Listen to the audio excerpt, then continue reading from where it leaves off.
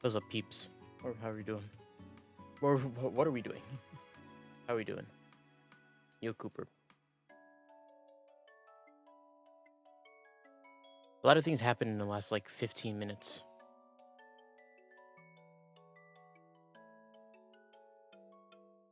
My father came home. He was like, hey, I brought food. And I'm like, I haven't eaten that much today, so I might as well just go eat. Rushed eating. Both my brother and my father left to go to the bank. So now I'm left alone with the dogs. I take the dogs upstairs. I'm like, oh, I need to do something. I leave my room. I don't close my door fully. So like I leave my room, and then as soon as I'm walking back to my room, I see one of my dogs just like fucking peering into it, just like his nose is up against the door, like where the door opens from, the opposite side of the hinge. And he's like, it's almost like he's like waiting to open it, just like, and you get in there, and I'm like, what are you doing? He saw me and he got scared, so he was up to no good.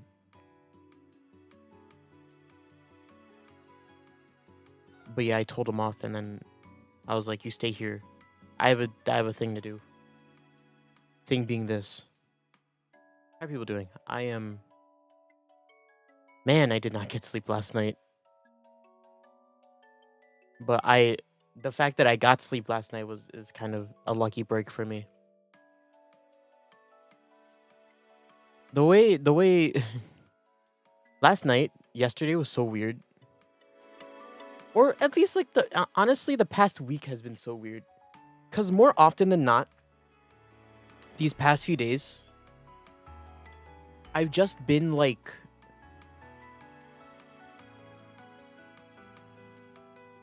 not sleeping right. And it's not even like my sleep schedule is fucked up. It's not. I wake up at like 8, 10 in the morning, which is a fairly regular time, I think. And I'm like, time to start my day, and I go through my day without like taking a nap, which is like a big plus, right? Because a lot of the times when I do wake up that early, I end up having to be like, oh fuck, I'm so tired, like at like 3 or 4 o'clock, and that's when the fucking up happens when it comes to my sleep schedule. But like that's not been happening. But what's been happening recently is like I go through my day. I work on a lot of things. I study a lot of things. And then, I might play a game or two. And then come like 10 o'clock, I'm super tired, right? 10, 11 o'clock at night, I'm super tired, right? And I'm like, all right, I'm gonna sleep.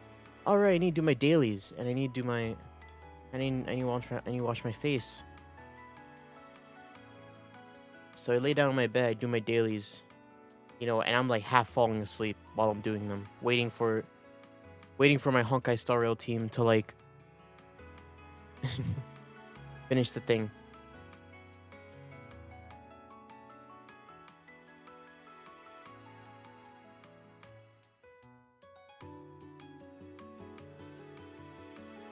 When does everything shut where you are? What do you mean by that? Shut?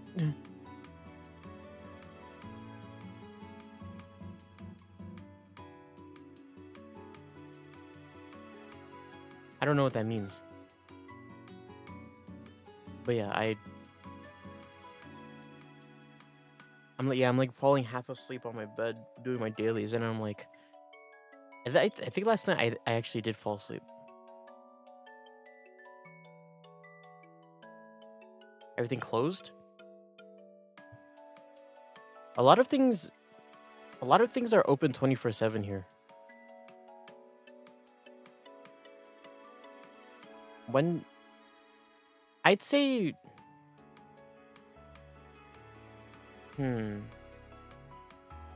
I'd say everything is closed.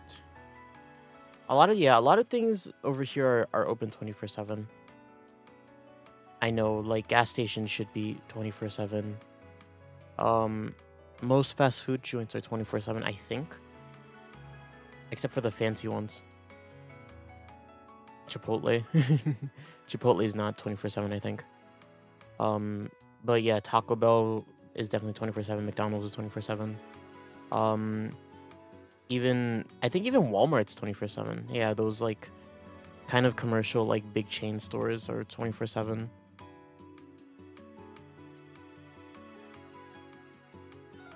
Maybe there's some smaller chains that are that close earlier, but I think generally, yeah, I don't think I don't think they I don't think they ever close really. There's always enough staff for them to kind of go around the clock. You know, people working dead man hours and stuff like that. If I were to give like a general frame, I'd say if an establishment does close, it'd be like it'd be like 9, 10 p.m. You can't get a cup of coffee at 4 in the morning. Avo.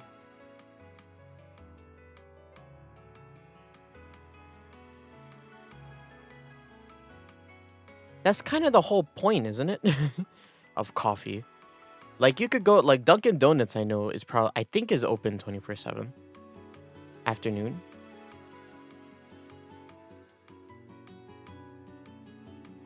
Afternoon. Oh, really?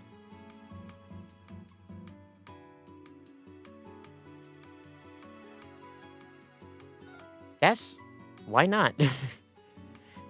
It's one of those like just if you don't I feel like people would only make more money if they were open more.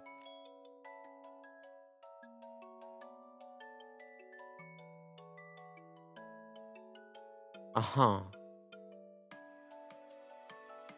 Like Dunkin' Donuts, like despite it being a dedicated like morning I mean it is a dedicated like morning like food place, right? But like people still go there at all times of the day. Starbucks including this is also Starbucks is kind of the same thing. If not even a bigger example. Like Starbucks is generally open. Well, Starbucks definitely closes. Starbucks is one of the fancy ones. But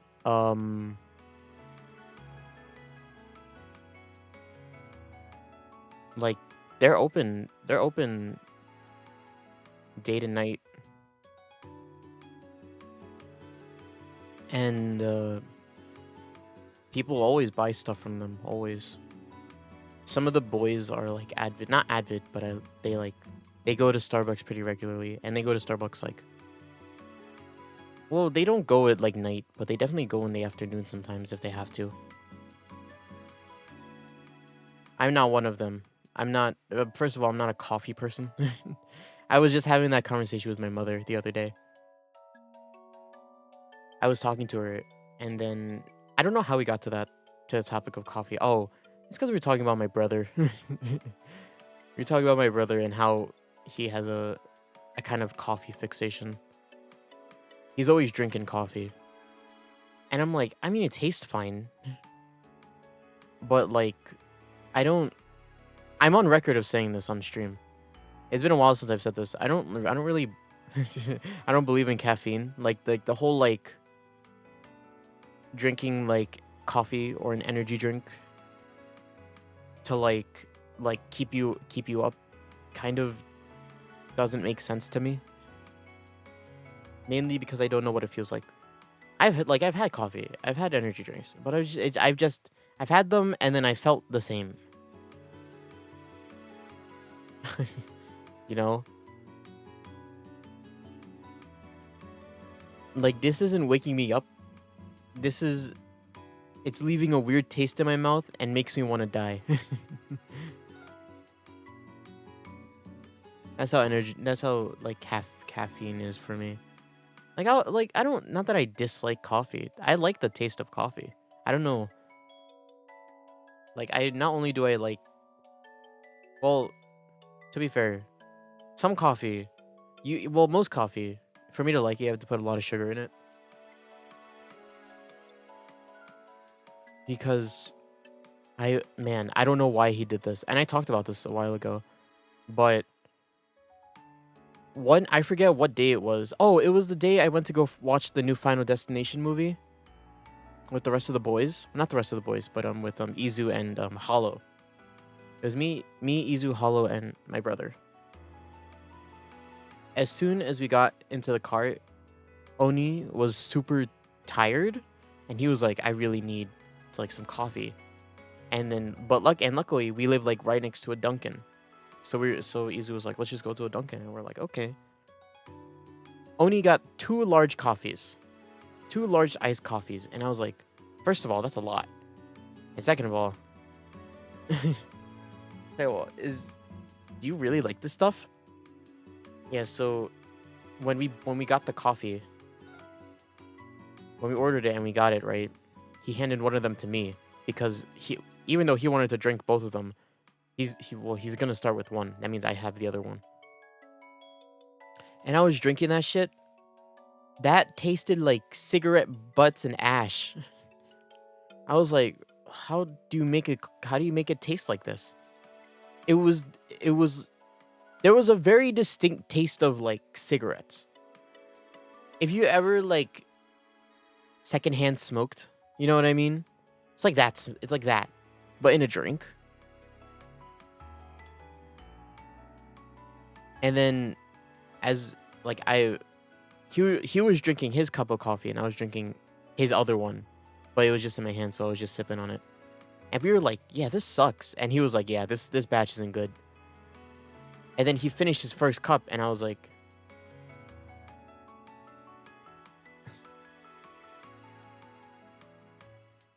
he finished his first cup, and I was like, "Here you go. You should just take it. I don't want it anymore." And he's like, "Okay." And then he started drinking my cup, and then he was like, "Oh wait, this cup is better than the one I was just drinking." And I'm like, "No, it isn't." Don't lie to me. Asthmatic lungs. Asthma does run in my family. I didn't inherit it, fortunately, but my sister and my father have asthma. Apparently, I don't think about that a lot. I kind of forget that they have that issue. To be fair, I haven't seen my sister use her pump in a while. But to be fair, she doesn't live with me anymore, so. Smoking, no smoking. Don't smoke. Smoking's bad. Yes. Cigarettes are bad. It's kind of funny, actually. Yeah, they're the 2 people with asthma in my family, but they're also the 2 people in my direct family that have a track record of smoking.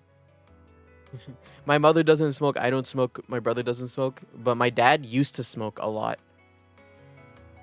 A long time ago, when I was still in school. He used to smoke while he was in the car with me. That's why I know what secondhand smoking is like. And then my sister, she's kind of like a new age smoker.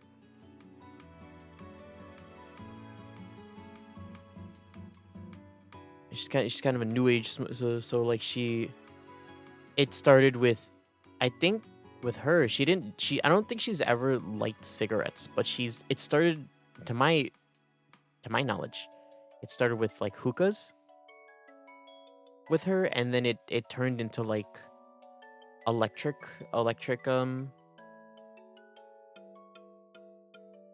it turned into electric like vapes, like she didn't do like those, what were the ones that were really popular at the start? I forget what they're called. Juuls? I think they're called Juuls. She didn't do that. She kind of joined the trend after. But yeah, now she does like the flavored little things, sticks. And also like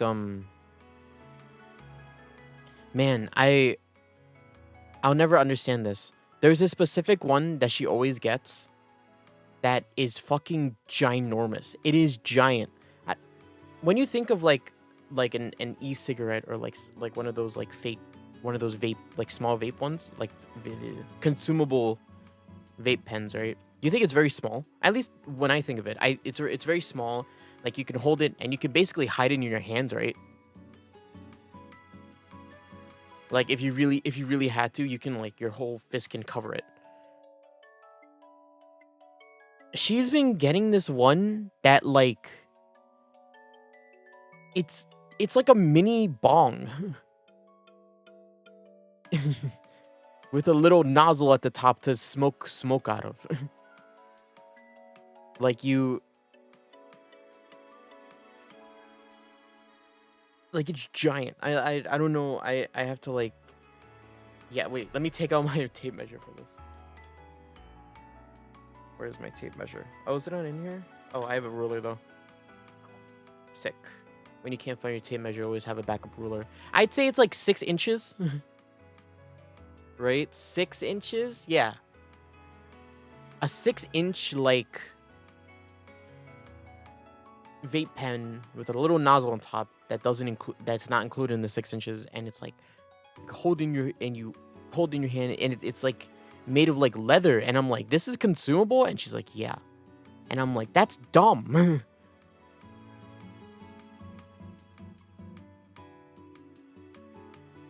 I seriously was like, I stopped on his own. Yeah, my dad did too. I don't know. I don't remember the exact story because it happened when I was. It happened when I was pretty. Not like young, but also I don't know how to say it when it happened because I was pretty self-absorbed with myself at the time. For me to really hear about other people's stitches, but I remember my dad used to. When my dad, I think my mother and my father had like some kind of like, ooh, I just clicked on something. Oh, I just clicked on something. Did that do something? I hope it didn't. But yeah, I think my mother and my father had some kind of like, something happened between them, and then like the whole like, my dad has to stop smoking kind of thing happened. And for a while he was on nicotine pads, but then he was constantly on and off. And then one day he just like stopped. He just stopped one day. And I was like, okay. Because back then, this is how bad of a problem my dad's smoking problem was. He used to buy cigarettes in bulk, and then he'd smoke that. That's kind of how bad it was for him. He had like the yellow eyes,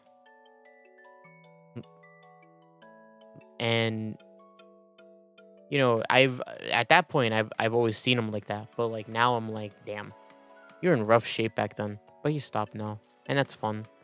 That's all good in the hood. So yeah, my dad doesn't smoke anymore, but now my sister does, which is great, and sucks because she's the mother of my niece. So as much as I care about them, and you know, do what you gotta do in order to stay sane, just like at least keep it away from your daughter, please. That's it.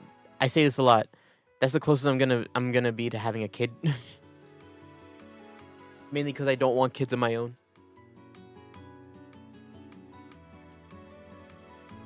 So please, just don't do it. But yeah, don't smoke. Smoking's bad. Smoking's bad. Not only are you not only are you like damaging your health for a temporary like relief, it's also expensive. Please save that money. Save that money for the hospital trip that you're gonna have to pay for later, or you're gonna get diagnosed with something. Seriously.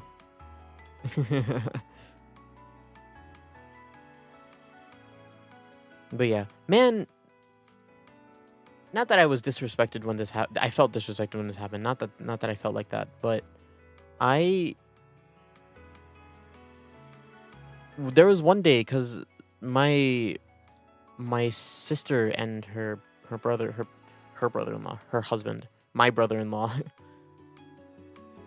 they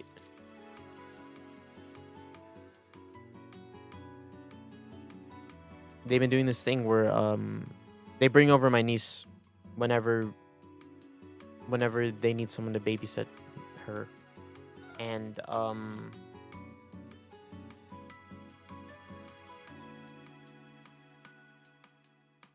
and after we babysit them, the kid, they come over and eat.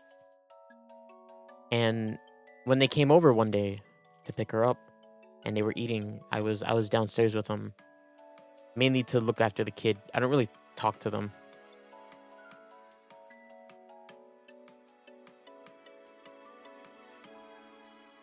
And I don't know what prompted this, but my brother-in-law, he was just like, you know, Hase, you really strike me as a like a vape kid. And I'm like, what the fuck?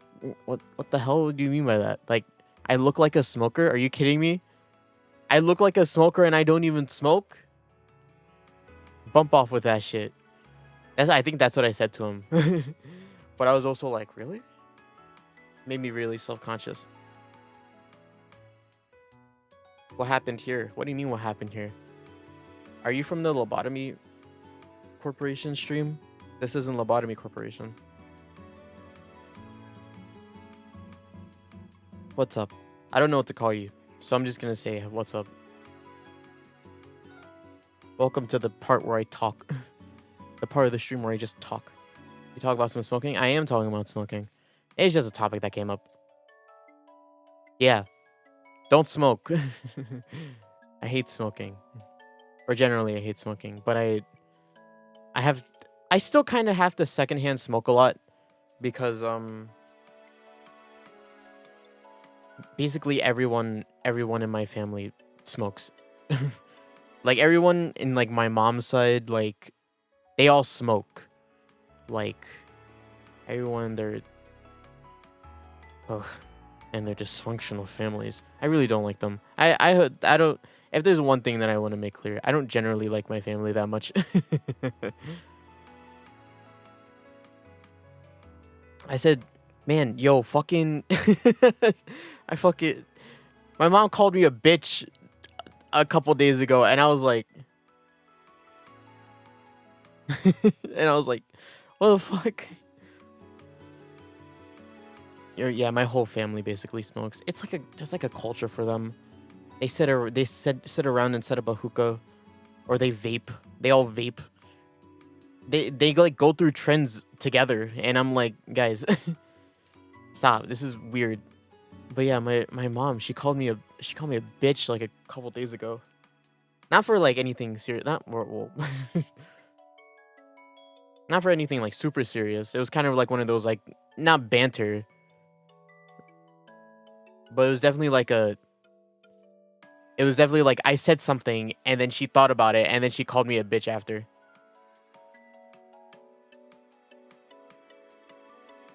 Is it Miss Dark Souls? Walk through the fog in order to see the true monster. The true monster that lies behind the fog. Cancer? That's what I assume they're gonna feel after a long time.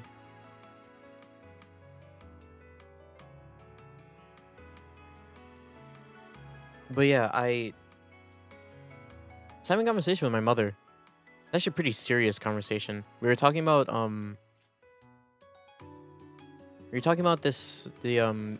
thing happening.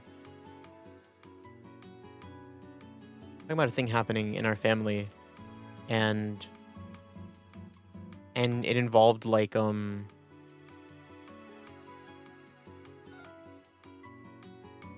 was it?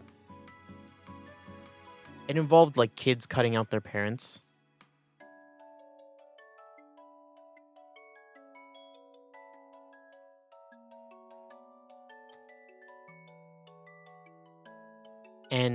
And my mother was like, you shouldn't do that. And I was like, you honestly, if I had the choice, I would do it. And she was just like, she was in denial for a little bit, and then she sent me to like take out the trash. And then I came back inside, and she was like, you know, you're such a bitch sometimes. And I'm like, what? But I know you just have a bitch mouth. And I'm like, what the hell you mean by that?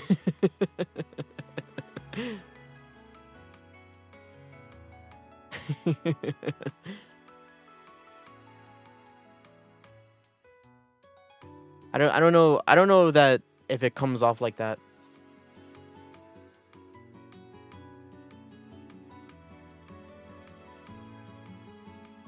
I don't know if it comes off like that on stream, right? If I'm a bitch or not. But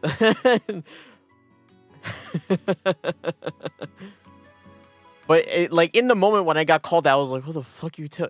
It's like when she called me conceited. I'm not realizing that she just calls me a bunch of things. And I let her get off scot-free.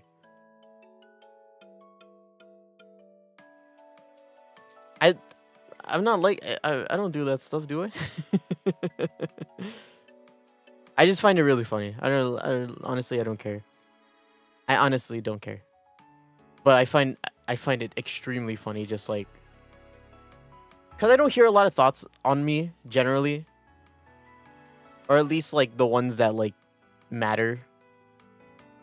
You know, growing up, I got like in school, I was the quiet kid. And then, you know, when there's those, like, when you're in school, there's those activities where it's like, oh, compliment this person that you draw. And whenever someone drew me, they were like, you're nice and funny. And I'm like, uh-huh. They always say that. Everybody says that.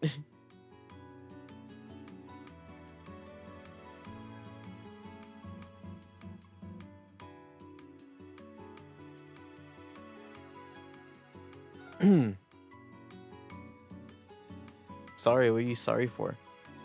I'm like, you know, I honestly, the entire time as I was talking, I was reading my chat, and I'm like, what are you talking about? What's happening here?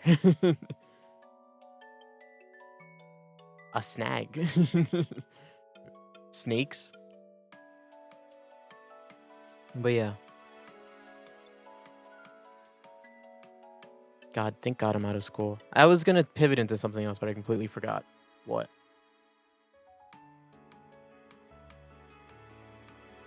What was I gonna talk about?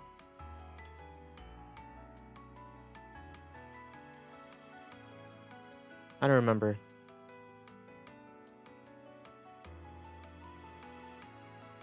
I don't know. Yeah, no one knows. No one will know now. Let me backtrack a bit then. Bitch. Conceited. Conceited. Bitch. Oh yeah. Speaking of family, I have to tomorrow is actually July 4th. America Day. So I have to I don't stream tomorrow.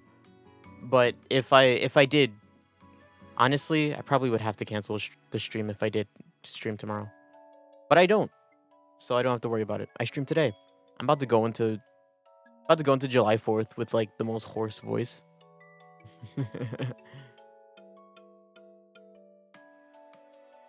Sag. No streaming tomorrow. No streaming tomorrow. It's okay. I don't stream on Fridays anyways.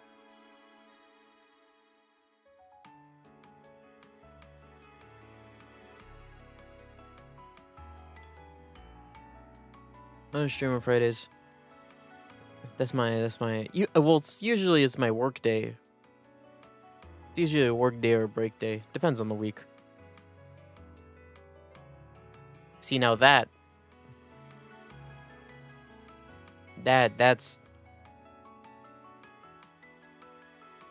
just the global climate experience. Well, to be fair, 52 Celsius is demon hot. That's devil's hot. Is Friday for you? Oh yeah, it is, right? You're like You're 12 hours ahead. What is it like being in the future? Anything news happen? Hold up, I gotta drink some water, man.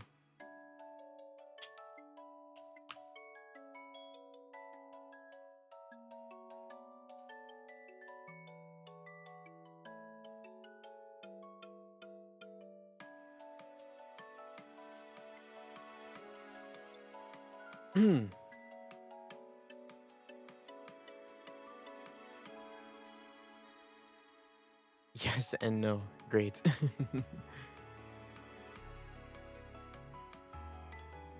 What was I just thinking about? Oh, right. Yeah, for July 4th, we man, this really ticked me off when they were talking about it, but it happened and now, you know, what's done is done. My brother, that same day where I got called a bitch, my brother came downstairs and my mother, she told him to buy a new grill. And I'm like, we don't need a new grill. What day are you gonna play lobotomy? I don't know. I don't know. Lobotomy.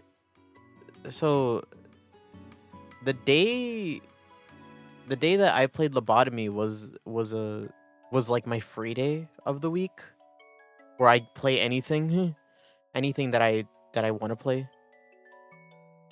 I want to see you suffer more. Great. I'm glad you're at least you're telling me the truth. I want to see how you play. The thing, gosh, the thing about that game, right? Lobotomy Corp is like more than any other game, mainly because there are so many new people that joined during that stream. More than any other game was the feeling that I was constantly under scrutiny and being judged. That game more than any other is the game where I was like, damn, there's so many, first of all, so many new people here, and two, all of you are like all of you are gonna like, you're either gonna, one, give me shit at some point about something I do, or two, backseat me to no end. And I'm like, that's very annoying. As much as I want to be like, ha ha ha, funny, right? You know, it's just being chat. You know, there's also a part of me that's like, gosh, you guys need to, you guys need to.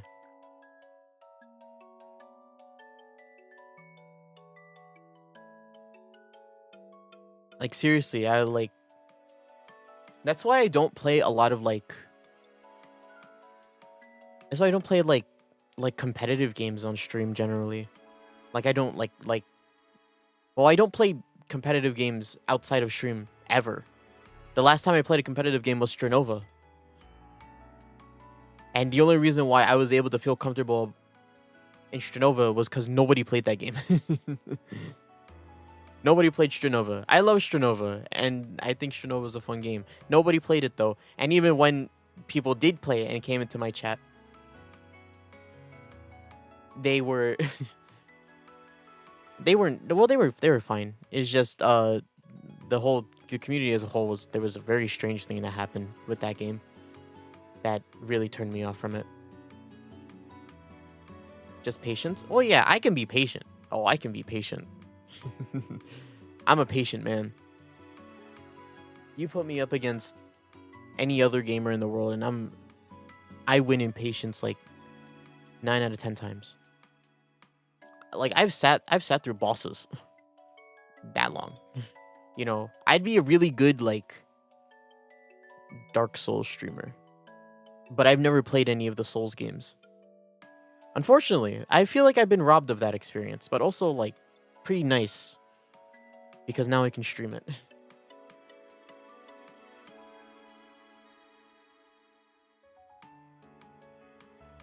When you said like the mist doors in Dark Souls, I knew what you were talking about. The whole like walk through the mist in order to go to the boss room or whatever. Like, I know that. I know that reference. But I've just never played any of them. None of the From Software games. Eden Elden Ring is on sale right now for the summer fest, but it's $40. Unfortunately, it's not like a not like a single digit dollar game. If it was, I would have I would have bought it. Lobotomy was a single digit dollar game, so that's why I bought Lobotomy. And then I bought something else that I'm gonna start a series on Tuesday. That game has been sorted out. But yeah, I've never played those games. I like games like that though, generally. Like playing them. Like hard games, I mean. Games that with bosses. Like that. Mechanically investing. In terms of like, there's a boss and he has a kit. Learn the kit. Learn the kit to win. You can grind to make it easier, but generally you still need to learn the boss to win. Stuff like that. I like that. I've played so many games like that. Where's the other people? Don't talk in chat. It's just fine. It's fine. You shouldn't don't worry about the other people talking in chat. Whether they talk or not is their choice. I'm neither going to implore or what is it? I'm not going to implore them to chat or implore them not to chat. They do what they want to do. I feel alone. I'm right here.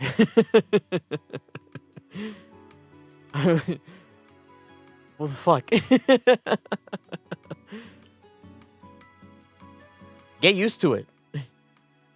Get used to it. You wanna be a regular here? Get used to it. This happens. Well, I don't want to get like sad, but I don't think it's sad, so I'm gonna say it anyways. Like this happens all the time. Me and like one other person talking in chat. It's generally like this. So get used to it. And if there's someone else here, I feel overwhelmed and I want to stop the stream. Message have much delay. On screen they do, but I read the chat. I read the chat on like a separate like module on my OBS. So I think it generally comes like, I think I'll say something and then it'll come like a couple seconds later, I think. Oh, peak. Hey, just because I'm small doesn't mean I don't got experience, man. I got almost 2 years under my belt at this point. 2 years of streaming.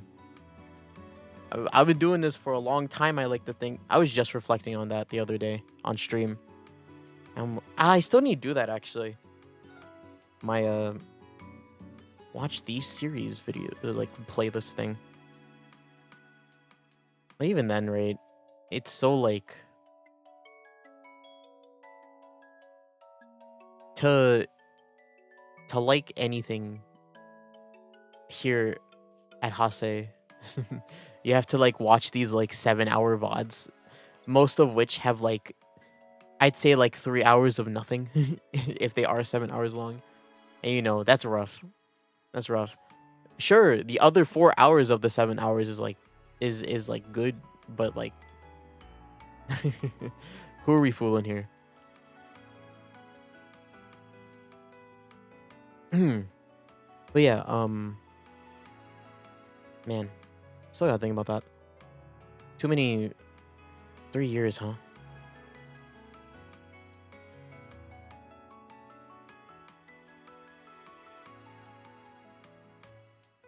You want to see a full series version of that? Oh, my character. This guy? Hase? Or what? Am I reading that wrong? The main... If you do want to see a big Hase, not anytime soon. The main, yeah, I'm Chibi. Yeah, this is a Chibi. This is the guy that I've been using for like a year and a half at this point now. Old reliable, he's become. Before I start streaming here, I'll show you this one. when I started streaming.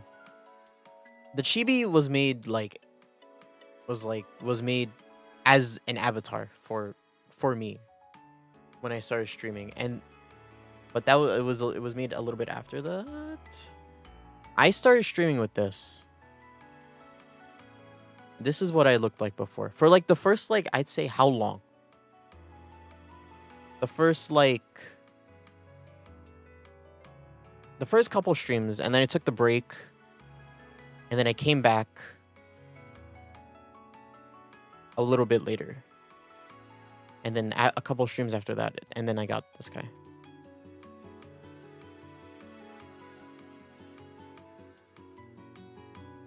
Yeah. Will you ever see I was actually looking into that.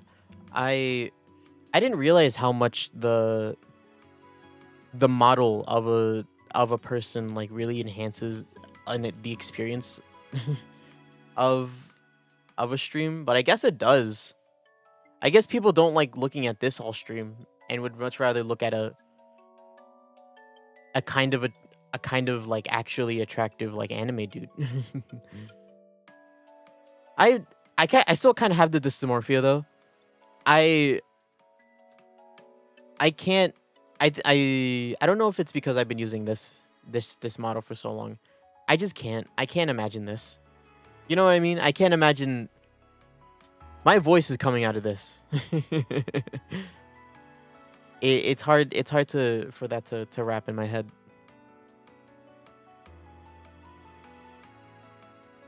I'm very comfortable here though. So many things that I want to do. I think, well, to be fair, so many things I want to do. It's just a lot of the walls towards doing them is monetary. is the main reason. And even if I did have money, I'd rather save it.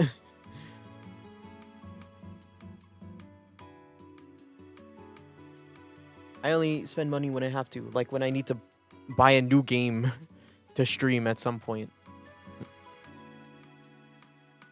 Like that happens a lot. God, I'm tired. But yeah. Hase has existed for so long. I think I think we're actually coming up on the year 4? Are we coming up on year 4 or year 3 of Hase? I'm actually trying to remember. How long ago? How long ago was that? I have to check. We might actually be coming up on year 3. Yeah. Year 3 of Hase. Hase,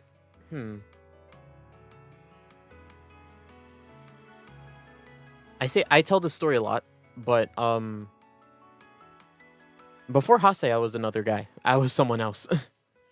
I did things under another name. I didn't like stream or anything. I mostly did singing, but back then I streamed a lot. Or I streamed a lot. I sang a lot.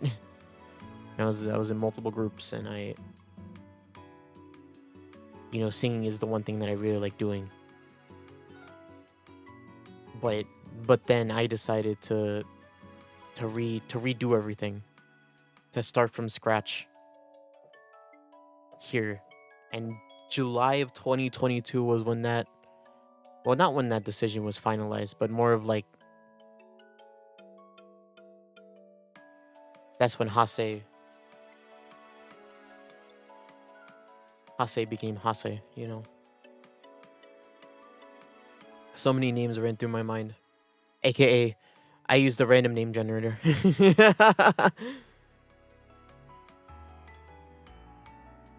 I used a random name generator in order to generate my name.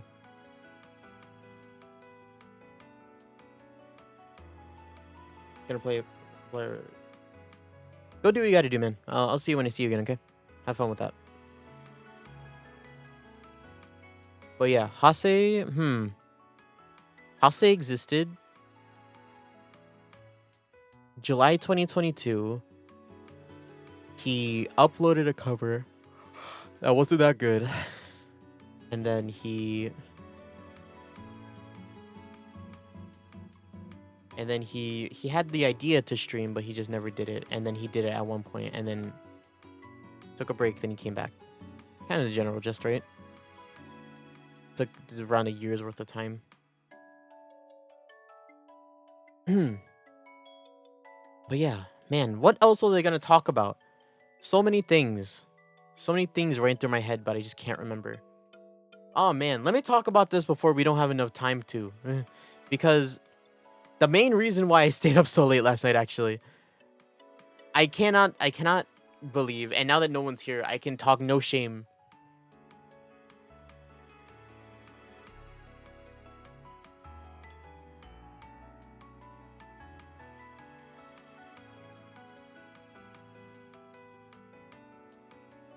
Right. What was I saying?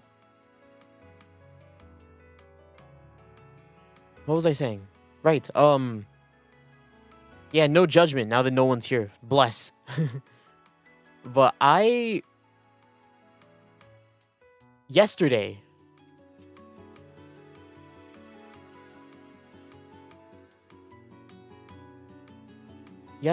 I went downstairs after doing some work because I was gonna grab like something to drink.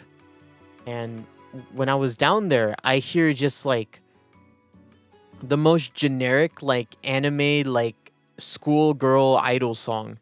And I'm like, what's happening? And I look, I see like the kitchen lights on, and I'm like, what? I look in there and I see my brother, and I'm like, what are you doing? Why is that so loud? What are you playing? Because the thing is, right, the most jarring thing about that is that my brother is kind of, well, at least in my mind, right, he's the most like, if anybody in our friend group it would be like the most disgusted by like, or like quote unquote disgusted, as like he'd like play up a bit where he like doesn't like the school idol girl or like group, or like the you know, the friendship is magic kind of storylines. It's him, you know, mostly because he I assume he didn't care much for it, like, right? I it's just like, why is you know, why would he read and watch something about schoolgirls like overcoming their challenges to become the best idol in the world, in place of like, I don't know, a comedy video? But I walk into the kitchen, I'm like, what are you doing? And I look at his phone, and it's the fucking horse girl game, and I'm like, no fucking way you're playing this. And he's like, I'm playing it. He's doing it. And then we sat there for like, I'd say we sat there for an hour and a half, just going through the entire game. And I was like, this is so strange. And then he was like,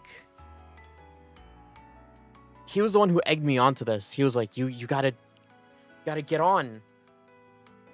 You gotta get on and play and pick a girl. Or at least I told him to pick a girl. I was like, but yeah, he was like, you gotta come on, you gotta play. And I'm like, what? And then I was like, well, in games like these, you have to pick a favorite girl. Like, you don't just get to be every girl. You have a favorite, and then that one you mainly use. And then we looked at a list. First of all, starting roster of that game is minuscule. Is compared, well, at least compared to like the actual like giant amount of characters there are in that game. I need everybody to be there in order for me to properly choose. Second of all, so many of them. So many horse girls. I didn't know you could make so many horse girls that are based off real horses.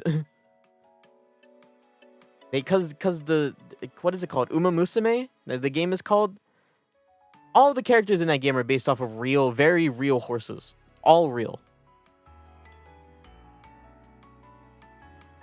The starting roster has like, what, 27, I think? Oh, God. You know how much the final game has? The one in Japan. You know how many? You know how many they have? Because we have to build up to the Japan stuff, right? 131. There's more than 100 girls that haven't been released yet. And that's not even including all like the event stuff. I'm pretty sure there's different event girls that you can get. Or like, you know, them in different outfits. Let's put it.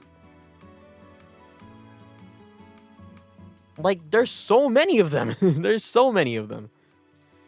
I fuck you not. I sat there looking at the list of girls for like, I'd say 45 minutes. Just being like, while my brother was like going through like the whole management, the whole like management thing where you know you have to train up the girl in order to get through the careers. I sat there looking at the whole entire list, sweeping over it like 5 times, being like, there's none of these I care about. These horses, I don't care about any of them. There's no one that really clicks with me. I have a few though. I have a few now that I like. Well, one now because I did end up actually downloading the game, and they give you a free 3-star if you log in. So it's like, oh, you just get to choose which one you want, right? So now I am a respectable Uma Musume player, and I hope and believe that I will be the only one to train and hopefully the only fan out there that cares about Oguri Cap.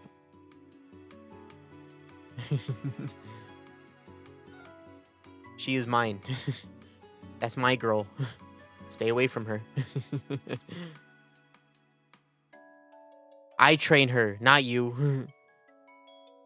There are probably a fuck ton of other Oguri Cat. I just didn't know who to choose.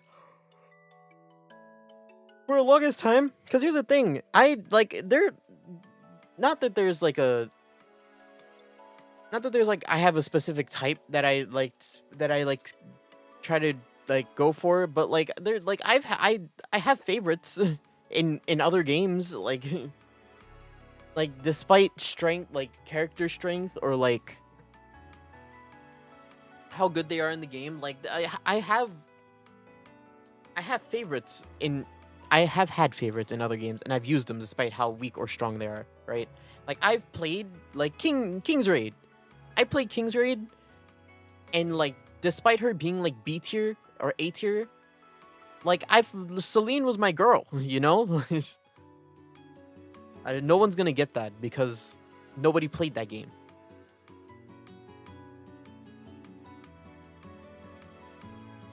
But Celine was the GOAT. Well, was that her name? Oh yes, that was her name. And then after that, I was a Celine main for so long that it took me so long to find another character. And then Cecilia came out, and I was like, ah, Cecilia.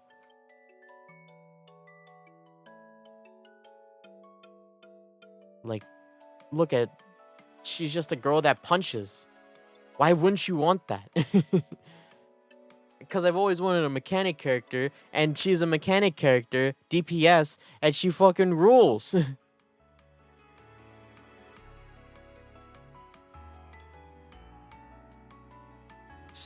So I have favorites in Honkai Star Rail. You know, I like Topaz. I like Casterus. And not because she's strong. I have a Cypher, and I still use Topaz regularly. Even though Cypher is, well, I don't know. I have an E1 Topaz. I have an E1 C1 Topaz. S1, I mean, not E, C. Which one's C? Constellations? I don't play Genshin. I don't care much about Genshin, right? But, like, I have favorites in games, but, like, I don't know what about Uma Musume where I'm just like, none of them I care about. There's no one here where I'm like, maybe it's just because I don't know all of them yet. But I sat there being like, I should have read the main story. Should have read the main story first. Well, to be fair, it's not voice acted. So I was playing through the career for Oguri Cap, and I was like, I thought this was supposed to be voice acted. None of it was voice acted. It was just a bunch of them going, uh, uh, my burger. Like, whoa. No one cares about your burger. Except if Oguri Cap is like, my takoyaki, and I'm like, yes, we're gonna go get your takoyaki. But yeah, played that. Surprisingly, I don't. I honestly thought.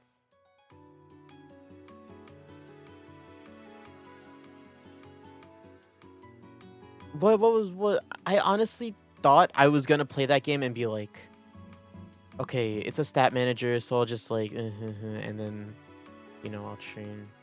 We'll train you, and then we'll learn some skills, and then we'll go into a race. You know, race happens, woo, and then, you know, move next. You know, that game is hype as fuck. Uma Musume, the races. I don't know what it is about the races. Something about seeing my girl with her little triangle above her head, and like seeing her run and fucking like bolt bolt past the other girls, and then the commentators fucking going crazy. My brother pointed this out to me when I walked downstairs to see him weebing out. But he was like, yo, the commentator in the first race was talking so fast. She didn't have any time to breathe, bro. And then I watched that race myself for the first time, and I was like, wow, special week. And I'm like, whoa.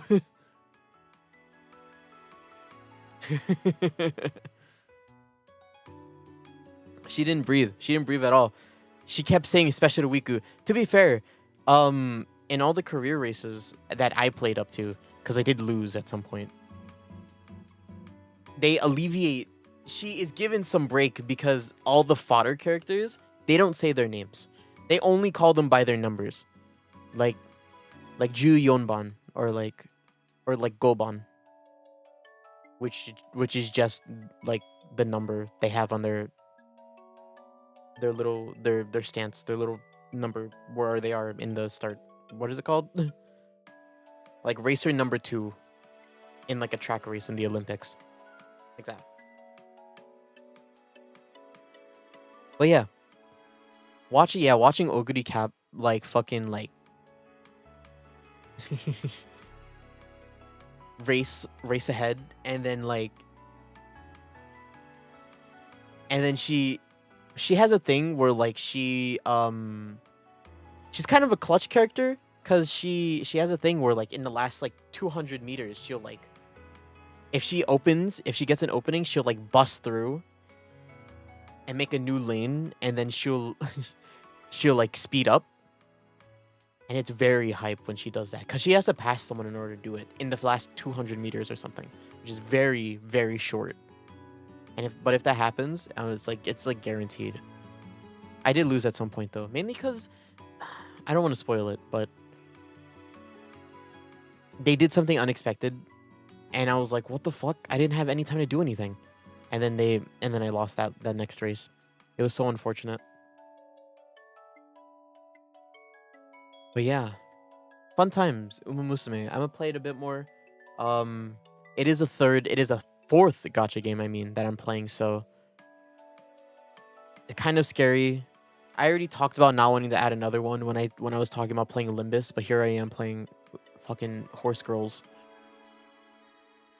But my girl Oguri Kapu has to get stronger. I have to make her stronger. I have to get a good one. I disappointed her last time, but this time is now. It's real. It has to happen.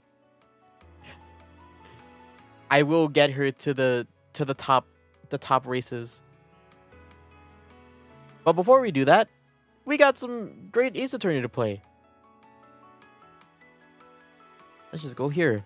Yeah, we're gonna play some games now. If you don't know how these streams work, every stream I do is kind of different. First of all, Today's Thursday, so Thursdays we play detective games. And detective games usually means they're visual novels, and visual novels usually means that they are voice acted. Not voice acted. Well, I'm voicing them. So these streams, if you like hearing me stutter and talk over a really honestly right now a really good story at this point, you've come to the right place. Cause the Great Ace Attorney is is at this point right now is very good. Is a very good game. So let me just actually I need to grab my controller. Oh, it's right there.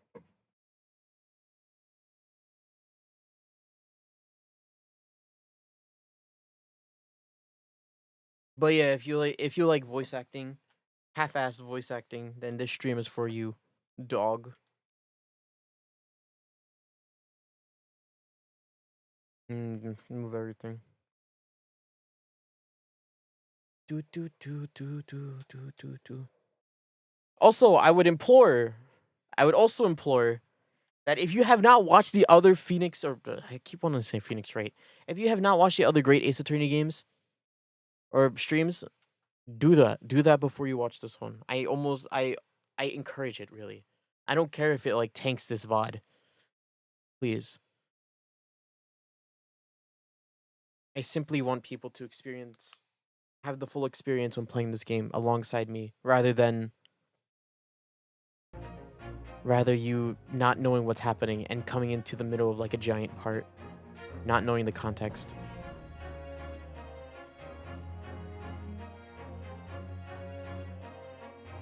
But yes, the Great Ace Attorney. This game's so good. Turn it up a bit.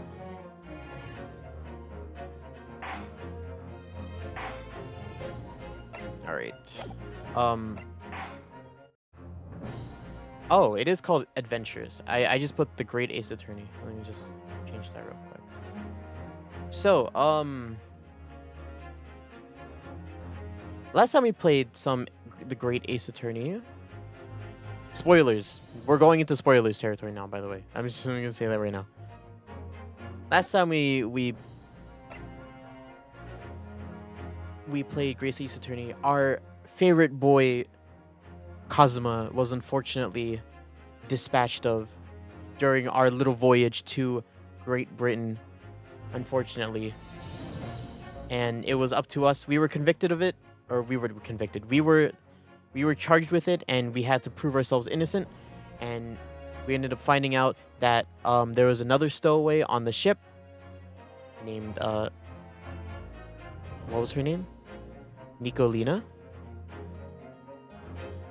Something like that. A Russian ballerina who was stowed away on the ship because she was trying to escape the ballet that she was in, the ballet company she was in, and the ship crew helped her. But what ended up happening was her cat ended up escaping into Kazuma's room on accident. She went over there, got the cat. She had to explain her situation to him, and then he the saddest part, the part that made me cry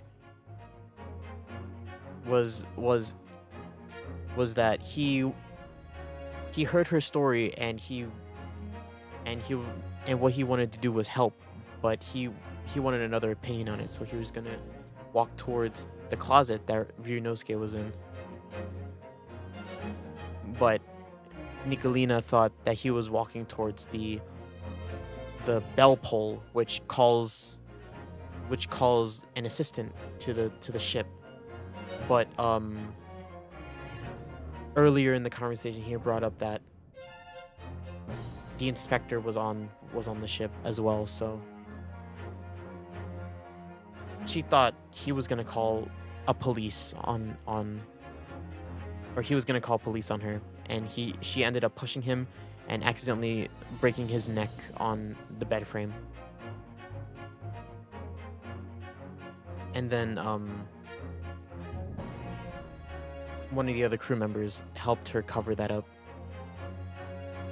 It was very, very sad. It was such a sad fucking like turn of events.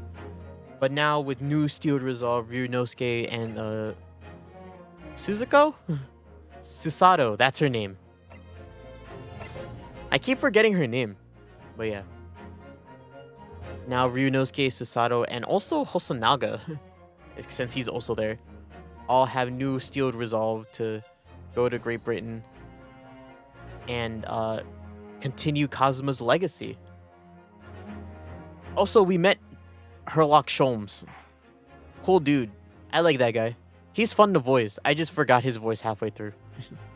But yeah, now I think we're in Great Britain. I think the setup is that it's gonna be a little bit.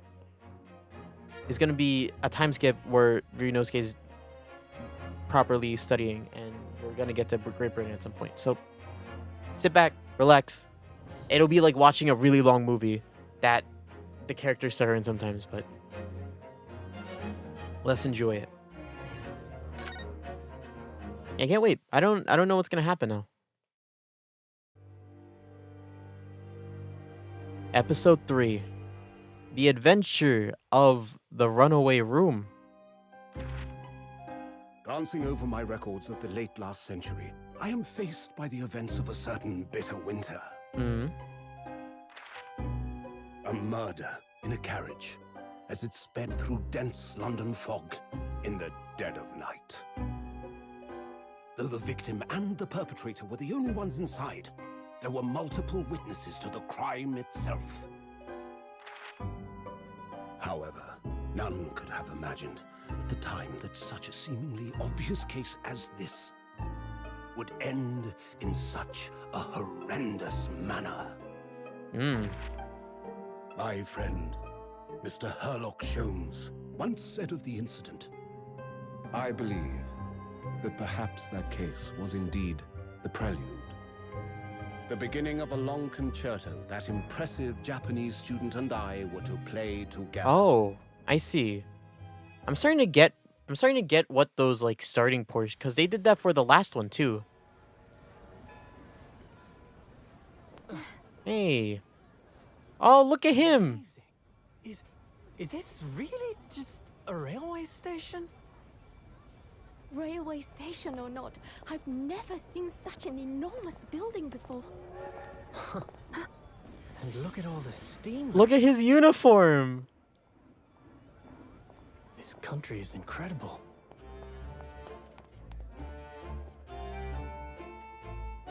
Wow, look at this place. Cars before cars were ever a thing. This does look all nice. Look at him. He looks like Rido. So this is the capital of Great Britain. So, where to? Oh, hello. Climb aboard. I'll take you wherever you want to go. In that case, the Supreme Court in Whitehall, if you wouldn't mind. My pleasure. Yeah, let's go.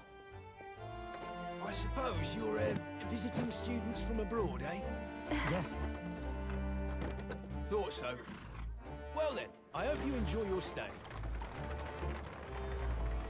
Wee. Welcome to the centre This is of so fun. Great Britain's mighty capital, London. Look at my boy. Yo, he has a fucking dope ass like Akatsuki cape on.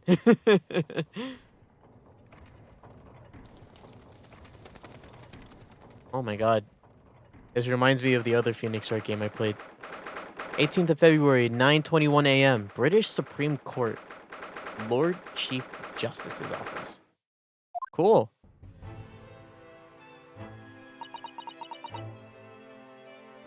Look at this place. Are we inside a clock tower? This does not seem healthy for your ears. What an incredible place. It's so imposing. It's almost suffocating. This place is breathtaking. It looks like a fortress. There's some stone buildings like this in Japan now, of course. But they've only been built in a short few decades since we've opened our borders to the outside world. An authentic example like this has quite a different impact, wouldn't you agree? far cry from the wood and paper most of our buildings are constructed from. It's certainly unfamiliar. But I think there's more to the differences than just the construction materials. What is this place again? This is the Lord Chief Justice's office, Naruhodo-san. In the Supreme Court of Great Britain. The Lord Chief Justice. We had instructions to report here at this time, if circumstances were different. We were supposed to let the Lord Chief Justice know that we had arrived from Japan. But Kazuma can't. No. So instead, we're here in a different capacity, as envoys, to report the news of Kazuma-sama's death. Yes. Having delivered his or her message, an envoy's duty is done.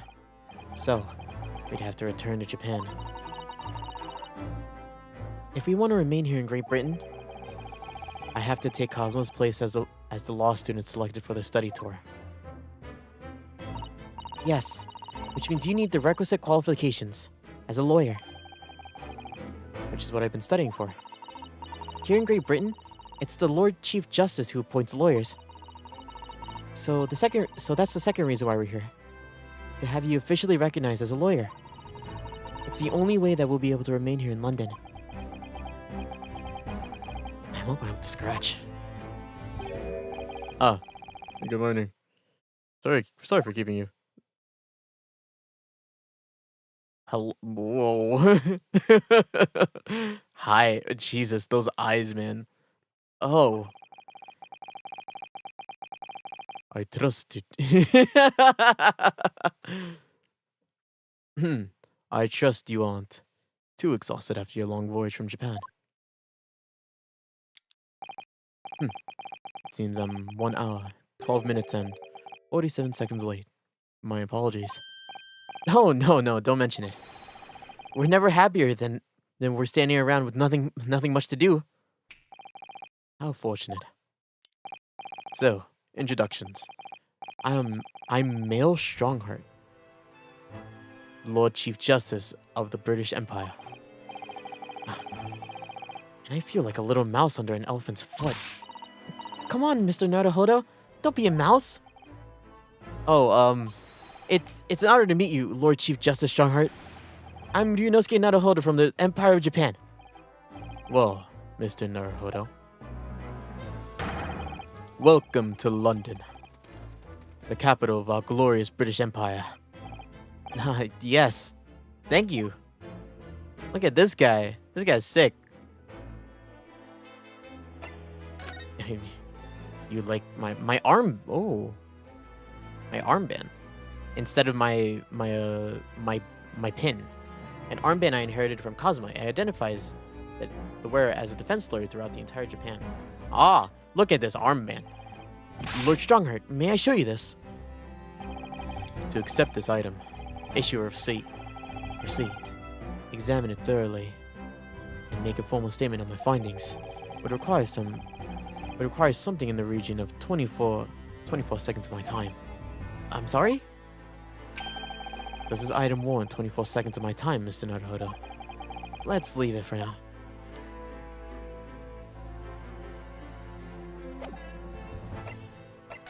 Now look at this place. Can we look around?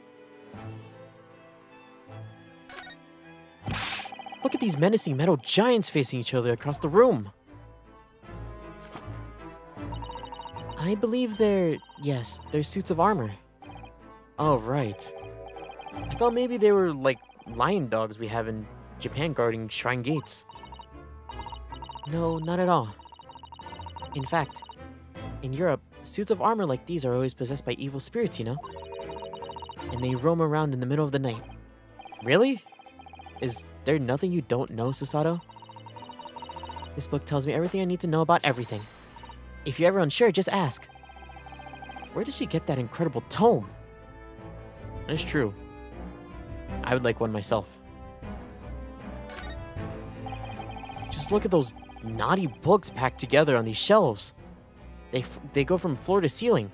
They go so far to the floor that there's not even a floor for them to go on. Just like, how do you get the books? And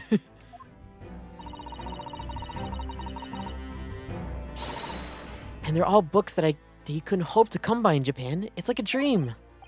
Yeah, a very bad dream. They're not all about British law either. There are books about the judicial systems from other Western nations. France, Germany, Spain, Holland. Holland. What about Russia? Why do you ask? I was wondering about asking the Lord Chief about how you would say wardrobe in Russian. What do you think? I think perhaps it's a thought best abandoned. What is it? Godrobe? Is this some kind of clock? Actually, I think we might be inside some sort of giant clock. But those gears are larger than anything you'd find on the steam locomotive even. What? It's eerie. Do you think clocks are some sort of hobby of his? The Lord Chief Justice, I mean. Well, boys do enjoy fiddling around with machines, don't they? I'm not sure you could fiddle with cogs that size. And I'm certain that you couldn't call him a boy. Still, it's amazing how little noise these cogs make, considering how large they are. There's actually something quite soothing about their precise rhythm.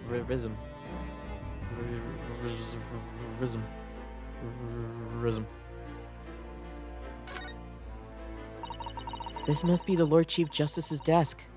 I believe it's made of marble. Wow, really? The whole thing? That's kind of cold. I'm trying to think of a way to say it. It looks like it looks more like an over-the-top tombstone that's toppled over me. I think that's your fanciful imagination at work again, Mr. Naruhodo. It feels like everything that's normally made of wood and paper at home is made of bricks and stone here. I know. That's why this place feels so overbearing, I'm sure. Yeah, really.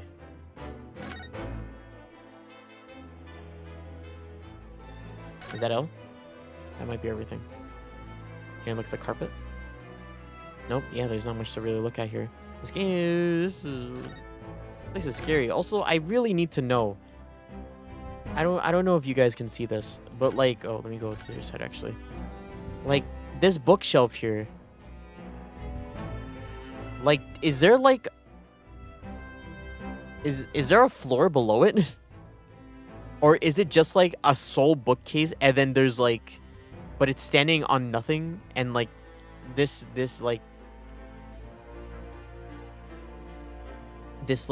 road to the Chief Justice desk is just like a bridge, and the bridge and the bookcase are separate. I have no idea. It's really hard to tell.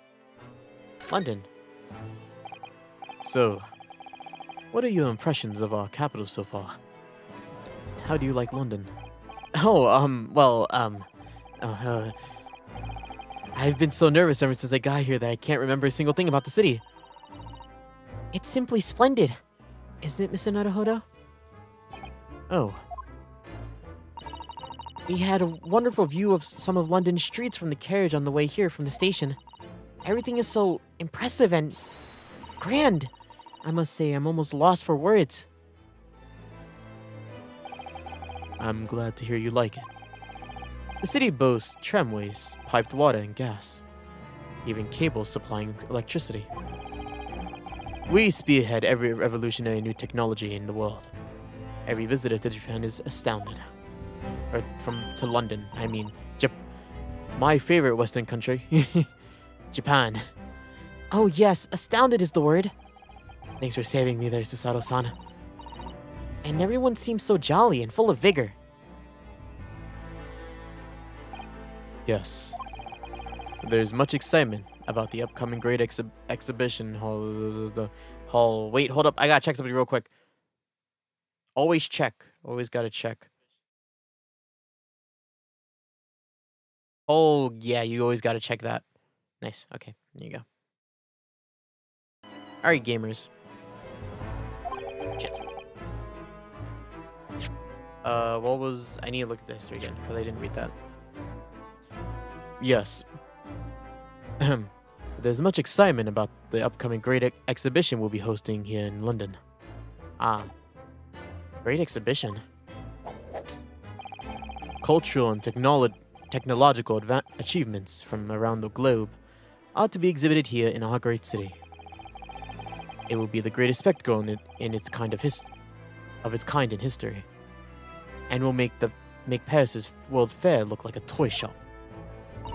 Gosh, I can hardly imagine how magnificent it's going to be. Great Britain's capital city is nothing but magnificent. London is the center of the modern world. Even if you do say so yourself. Even if you say so yourself. The sun never sets on our grand empire. Perhaps it is fate that in these progressive times, we welcome visitors to London from the land of the rising sun. That is true. I was gonna say, I'm like, yo, the sun never sets, huh? How about when it rises? Lord Chief Justice, I think you were expecting a student of law for this study tour, weren't you? Absolutely. Mr. Kazuma Asogi, if my memory serves. That's right. The British government has already been telegraphed on the full report of the situation. I understand that the young man has lost his life aboard the steamship bound for your shores. That's amazing. The news reached me before we arrived. My country naturally extends its deepest condolences to yours. Oh, thank you. And you honored this appointment specifically to inform me of this news? Yes. We're here in the capacity of envoys from Japan to report the sad news in person. They tell me you Japanese are people of protocol and courtesy, and I see that it is true. And it is with some regret that I must inform you that the death of the young lawyer means this study tour arrangement can no longer proceed. If you would just hear us out, Lord Strongheart. What do you have to say, madam? It's about the study tour. Mr. Naruhodo would like to make a proposal. Would he now? Well, Mr. Naruhodo, this is it then. The moment of truth. Yes, we gotta do it in the sake of Kazuma. The thing is, Lord Justice, Lord Strongheart, I was wondering if perhaps you would consider allowing the study tour to go ahead? Don't misunderstand me. British would ideally like to see the tour go ahead, but without a lawyer up from your country, there's nothing to be done. Well, in that case, what if there was someone else? Another lawyer from Japan, I mean. Is there something I don't know? Only a single lawyer was invited to Great Britain from your country. And that was Mr. Asogi. At least, that's what I've been led to understand. Well, the thing is, this really isn't going well at all. I just can't seem to find the right words to say to the man. Mr. Naruhodo, I could ruin things here if I'm not careful. What am I gonna say? If there's someone else here from Japan who could be described as lawyer, it's... Actually, there's no one! It's Sasato! Obviously it's Sasato. Why would it be me? Gosh, why would I ever think that? Like, if I choose the wrong one, does it just... It could probably only be... Yes, Mr. Sato!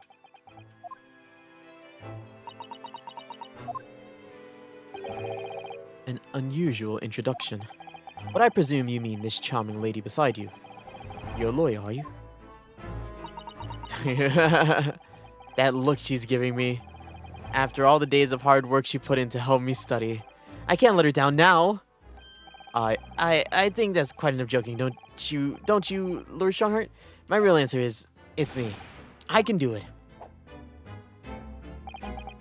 Is that so?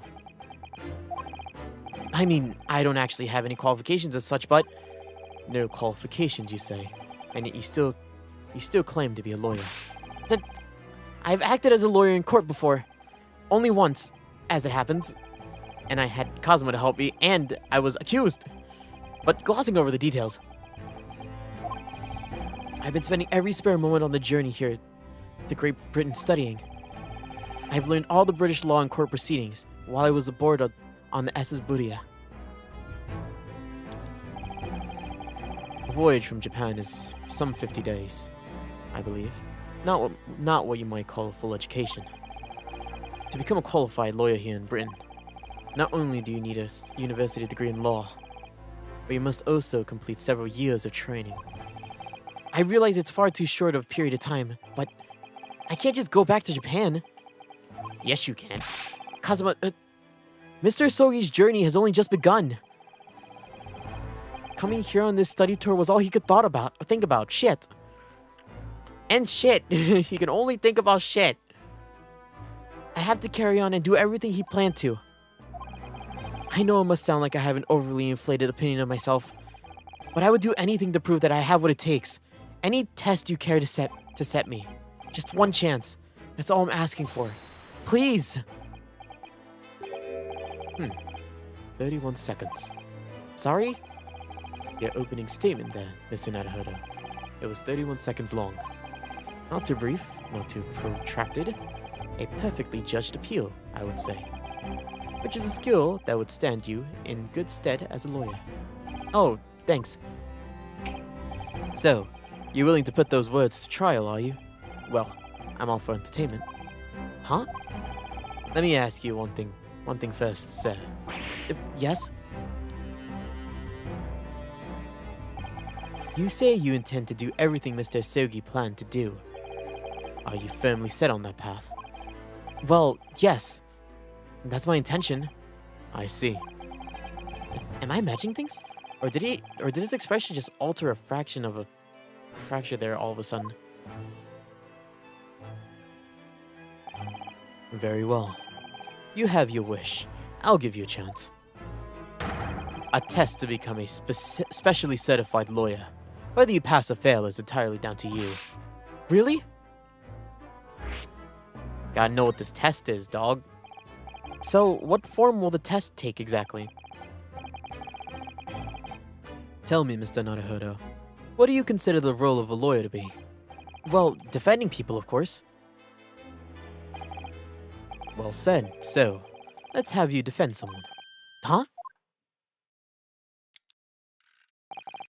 Your timing is perfect, in fact. There's an app trial about to begin later today. No advocate has been appointed for the defense yet, so this will be welcome news. Today? Straight away?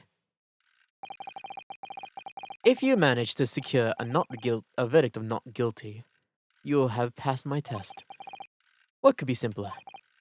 How did I get myself into these situations? Well, could I ask, what sort of trial is it, Lord Strongheart? Yes, good question. I remember. It's a murder trial. A murder? Yes. I've only been involved in these trials, so it's fine. An extremely simple case, if I understand. You really can't lose. That's easy to say. But I should mention, just in case. If the defendant is found guilty, he will of course be sentenced to capital punishment. Capital punishment? He'll be put to death?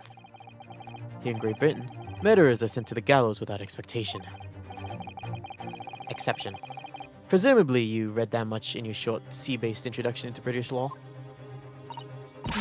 We can't possibly agree to such a test.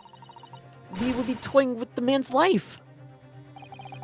I am the Lord Chief Justice, and I've decided it's acceptable. But you can't do that, can you? There's no need to overcomplicate this. All you need to do is ensure that you don't lose.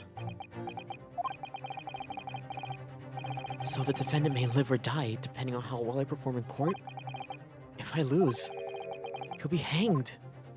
Mr. Naruhodo, you've come to me claiming to be a lawyer. If you want me to take you seriously, You need to prove you're willing to do a lawyer's job. And you say you intend to see through the will of your compatriot, Mr. Sogi. I would like to understand just how far you're willing to go in order to make that happen. He's testing my resolve. What's the matter? You've fallen silent. I'm sorry, but the time is pressing. The trial begins shortly. I need an answer from you now. What's it to be? What do I say? Do I agree to this absurd test? I will. Well, I don't want to see what happens if I say no. It honestly, is what I'm thinking. I'll do it. All right then. If I have to give you a decision now, my answer is I can't do it. I can't get the words out. 15 seconds. Your decision making needs work if you want to be a lawyer. That's way too slow. So, it's as I suspected, is it? Sorry? You have noble intentions, but lack the resolve to see them through. The test is cancelled. Thank you for stopping by. Go and acquire your ticket for the passage back to the east tomorrow. This conversation's over. Yes, Lord Strongheart. Thank you for offering me a chance. Mr. Naruhodo. I'm sorry, Mr. Sato. What could I do? It's alright. I understand. You do? It's not an easy decision to choose whether to defend a man in these circumstances. Our resolve has absolutely nothing to do with it. What are you trying to say, madam?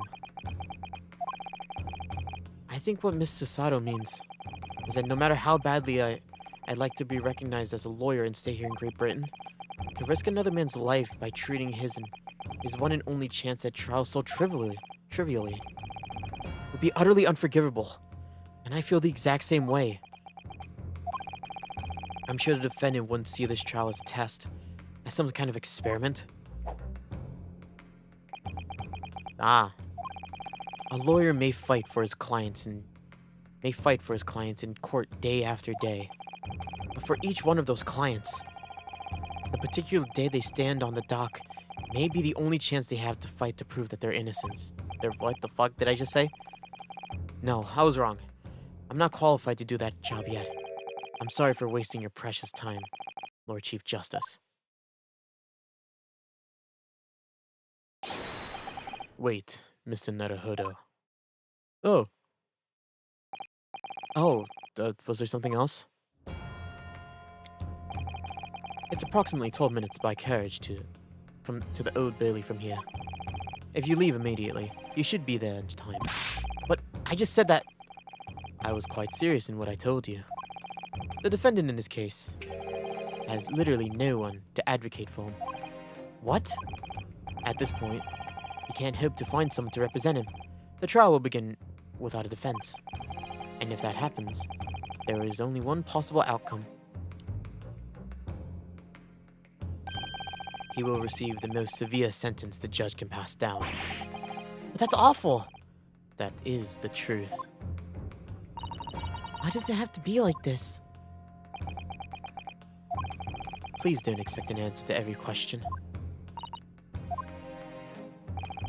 The cold, hard truth of the matter is that there is only one person now with a chance to save this man from a very miserable end. And that is you. I'm really his only hope? So, what do you say now, Chief Madam? Or Madam? Me? What do you mean, Lord Strongheart? You said it wasn't an easy decision to choose whether to defend a man in these circumstances, and I agree. But in my estimation, it's purely and simply a matter of resolve. Oh. Our time is up here. I have a meeting to attend. I must leave in 2 minutes and 16 seconds. So, venture into our great city and enjoy yourselves.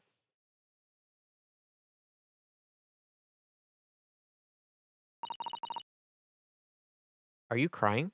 He's gone. The Old Bailey. Oh no, that's the torch. That's the candle, yes. If we're gonna do this, Mr. Naruhodo, we have to leave at once. What do we do, Susato? Miss Susato, can I just ask you something? Careful. From this position, I can perform the Susato takedown in an instant. I know. Mr. Naruhodo, you heard Lord Strongheart. The trial starts immediately. If I need to throw you, I will. You know, you could just say, I think we should hurry to the courtroom. If you need to ask me anything, it better wait until we're at the Old Bailey's. Fine, then. Shit.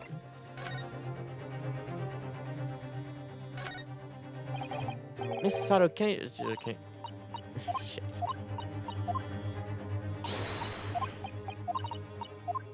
I can't even look at everything. Man. The oppressive air, it's quite stifling. The office of the Lord Chief Justice Strongheart in Britain's great capital city, London. Its grand stone architecture and echoey tick of the vast cogwheels led it an air of authority. If we hurry and catch a cab, we may just make it to the courthouse in time. Wow, it looks exactly like the one in Japan. Doesn't it? Actually, no, it doesn't. 18th of February, 9:45 a.m., the Old Bailey, defendant's antechamber. Oh, thank goodness, we're in time. There's still 15 minutes until the trial begins. I never knew a horse-drawn carriage would go so fast. I thought my teeth were going to rattle loose. Did you hear what I said to the driver when we climbed aboard? Get us to our destination in 5 minutes, driver. And there's a guinea in it for you. That's one of my favorite lines from Sherlock Holmes' stories, and it worked perfectly. I'm not sure why you're so pleased. I thought we were gonna die, and we had to pay gold for the privilege. Well, at least we arrived here before this trial started. Yes, I suppose there's that. Anyway, I don't understand it. The court clerk said the defendant should be here, but there's no sign of him at all.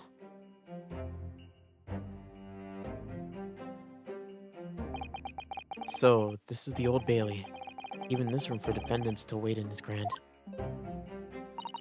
Are you alright, Mr. Naruhodo? I'm feeling tense, that's all. This place gives me the same sense of foreboding that I remember from the Supreme Court in Japan. An oppressive air, almost as if the building itself is going to crush whoever is going to be sentenced. Oh shit, not right now. Yawning. It feels like only yesterday that I was the one about to be crushed. It was last week. Yes, the man you're to defend is... Whoever the man you're to defend is, I imagine he's feeling very alone at this moment. Top of the morning to madam, sir. Oh. What are you just doing here? Following me here? Things are fairly desperate, aren't they? Sorry? Would you look at those expressionist faces? From the east, are yous? Yes, we're from Japan. Yes. Ah, Japan, is it? Right, say no more. So, how much yous need? No, we're just here because... No need to explain, fellas. I've been there myself, so I have. No place to go, nothing to eat, barely a penny to your name. And all the while, in a far, strange land. Shit. Well, actually, we haven't found a place to stay yet, no. 'Tis grand, 'tis grand. Let me start by giving you 1,000 guineas. Say nothing now. 1,000 guineas? Please, Mr. Sato, you don't have to shout. But 1,000 guineas is enough to build an entire mansion in the most prestigious area in Tokyo. What? It is nothing to me at all. I like to ensure that I have sufficient funds whatever at any day. You see, I have enough wealth to build the city of London 2 or 3 times over. Could that much rain even fall in a single day? Well, even so, we couldn't accept such a large amount of money.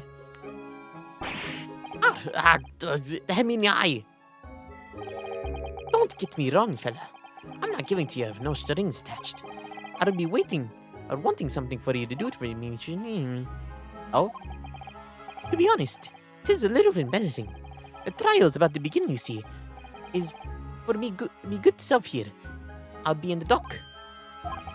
So now, what I want from you is to come along with me and stand there beside me. Officially, you'd be my lawyer, but there's just a little detail now. Oh, well, the thing is, don't worry about a thing.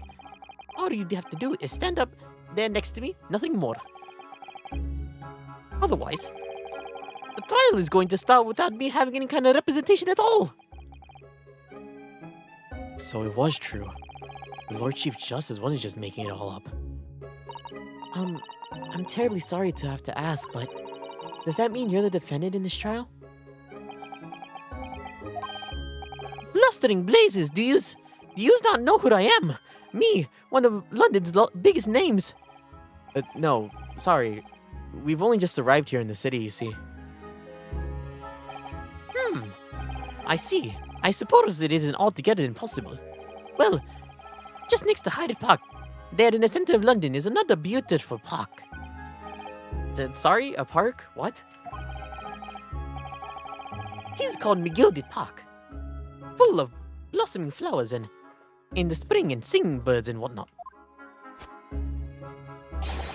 I donated to the city, so I did. An entire park? In central London? A city of smiles. That's my vision of London. There's nothing Magnus McGilded couldn't do for a city, and it's queer people. Queer old people? That's amazing. I mean, really extraordinary. But now they've had the gall to call me a good-for-nothing criminal. Me, Magnus McGilded. What is the matter with the London police, I ask ya?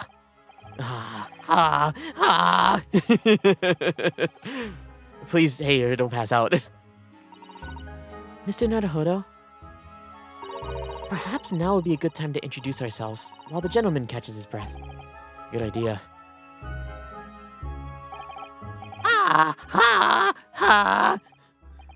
Mr. McGilded, the thing is, we're actually here in London to study British law.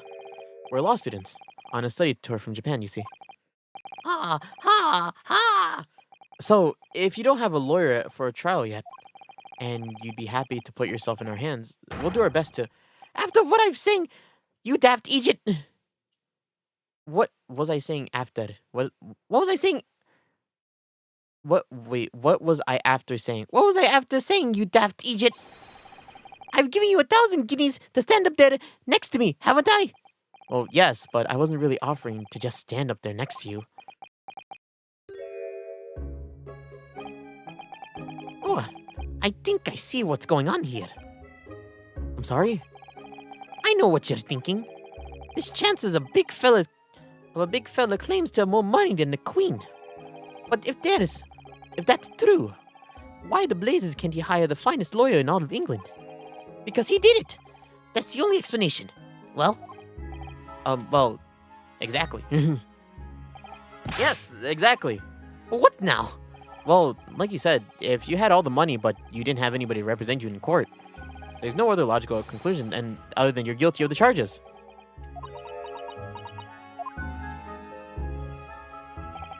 Well, you call a spade in the East, as you do. Oh, I'm sorry, I didn't mean any offense. I still can't express myself very well in English, you see. And I'm never sure what's acceptable to say and what isn't so. Is that so? Because you sounded fluent enough when you were telling me that what a blackguard I must be.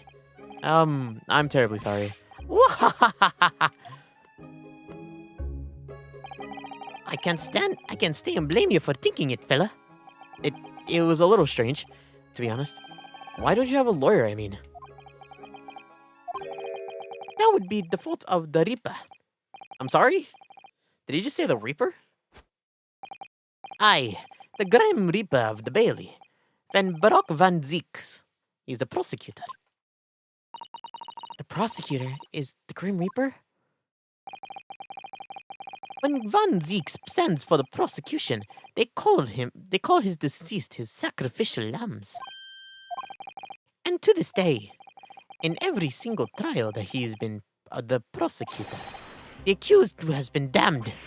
What? So it's reached the desperate situation where there's no one willing to stand in defense against the fella at all. You could say he's a living legend in the Old Bailey. Goodness. Lord Baron Van Zeeks. Baron Van Zeeks. He must be an exceptionally talented prosecutor then. Talented isn't the word you're looking for, madam. It's cursed. I'm gonna turn down the music a bit. There you go. Cursed? What on earth? The defendant is summoned and his counsel. Please make your way into the courtroom. The Charles Motherkin. His counsel? That would be me. Oh, 'tis time. Well then, fella, don't let me down. But I don't know anything about the case. You haven't told me what happened. Until you showed your face here, I'd made up me mind, so I had. Sorry? I decided I'd have to defend myself in there. How would that even work? But then you made an appearance, a student of law, wouldn't you know? 'Tis no accident, I can assure you of it. 'Tis fate. Sir, don't get cold feet now, please.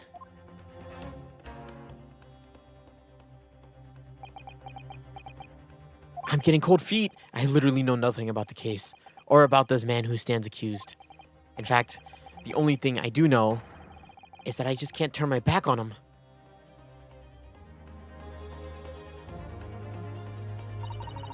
Mr. Naruhodo. The man has no one. He'll have to stand alone in that courtroom, armed with nothing to defend himself. Yes, something that Cosmo would never have allowed to happen. Counsel for defense, what are you doing? If you're late to start the trial, you will lose your right to stand. I'll be right there.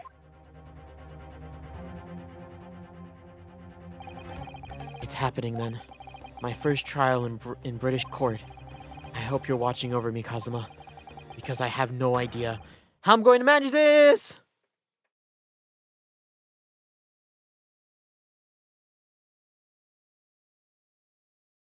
Baron von Zeeks.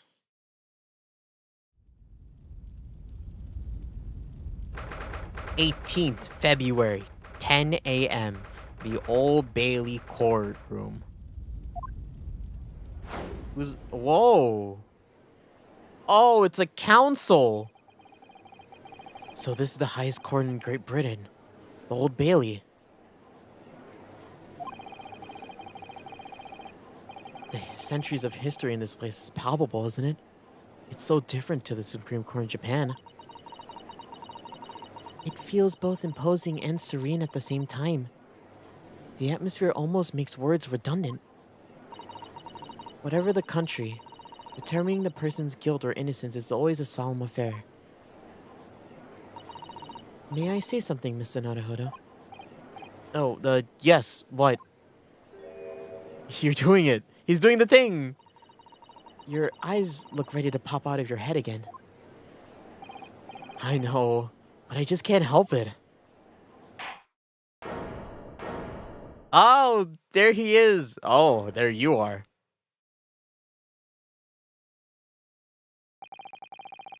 In the name of Her Majesty the Queen, I hereby declare this court to be in session. We are here today to determine the guilt or innocence of Mr. Magnus McGilded. I want to give him like Santa Claus, but I don't know what that is.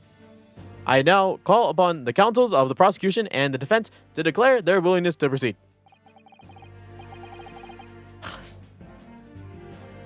The prosecution is fully prepared. That must be the Reaper of the Bailey. He really does look fully prepared to dispatch his next poor victim to the underworld. Counsel for the defense, you appear to be, Eastern. Do you speak English? Huh? Oh, yeah, of course, sorry. But he asked if the defense was ready. And I couldn't be further from ready if I tried. Those eyes please me. Nipponese. They shroud your fear, your doubt, your trepidation.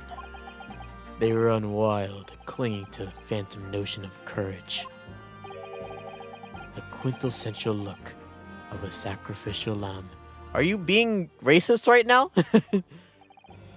A cold shiver just ran down my spine, all the way to the tips of my toes. Mr. McGilded, I want to give him that voice. Yes, my lord. You stand accused of murder. A capital offense. Oh, you should be British too. You could be sent to the gallows if found. No, you're not British. If found guilty.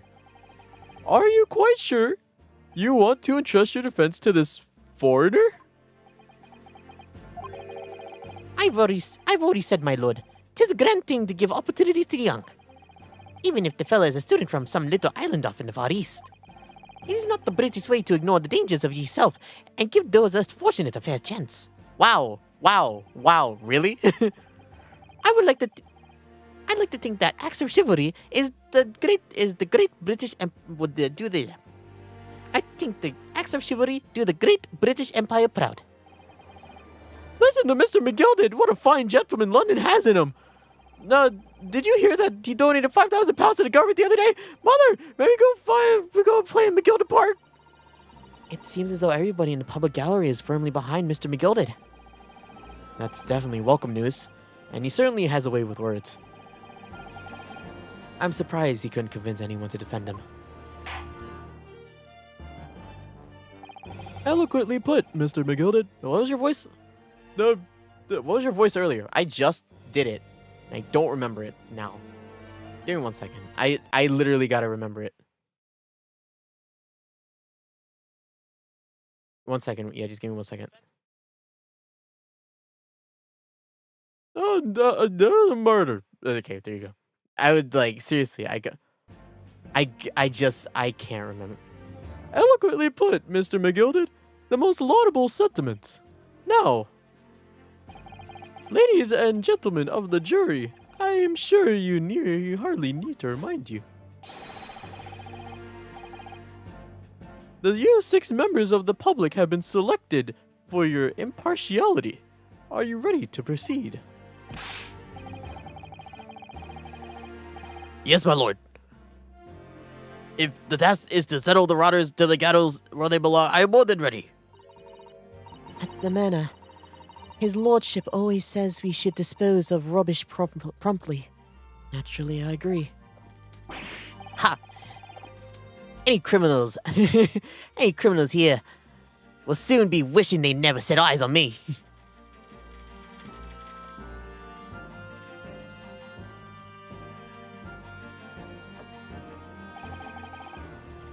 I feel a chill. Oh, don't mind me, dears. I'll just be getting on with my knitting. Must finish these bits for my grandson. Ah, Mr. Naruhodo, those people are... The jury, yes. That's something we don't have in Japan yet. That's right. I've only ever read about it. But here in Great Britain, the court's final verdict depends on the opinions of those 6 jurors. Yeah, who let the person with the knife be on the jury? Why? What the hell? The judge passed the sentence according to the law, but the jurors determined guilt based on common sense. So the defendant is ultimately judged from 2 completely different points of views. But how exactly do the jurors give their verdict? That I don't know, but I'm sure it will become clear as the trial progresses. Yes. Prosecution Van Zeeks. My lord. It's been a number of years since we've seen you here in the courtroom. I thought you renounced your fame.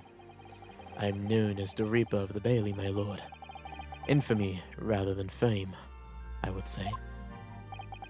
But yes, 5 years has passed since I last left. Spread my wings in this capacity. So what brings you back? Is there some change of circumstance of which the court should be aware?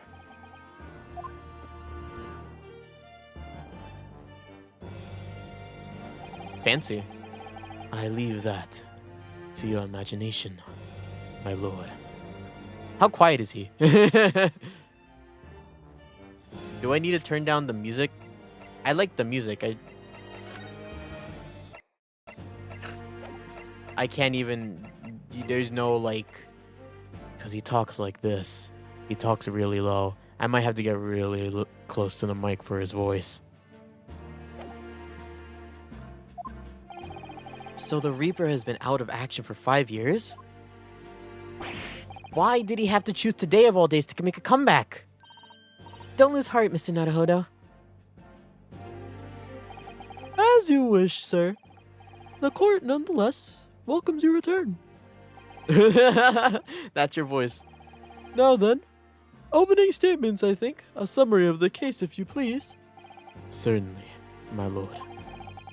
As your lordship is aware, this is a case of overwhelming simplicity. We must be the only ones in here who aren't aware.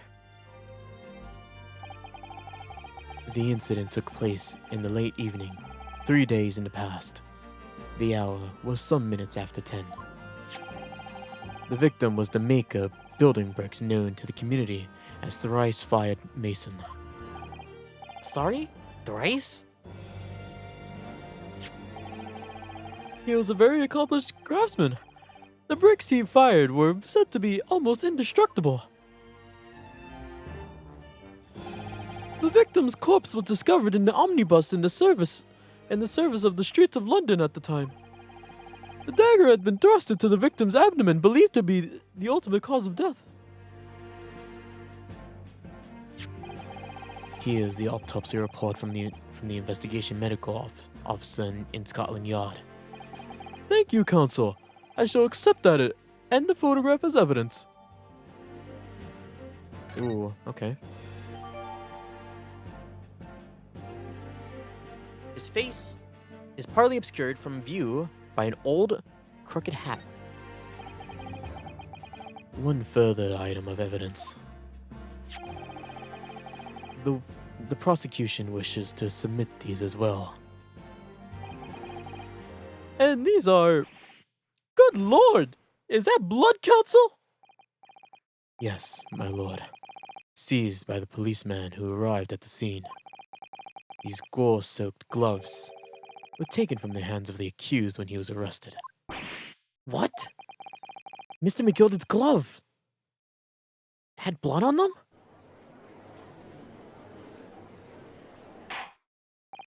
Yes, I will accept these as evidence as well. Defendant's gloves.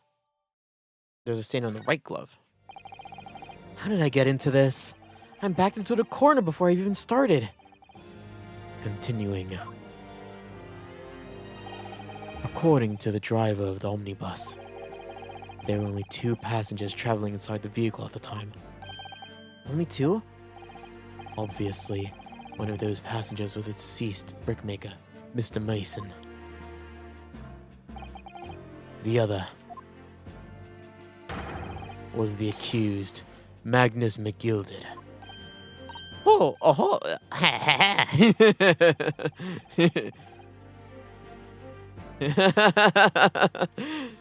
I like that juror. I like voicing him. Well, rather damning circumstances to say the least. Defendant, what say you? But of course, I've no recollection of such a thing. Mr. McGilded. To be sure, I rode the omnibus that evening. But whenever I'm in a carriage, I'm taken with a fierce tiredness, and I always succumb to it. Are you claiming to have been asleep? 'Tis the notion of the carriage, my lord. Lilton. So it is. And when I opened my eyes again, 'twas a desperate sight before me. The body of a man I then lies on before me in my life. Now I asked you, what good-hearted soul wouldn't rush to help a fella bleeding from his stomach? I wasn't about to start worrying about me gloves now, was I? I reached out to give him a hand. So the blood got into the gloves then, after the man had been killed. Unfortunately, the statement of the drivers is only the beginning. What? That's not all of it? There were multiple witnesses to the precise moment at which the brickmaker had been fatally stabbed.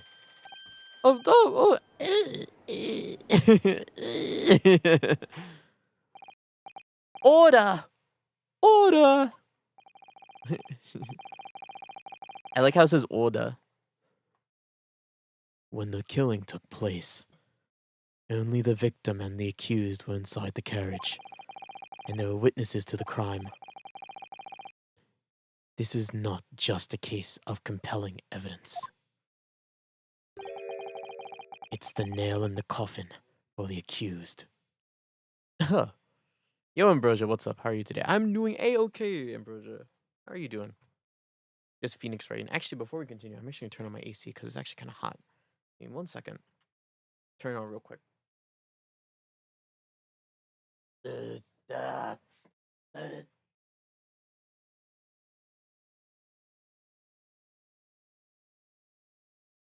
Nothing much has happened today. I'm actually getting tired, unfortunately, though. So hopefully, I'll get my second win in a little bit.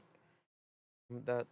Oh God. Oh fuck. Oh God. Are you kidding me? Oh no, this is so bad, actually. Whoa. Whoa. Are you kidding me with that shit? Oh my God. Sorry, I was when I went to I took off my headphones to go turn on my AC, but as soon as I came back, I forgot that I had this like Velcro thing. The entire oh no.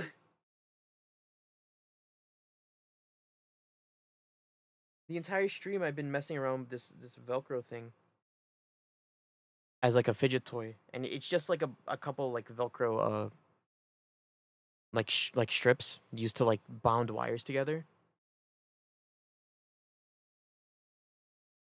But as soon as I came back, the the Velcro strips like stuck onto the to the earmuffs of my headphones, and they were stuck to them. And now, as we stand right now, as I'm trying to fix this, it like pulled them off completely, and I have to like put them back on real quick. But this has never happened before, so I've never had to put these back on. So I don't know how long it's gonna take. That, oh God.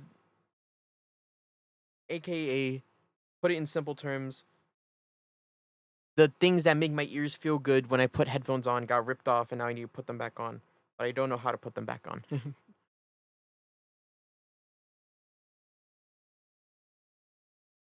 Oh, seriously, what the hell? Ooh. Man, it was thundering last night. Or not last night, but there was like a large noise late at night last night. And I was like, oh, is it thundering? And I was like, damn, this is the perfect time to go to sleep. But my horse girl, my horse girl, she needs to get stronger. Honestly, that's been on my mind the entire time since I talked about it today on stream. I wanna Uma Musume right now, kind of. Is this good enough? I don't know if this is good enough, but we'll see. But yeah. Uma Musume. Have you watched the other Phoenix Wright streams, Ambrosia? I hope you have, because Phoenix, the other great Ace Attorney streams, because this is not spoiler territory. We just started the chapter, but you know, there might be some context you don't get. And if you don't mind that, then whatever. But if you do, no, I didn't have the time. You should watch it at some point. You can either. I won't tell you what to do, but you keep watching this stream. I do recommend you do watch the other streams though at some point. Uh, uh, uh. The final nail in the coffin for the accused. Uh, hmm. Thank you, counsel. The circumstances of the crime. Not for plot. I will logic it out or not. Maybe, maybe not. Yeah, that's fine. Vibes, vibes. The circumstances of the crime have been made clear. I think we will have to hear testimony from these witnesses first of all. Your wish is my command. Bailiff, bring the witnesses in at once. Ugh.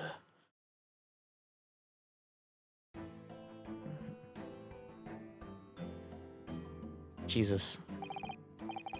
Everyone is starting to look the same. Witnesses, your names and occupations. My name is... Calls me people.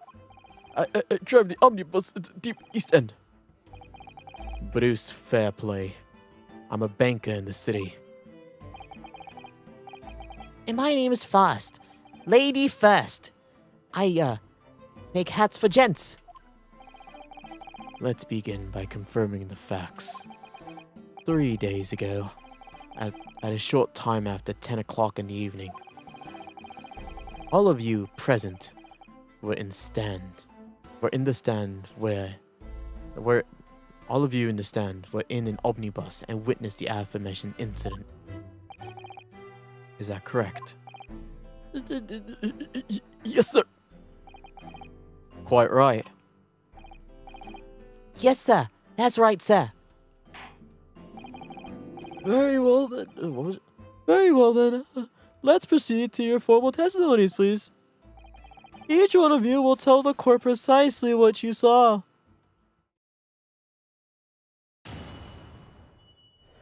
Witness testimony. What the witness saw. That's different. That was a different animation. It was the last bus of the evening, so I had customers. I remember it well. The victim and the man accused of killing him were sat next to each other in the omnibus. And out of the blue, the accused reached over and plunged the knife right into his guts. That's right. He stabbed him. I screamed. I did. I couldn't help it.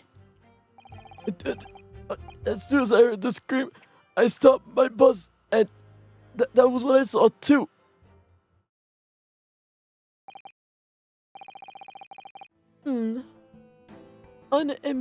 Unambiguous testimony, I must say. Exactly, my lord. These men witnessed the incident on the omnibus with their own eyes.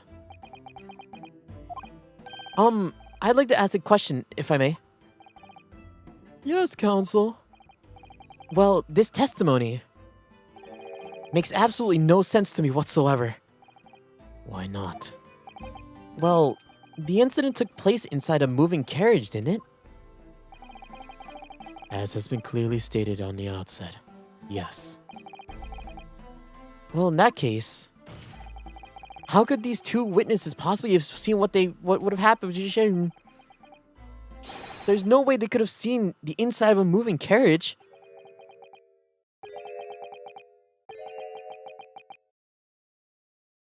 Oh, there's something we don't get. How quaint. I'd read the civilization in the Eastern Islands nations was a good century behind ours. But you're here in London yourself. Are you really so ignorant to our omnibuses? Huh? Tell me, my Nipponese friend, have you ever traveled in an omnibus? Well, no. Well, we only just arrived in London this morning. No matter.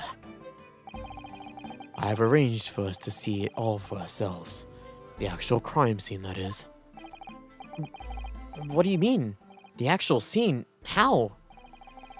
A carriage designed to be moved, after all. Presumably you understand that much. Yes. The omnibus in which the bloody crime took place is here today, in this very building. Here? What? The entire carriage? Bailiff. Bring forth the stricken omnibus. Oh, they brought the whole thing into the courtroom. Kind of, wow. They split the witnesses in half. So that's an omnibus. The omnibus. I really can't believe they could bring something so enormous in here. Great Britain's courtrooms are amazing. As you can see, the omnibus is pulled by 2 horses and can carry up to 8 passengers. 4 passengers seated inside the enclosed cabin, and another 4 on the rooftop above the deck. Every Londoner knows that the best views of the city's architectures in sight are to be had from the top of an omnibus. And I should point out to our foreign guests that this omnibus was a witness. Why is it behind the witness stand? That there's a skylight in the roof, allowing a view of the interior from the seats above. The skylight? Oh. The penny drops at last, I see. These 2 gentlemen were occupying the rooftop seats in the omnibus when the murder took place. That's how they came to witness the grim incident. Through the skylight. That makes perfect sense. Well, counsel, this is a first. In all my years built behind a bench, I have never experienced the crime scene itself being brought into the courtroom. There are a number of important clues remaining inside the carriage, my lord. I would like to submit the omnibus itself as evidence. Bow. That is the prosecution's wish.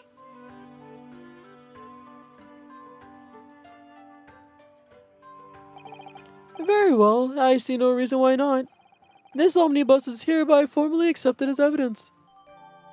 The 8-seater omnibus that was at the scene of the crime. There were passengers both inside and on the roof deck that night. Okay. I can't believe it. The entire crime scene entered as evidence? Yes. Great Britain is simply extraordinary. I could help myself a lot by giving that omnibus a thorough examination, seeing as it's here. Let us continue with the proceedings and your cross-examination, counsel. Pray, don't expect this Nipponi stray to understand the intricacies of the British court's cross-examination rights.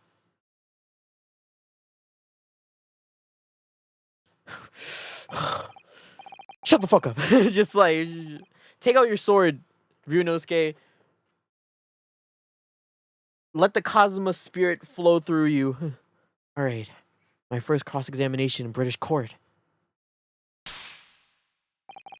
Focus, Ryunosuke. Oh yeah, focus real hard, Ryunosuke. Jesus. Yeah, we should take a look at the evidence first. What the witnesses saw. I don't want to give you the old man voice. I want to give you like it was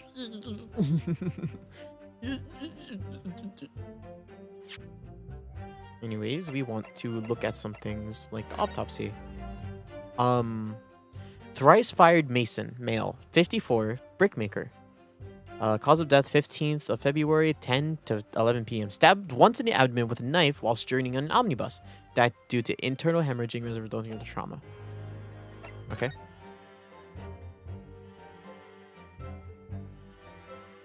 Yeah, what's happening here? There's something happening here, isn't it? There's a smiling man behind the window.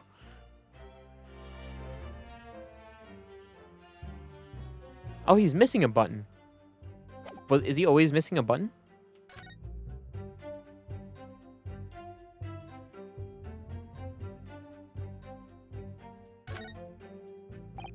This is definitely blood, isn't it? Not the most pleasant sight to be confronted with on our first day in London. Well, nothing will come from grumbling now. No. By the way, is Mr. McGilded right-handed? Yes, I believe so. He was toying with his coin with his right hand earlier. Pity. If only he'd been left-handed. I think blood on either glove would be fairly incriminating, really.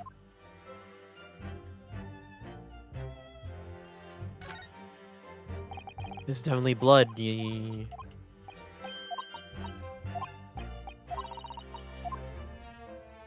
don't check mark it for me. Oh, there's nothing else on these gloves. They're just gloves. Yeah, fairly regular gloves. Good gallows. Well, unless... What's inside the glove? There's something inside the glove there. What's inside the glove? There is. Look, it's right there. Whatever that is. This line. And then the carriage. God, you can look at everything.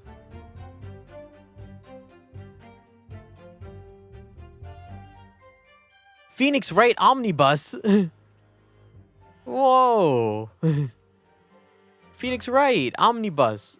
Phoenix Wright existed in 1930s London, apparently.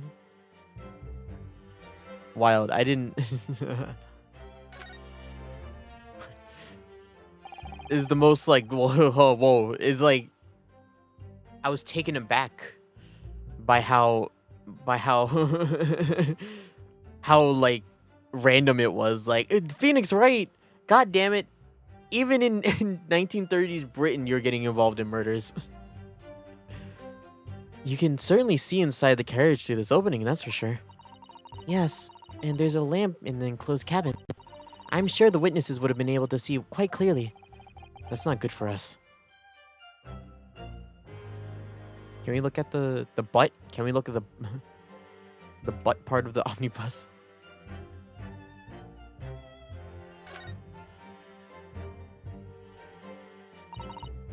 Well, let's open the door and go inside, shall we? Ah, the scene of the murder.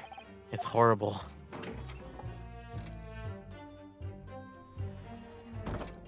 Oh, it closed the door. Nick is a vampire been alive for 2,000 years. Nick, Nick.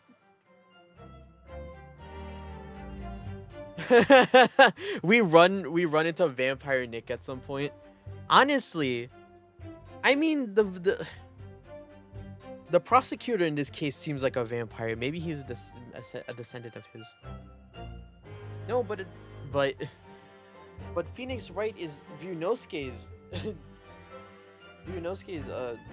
descendant. The prosecution and the defense got together and had a kid. Ryunosuke gets with Von Deeks.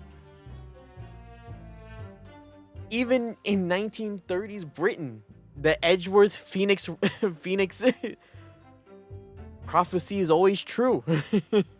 There's always a prosecutor and a defense attorney always trying to get with each other.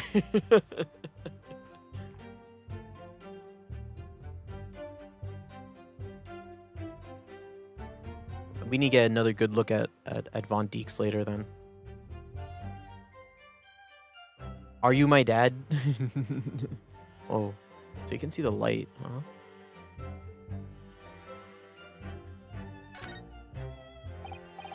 Ah, that's a poster of the grand exhibition that's due to start six months from now. There's a lot of focus being drawn to the Crystal Tower, the centerpiece of the whole expedition. Oh, the Crystal Tower. It's under construction already, I believe. People all over London have been fizzing with excitement at the prospect of such a grand event. Sure. This seat looks reasonably soft, but it's actually rather hard when you sit on it. And only just wide enough for two gentlemen to sit side by side, really. Of course, an English gentlewoman would be dressed in such finery. It'd be quite impossible for her to climb up into the roof deck, so she would have to be sitting in here. A woman in a kimono would have the same problem. Women's clothes are very impractical, aren't they? Yeah, they really are. Ryunosuke. And then blood. There's blood that's soaked into the seat. The victims, obviously. Yes, that would be clearly visible from the roof deck. I agree. Get these women some man clothes. They are, in fact, impractical. I don't know. It's the 1930s. And not only are people racist, but people are also sexist. He keeps calling me Nipponese, and then Susato is constantly being looked down at. It's so sad. Would you really stab someone in full view of the other passengers like that, I wonder? Well, it is after dark. And there was a lamp in here, so perhaps the culprit couldn't see anything outside through the skylight. Whichever way you look at it, it doesn't seem like it was a planned attack.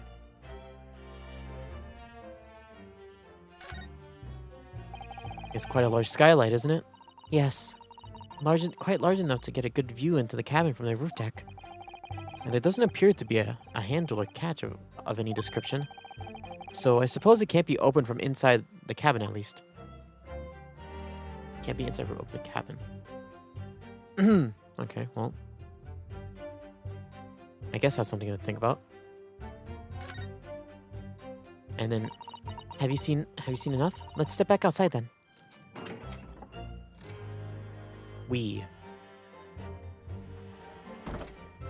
Oh wow, it does close. How modern. Yeah, is there nothing else to look on this thing? I thought it was gonna give me like something new if I looked at it enough. So this is the roof deck of the omnibus. Oh, you must have a wonderful view of London streets from up here. So people sit all the way up here just for a bit, up here on bitter winter nights with the cold air rushing past them? And they have to pay money to do so? Brr. I can't imagine how cold it must feel. That just made me think of something horrible. Can you imagine being dragged around the city in the freezing cold as punishment? Perhaps that is the real price you pay to stay out late. Here, look at this one. So this is the...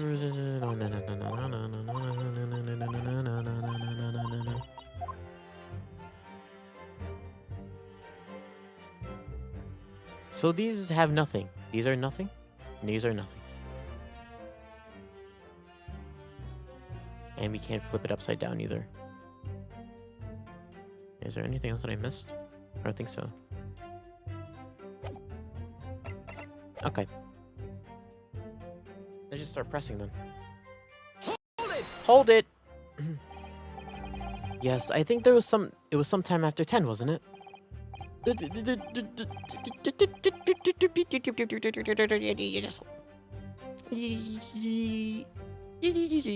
Yes, sir, that's right, sir. Yes, it was so cold. It was, sir, freezing, in fact. And you had 4 passengers on board at the time, is that correct? Hold it! Stop! My pizza! You have it!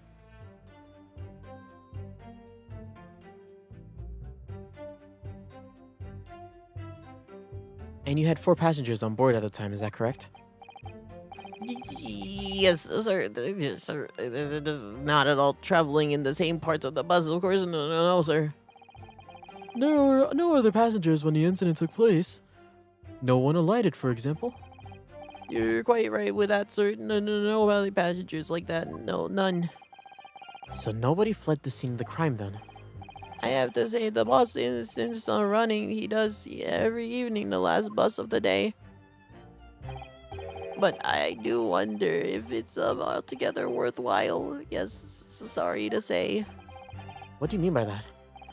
Well, with what being so cold and everything, and only making 20 pence on the run, you see. Yes, I spend much of that at the pub on the way home, just trying to warm up again.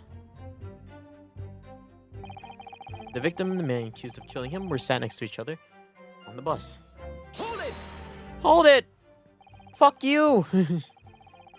And you saw them through the skylight in the roof on the carriage? That's right. When you sit up on the top deck, the windows right there at your feet.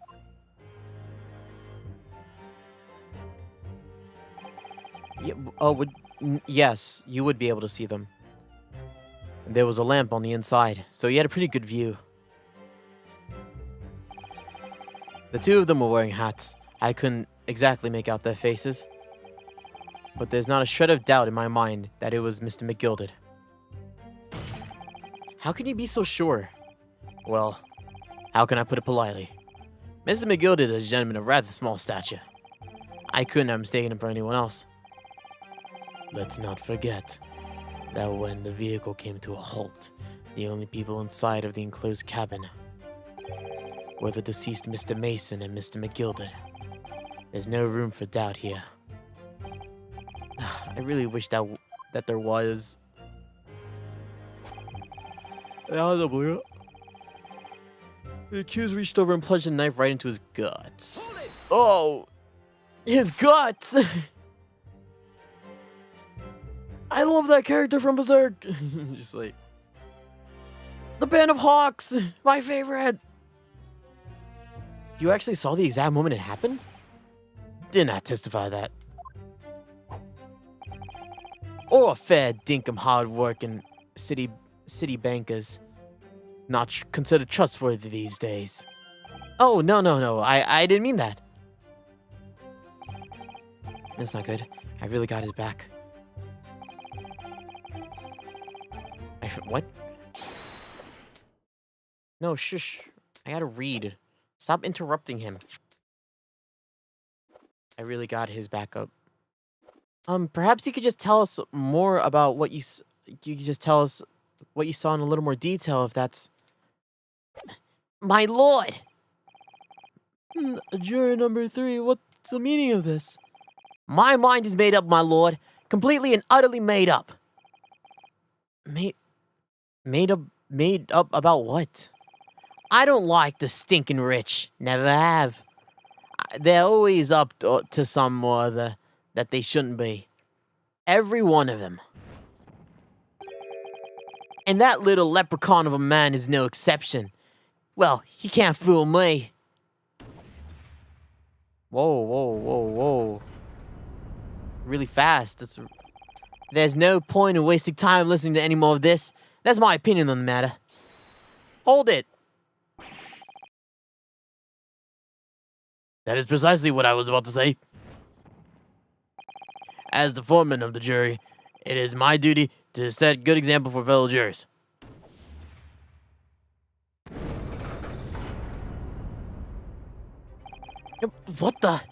What's happening here? Let me see. Ah, yes. It seems to tell you how the members of the jury give their verdicts. With fire? Yeah, I love 1940s Britain court where they started slinging fire into the magical fire balance. What is it called? The chalices of balance.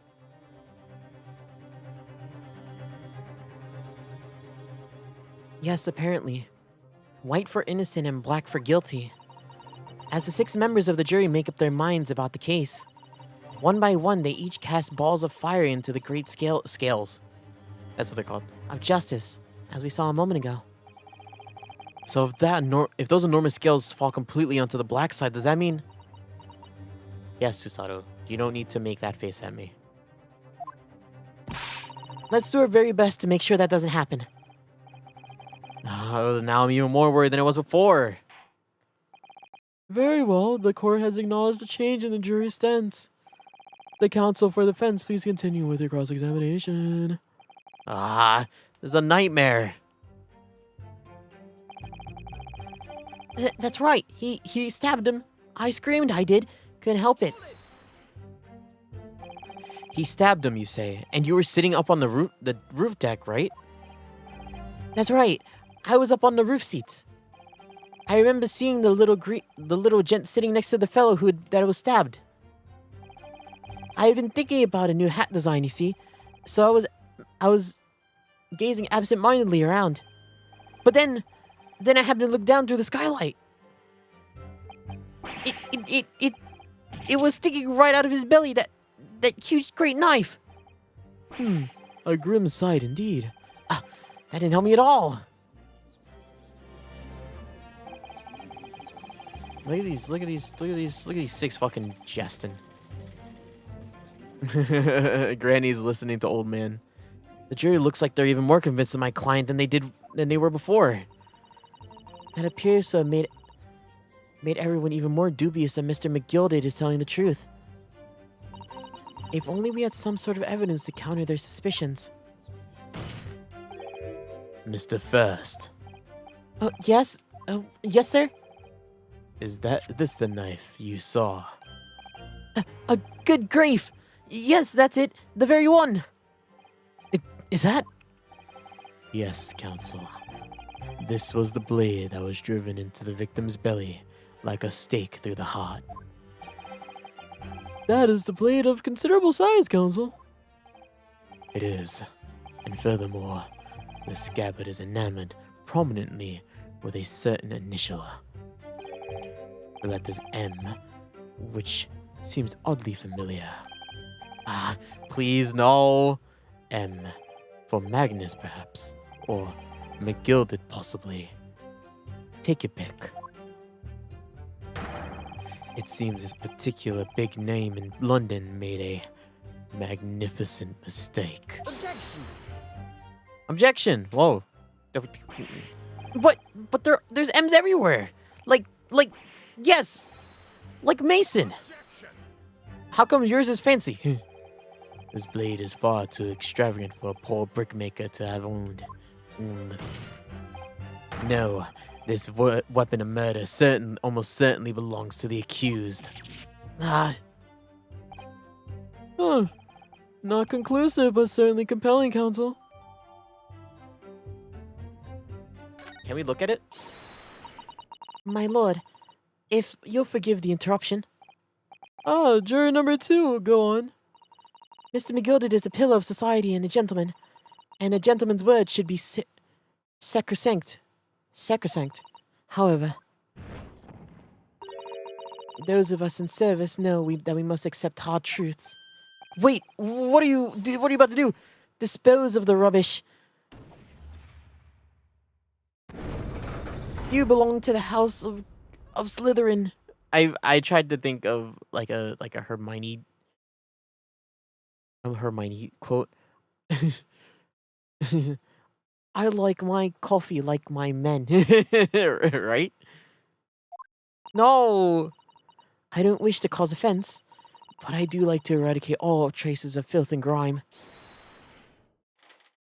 Hold it. You haven't talked at all. I have painstakingly typed every word uttered here today and cross-referenced all the facts. As such, I am now in the position to draw my only logical conclusion. Ding. Damn, this is so bad. Not again. That's just 4 out of the 6 jurors who proposed guilty. There's only 2 left. Oh, we've had it. Every time I press these witnesses for more information, I just make the situation worse. Nevertheless, what we need more than anything at the moment is more information. We're still very much in the dark. I suppose I'll just have to keep pressing the witnesses, knowing that more sparks may very well fly. We mustn't give up hope until we uncover something that will give us a way to fight back. But... Alright, I'll keep trying. I can't give up. I just need to keep calm and listen to the witnesses' statements again.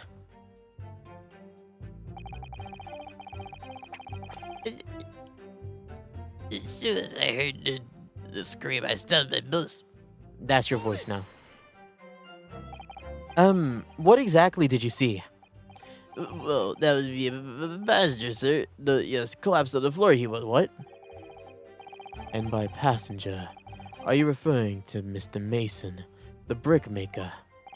The other passenger had a knife in his hand like this. The other passenger, you're obviously referring to the accused, Mr. Magnus McGilded. He plunged it down like this, stabbing the other passenger in the belly. What? Very graphic. My lord, I wish to speak. Yes, juror number 5, do I take it that you too? As a master of London Guild of Coachmen. The idea of a murder being committed in the city's carriages is utterly absurd to me. It would be right to make a decision before hearing all the facts, though, I said to myself. But I've heard enough. Now, the horse has been bolted, as they say. Please, no, just keep an open mind for a little longer. Yep, now, Silverblaze, the finish is in sight. Grandma? Don't do it, Grandma. Beppo is a long-standing member of the guild. I trust what the man says. Thank you, sir. It's too kind, sir. This is too unkind, sir. Which now means that 5 jurors agreed to condemn this man. Grandma! Don't do it, Grandma. Madam Juror number 6. Yes, dear. What can I do for you? You've heard the testimonies of the witnesses in the stand. Oh, yes, I certainly have. I've still got my hearing, you know. You wouldn't be a juror if you didn't. Then pray tell, why are you yet to propose your leaning? Well, dear, the thing is, I'm a creature of habit, me. I always go to the park around this time of day and sit on a nice bench and get on with my knitting. There's a lovely little park just near where I live. McGilded Park, it's called. The gentleman donated to it to the city, you know, to put the smile on Londoners' faces, he said. I can't imagine such a fine young gentleman would have it in him to take another man's life. He's always doing such wonderful things for the city. That's right, the man like this shouldn't stab anyone, surely. Mother, can I go to McGilded Public Library later and borrow some books? How many Londoners live with their heads in the clouds? Do you people not know what kind of man Magnus McGilded really is? What kind of man he is? A short one. An Irishman. The philanthropist Magnus McGilded has enough wealth to purchase this entire city he claims to value so highly. But where did all the wealth come from? Your client is a Shylock, sir, and one with the very darkest of souls. What? Stone the crows! Don't stone the crows. Leave the crows alone. Why are we stoning crows? Mr. McGilded lends monies at extortionate rates of interest, so his victims have no hopes of repaying him. So when they default, he takes possession of everything they own. He is a vulture that preys on the weak. I've never heard any mention of that before. Your faculties haven't just deserted you, I'm sure, madam. So has this thought not crossed your mind?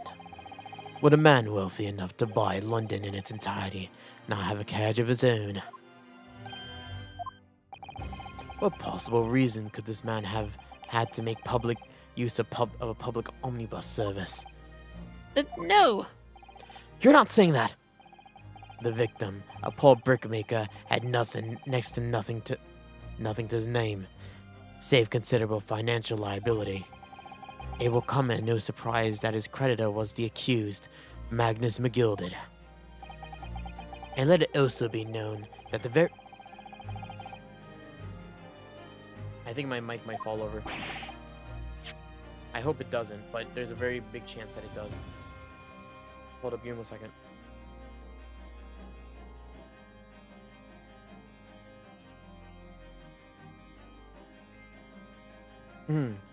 It will come to no surprise that, okay.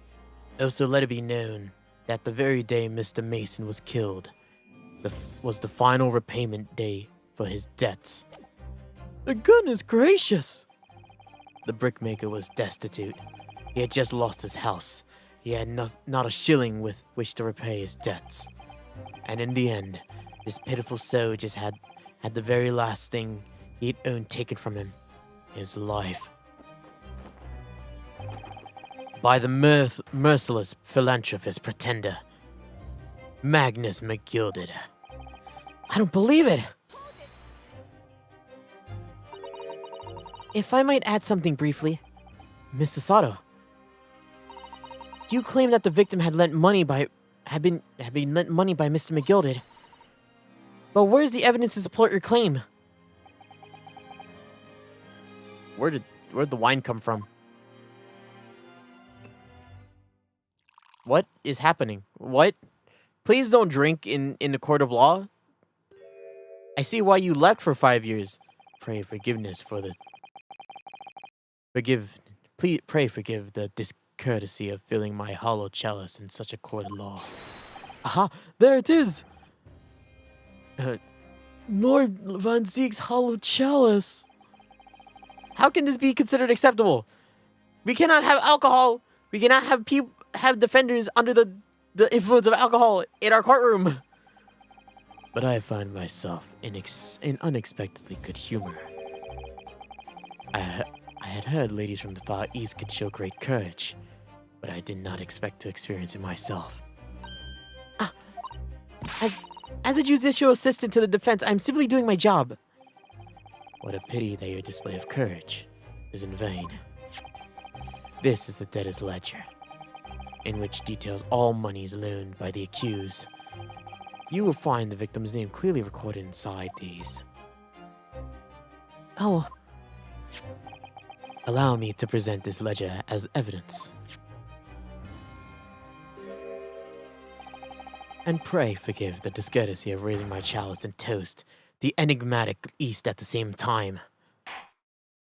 Who are you calling enigmatic? A marvelous toast, counsel. I will gladly accept this new evidence. He's just like, Judge, your voice. A catalog of people who's borrowed money from the defendant at a higher rate of interest includes victim who owned 20 guineas.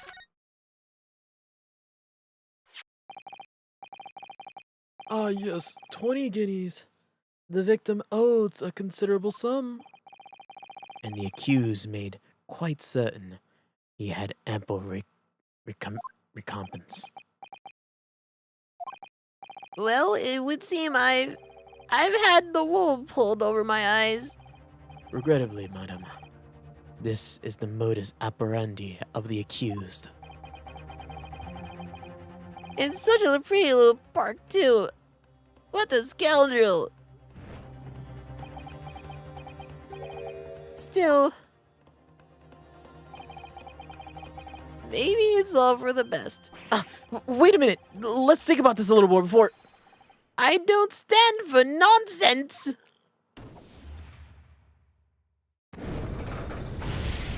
Oh. The scale. My head. I'm tired. Naruhodo? Shh, let me sleep. Naruhodo, please pick your head back up, dude. That was it. The last juror's decision.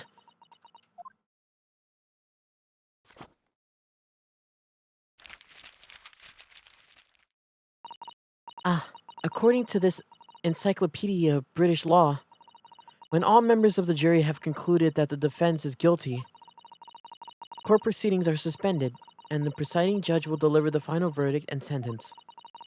That's what it says here. The final verdict. It's over then. Oh! There's a footnote, though. A footnote? However, the defense... All 6 members of the jury are now in agreement in the case.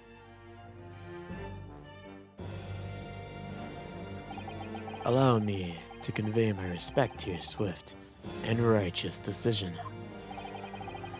According to British laws of this country, I will now conclude the trial by delivering my final verdict. I trust there are no objections. Yes, what did Sato say? Mr. Sato, just tell me one thing. Oh, yes? You're in the middle of saying something before.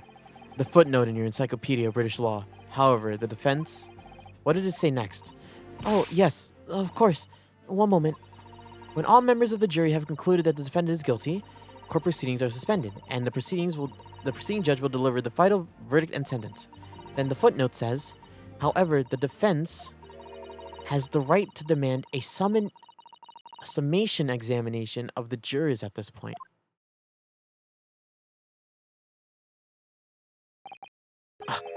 A summation examination? Objection! A summation examination? From which century has that term that you have there been resurrected? Judging from the binding, I would say the book is at least 50 years old. Any modern text on British law wouldn't even give such an antiquated procedure a mention. It's a relic, long forgotten, and certainly no longer practiced. So you're out of luck. Oh, Yeah, fix yourself, Ryunosuke. What even is it, Mr. Sato? This so-called summation examination. oh, one moment and I'll read about it. You would demand the right to procedure before you even understand what it entails. Typical Nipponese. Stop being racist. All of you, Jesus. As soon as you decree someone by their race, it's racist. Race. Alright, Mr. Naruhodo, I think I understand. It seems that under this procedure we will be able to appeal to the members of jury. To do what exactly? Appeal them to change their leaning and reverse their decisions.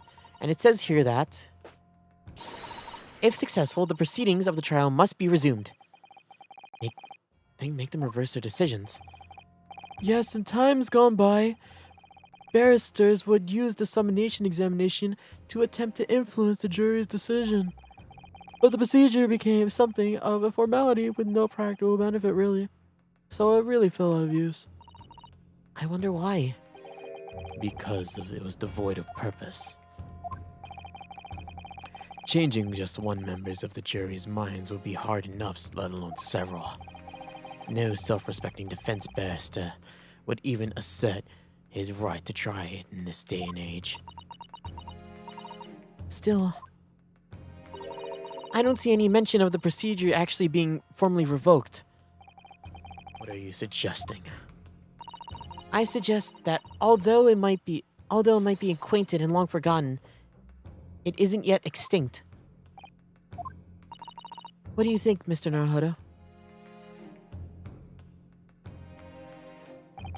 A summation examination. Our last possible option. Do we assert our right to carry out or admit defeat? Yes. Why are we for and don't? Fuck you! The defense wished to assert its right to a summation examination, my lord. Objection! London is the capital city of the most powerful nation on earth. We have a duty to the world to exemplify the very highest standards of judicial procedure. Summation examinations are an embarrassment that should remain buried. Fuck you! Fuck you! That I like imagining that now. Whenever they object. Fuck you! If that's right, but if it's alright, it's alright. I believe it can prove vital in this trial. No one's fucking anybody. The defense's pension is perfectly valid. The court proceedings will proceed with the summation examination.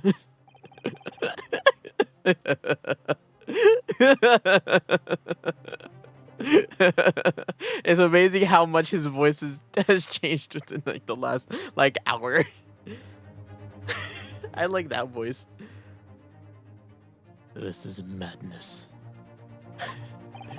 Foreman, are you and the remainder of the jury ready?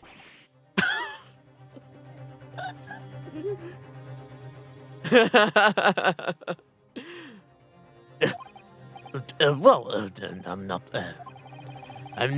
There was no mention of this in the letter I received, you see, so. All members of the jury will be asked to explain on what grounds they have made their decisions. On what grounds? You must all justify your decisions and explain why you believe the defendant to be guilty. Gosh. Well, my lord, you're rather putting us on the spot. This is most irregular. No mention was made of this before. I don't really hold. I don't really hold with all this justifying lock. That seems to have thrown our jurors off. It seems none of them have experienced this before. Alright then. The summation examination. The defense procedure no practicing lawyer has attempted for years, is it? Well, just maybe. It might be the opportunity we've been looking for. To turn this trial around. So be it then, ladies and gentlemen of the jury. The court hereby calls upon you to state the grounds on which you find the defendant Magnus McGilda guilty of the most serious crime.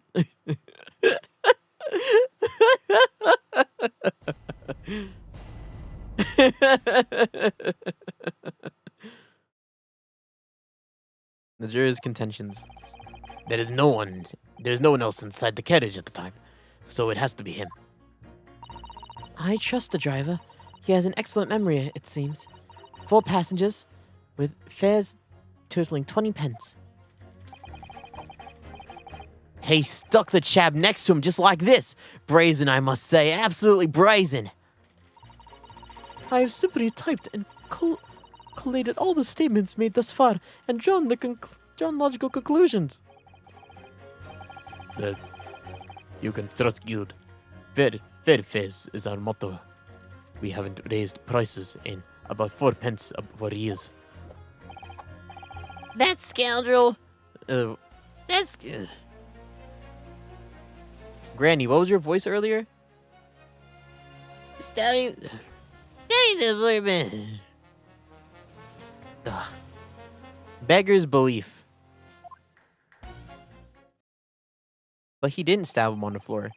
I was starting to wish I hadn't pushed for this now.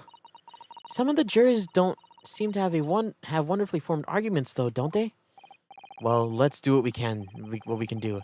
I need to get 6 people to change their minds. I'll have to throw everything I can at them and use some very persuasive language. Just a moment, Mr. Naruhodo. According to my book, that's not quite how it works. Oh? I thought I was going to have to thaw their icy mind with some heartwarming rhetoric about the defendant. Unfortunately. Once the jurors have decided the defendant is guilty, they're unlikely to heed anything the defense says. But then, they've reached their conclusions by their own reasoning, you see. Your pleas will sound like excuses. In fact, it could recoil on you. The more you try to persuade them, the more entrenched they may become. Then what on earth am I supposed to do? Oh dear. I'm just citing what I've read about British law, Mr. Naruhodo. Right, I'm sorry. Do you have any ideas on how to make this work then? Well, from what I can understand. The key to this procedure is using the jurors' own words to make your arguments. What do you mean?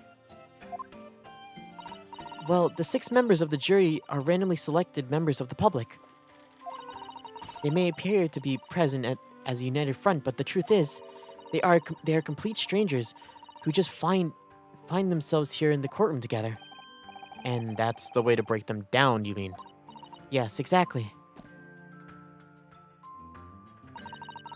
We must listen very carefully to what each member of the jury says, and see if we can identify any contradictory statements. If we can, then we can contrast the statements and pit the corresponding jurors against each other. I see. So it's contradictions in what 2 or more jurors say is what we're looking for. In a way, then, this is similar to regular cross-examination. Oh, yes, I suppose you're right. Find contradictions in their statements and pit the jurors against one another to break them down. All right, I might be able to pull this off. No, that's not right. I have to pull this off. Can we start the proceedings, counsel? I would like to ask you to take the stand for this. I am expecting a clear and concise rebuttal. Yes, my lord. Wow, I'm standing up for this? The defense's rebuttal. So I see. Aha! There's no one else inside the carriage at the time? So it must be him. Can I just Certainly, the testimonies we've heard suggest that the victim and Mr. McGilder were alone inside the carriage. Precisely my point. But could there have been some other explanation, something we couldn't have considered, such as, perhaps there's something that we could work out altogether now. Now listen here. Maybe you don't know how things work around here because you're from your foreign climes. But we're here to form our opinions as individuals, and I have. Oh dear, he does appear to not be in the mood to consider any alternative point of view, does he? No, I'm going to have to pit the jurors against one another, like Sato-san said. Finding contradictions in these 6 people's assertions is the only way I'm going to proceed. Hold it! But does his ability to recall his takings that night really tell us how trustworthy the man is? I manage all of his lordship's cash affairs, so I'm very particular when it comes to accounts. I see. A single penny could mean the difference between life and death, after all, can it? That's a saying in your country? My point is, a man who minds his figures is a man who you can trust. All those in service would swear to that, sir. Does that bench really need more polishing? So if the driver says that he saw Mr. McGilder in the act, I don't doubt him. Our only task left to do today is disposing of the rubbish.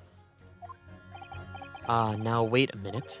One of the other jurors mentioned something about money, I think. Now would be a very good time to carefully listen to the other jury's statements again, Mr. Naruhodo. If you notice an inconsistency between what the 2 jurors are saying, I should expose it by pitting them against each other. Yes, let's see if I can do just that. Now before I press everyone else. Hold it! Careful, you could hurt someone with that. You fine wanna talk? What's with that sword hanging from your waist, No, that's just my battered soul. Well, anyway, I despise anyone with too much money. They're all the same. All stabbing some brickmakers or other behind the scenes. You mock my words. That seems very unlikely, doesn't it? Are you mad, man? We know that small shorty is a rotten Shylock. Oh, yes, that does seem to be the case, but... Mr. Naruhodo, please, be careful what you say. He's been trying to squeeze money from us, out of us less fortunate. And as far as I'm concerned, he's as guilty as sin. That man can hang, not before I can pull out this blade of mine. Just like... I really jammed it in there. Come to think of it, didn't one of the other jurors have something to say about the defendant's underhand activities? If you thought of something, Mr. Naruhodo, don't let it go. Test your theory. Get the 2 jurors against the yes. I will do that. No time like the president. Naruhodo, I wanna press everyone. Hold it! What have you been doing all this time? What have you been doing all this time? There. I should have thought it was obvious. I am recording everything that takes place as a part of these proceedings. And what have you learned from that? For example, at this moment of time, the judge has used his gavel 11 times in total. The prosecution has snorted derisively.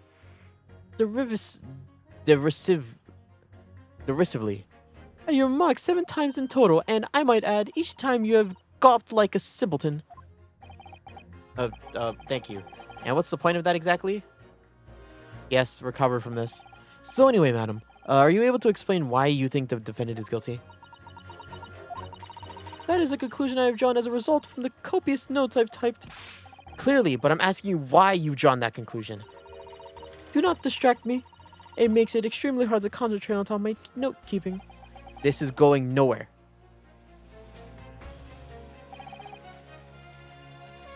Our fair fares are our motto. We haven't raised prices above 4 pence in years. That's how much it takes. That's how much it costs to take the omnibus. That's right. As guildmaster, I decide to set policy for all drivers across city. One fare, no matter which bus you take and how far are you going. We have to complete with the rise of the motor car. You see, us coachmen have to make a stand together. Motor cars, you say? Yes, and the murder was on one of our buses is extremely damaging to our cause. It's beyond pale. It'll lead to the decline in passengers. Mark my words. All because of that rascal's fault. He has to pay. Is that a crime or his bus, or is that the crime or his buses he's more worried about? Anyway, every member of guild is reliable and trustworthy. So if driver says he saw him do it, I fell in the dark. I guilty as sin. sorry. That scoundrel stabbing that poor man on the floor. I really think you should stop waving that needle around. You hear what the good coachman said before, didn't you? That hideous man stabbed the poor fellow just like that. Yes, that is what he said. You're right. Mr. McGilded Park was such a lovely little place, too. I've always wanted to enjoy my rest of my legs while I get my knitting. And I had thought that anyone who donated to such a delightful place must have been a fine fellow. I suppose I was wrong. Whoever would have thought he was a miserable murdering moneylender with no scrap of remorse? Oh, help. She's as sure as she can be he's guilty now. Old lady certainly seems to know her mind, doesn't she? So we just need to find the two jurors with contradictory statements and pit them against each other. Which is so much easier said than done. Is that perchance what you were thinking? How did you know? Well, I took the liberty of doing some research in case you happen to find yourself in such a situation. Shall I read you what I found out? It might be a little long, I'm afraid. Yeah, let's hear it. Very well. Listen to this. During the summonation examination, you'll hear that the assertions of 6 members... Oh. In the situation, the counsel of the defense will... yes.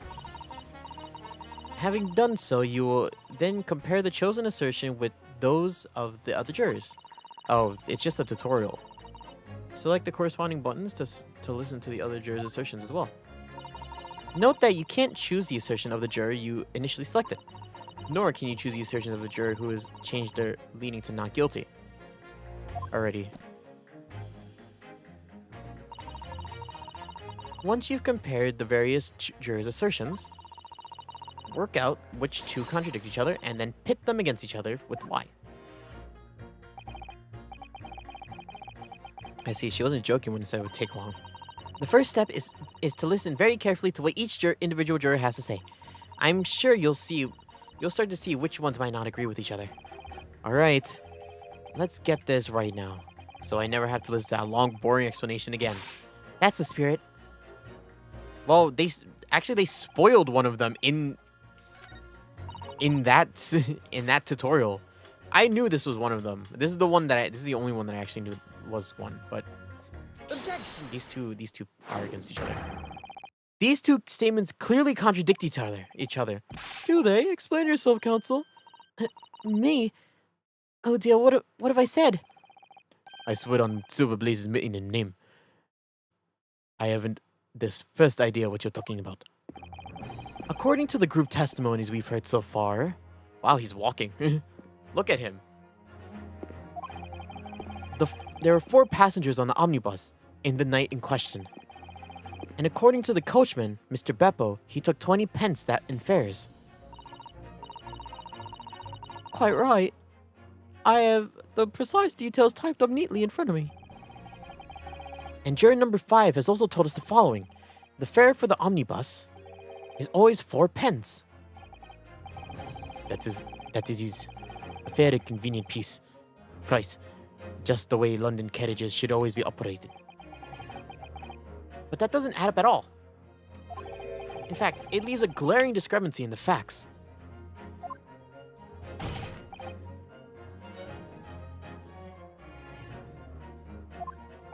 Why, man, why?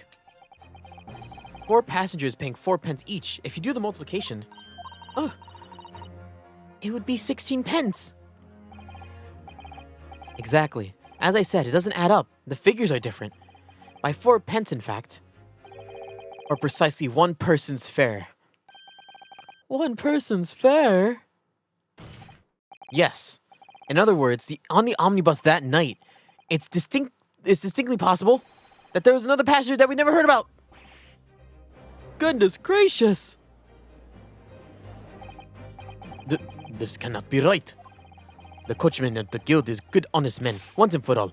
Trustworthiness is watchword. The figures of the coachman... The figures of the... what was your voice? The figures of the coachman claims that there certainly did not add up. Your watchword, good sir, is a fallacy. I beg your pardon. Mr. Guildmaster, I think you ought to consider that if this trial were to end now, the news will surely spread all over London. The news of that one of your coachmen tried to hide the fact that that he lets nefarious characters ride onto his omnibus. Alright then, how do I make it so this terrible trial doesn't end, Change your verdict. Well, according to my book here, you simply launch a ball of fire into the innocent side of the scales. Hold your horses there, coachman. We're all in agreement. Why do you have to go and... Wait till I get my hands on you, Beppo.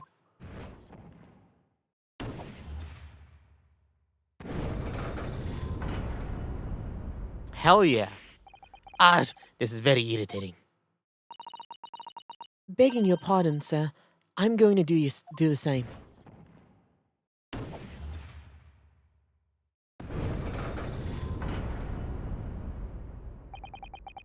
For the love of Mike.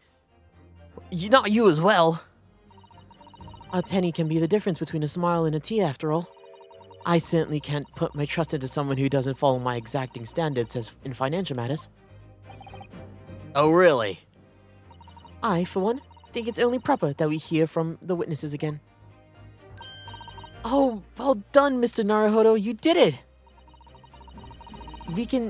If we can manage to change 2 more jurors' minds, then we can force the trial to continue.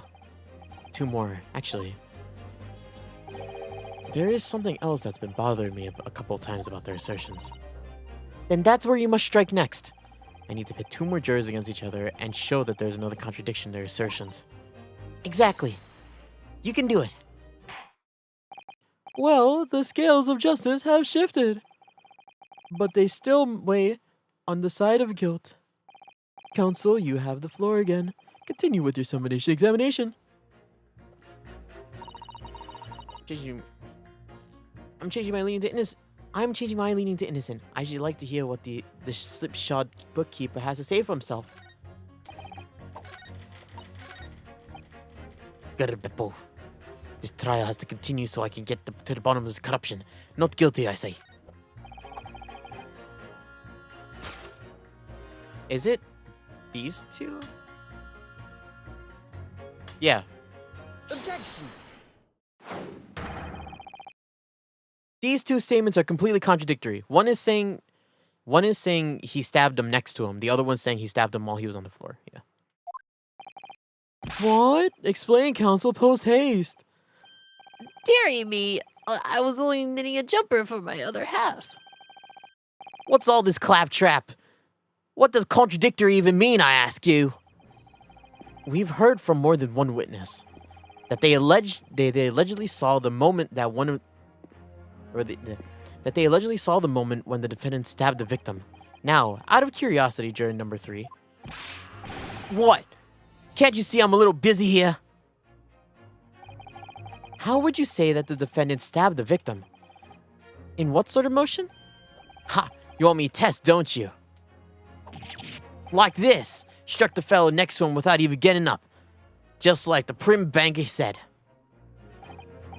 Yes, that is Mr. Fairplay's testimony, quite true.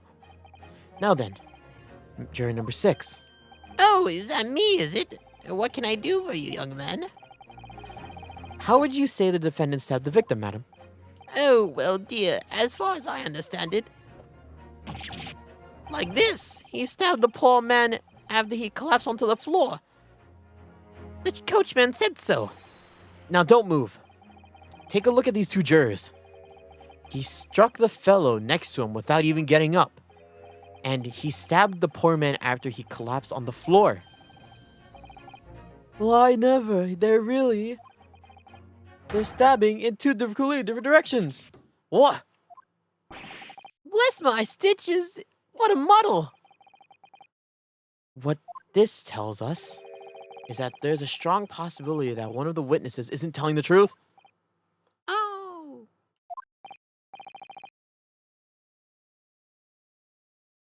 But why? Why in the dickens would they lie? I don't know just yet. But what I do know is that if this trial ends at this point, we may never find out. We may never know the entire truth. Ladies and gentlemen of the jury, can you really let that happen all in good conscience? Lies, you say? Oh, dearie me. I can't abide people telling lies.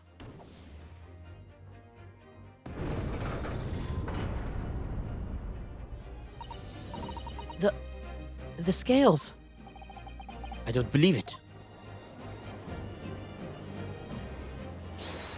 Hold it. Wait. Now hear this, my fellow jurors. I warn you. You cannot listen to this man. Look at him in his black suit. He's clearly some devilish Eastern sorcerer using his magic on all of us. What are you talking about? If I could use magic, do you really think I'd be putting myself all through all this? Answer me this, Doc Jinx. Huh? Me? What exactly is the problem? What if the two witnesses have slightly different recollections of the events? What of it?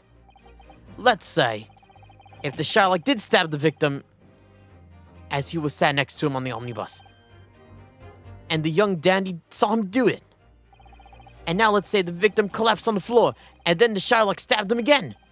The old lady saw him do it. Well, what's to say that didn't happen like that, Who you calling a dandy, sir? Why, I should take this knife to you.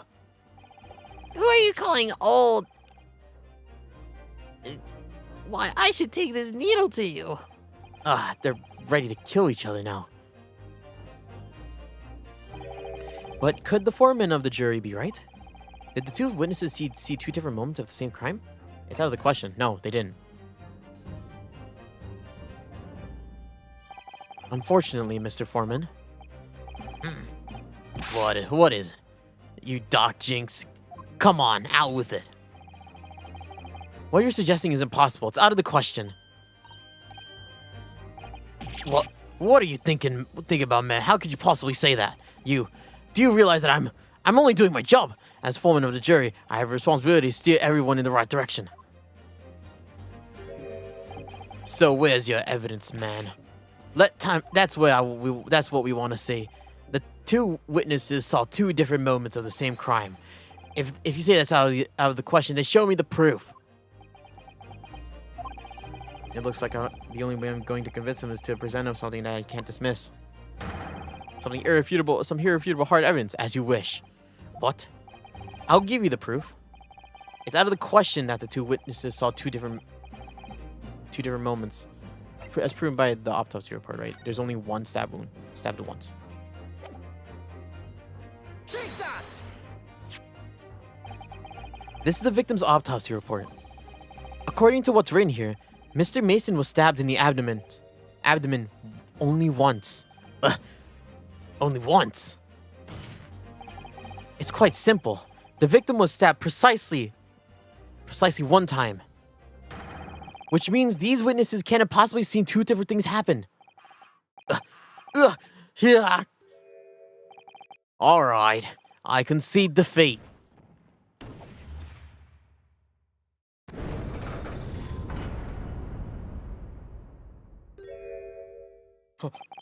Wait, that means 4 jurors are now leaning not guilty. We've done it, Mr. Naruhodo. We've won. Don't punch me again, please. What are you playing at, dandy fool? Shut your trap. No one deceives me. We had a consensus. I said, shut your trap. I know a lie when I see one. And if the chap ever dares cross the threshold of my shop, I'll take this razor-sharp blade and shave every last hair off his head. Please tell me he's a barber. Well, quite a remarkable turn of events. The defense's summonation examination has flipped the balance of the scales of justice. The jurors now stand at 2 for guilty and 4 not guilty. Accordingly, there is no longer a large enough majority among the jurors for me to adjudicate, and the trial must continue. Please stop licking the knife. Oh my god. I hereby ask the defense, prosecution, and witnesses to return to their places. And I call upon all of you to continue your pursuit of the truth.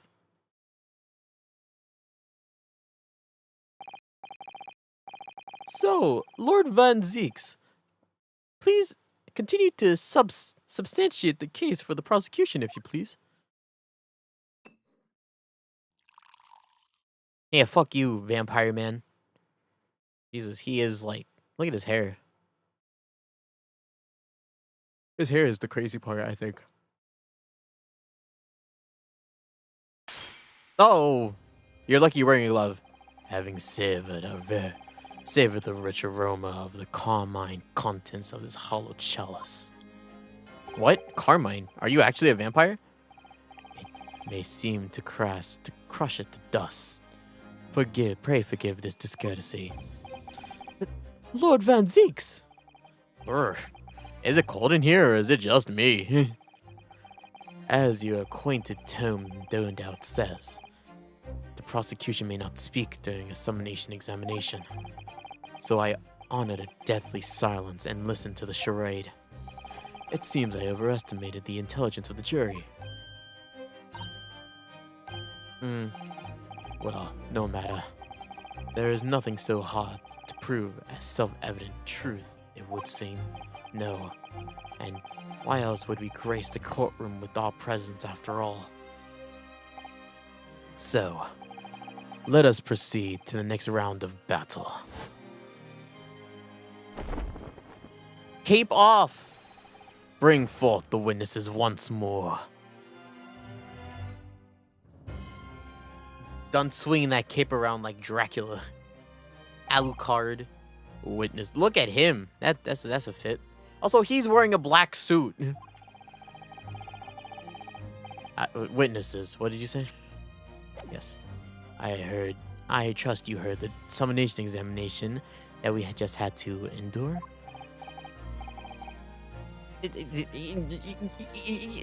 Sir, I did, sir. Of course I heard it. Oh, yes, sir, I heard it. You, sir, on the end, the coachman, I believe it's Beppo? Yes, sir, my lord, sir. If it transpires that your previous testimony, you were attempting to veil the presence of a fifth passenger on your omnibus, I will be guilty of perjury. You are advised to bear that in mind, sir. Oh, mio dio. Now then, witnesses, I hereby call you to testify before the courtroom again. You will explain the various misgivings brought to our attention by the defense's summonation examination.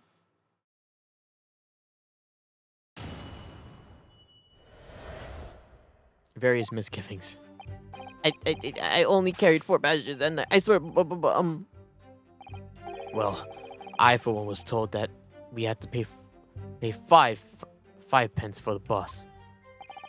He fiddled us on the fare, he did. And then I saw that blood-curdling sight as well. It's all too much. I tell you, I saw McGilda stabbing that man. Right? Everything I said before stands. Yeah, he stabbed. He did. I think. Yes.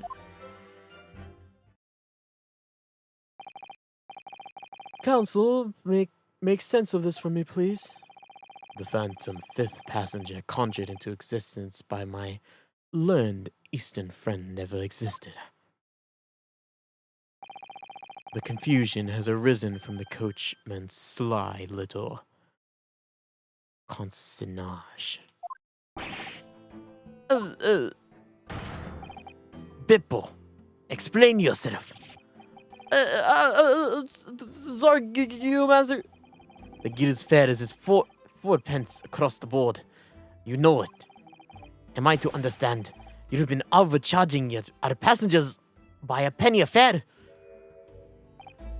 It's so cold, and last run on the day is always half empty. You have been dishonest. You've been dishonest, coachman. I'm sorry. You're a disgrace, Beppo. A disgrace.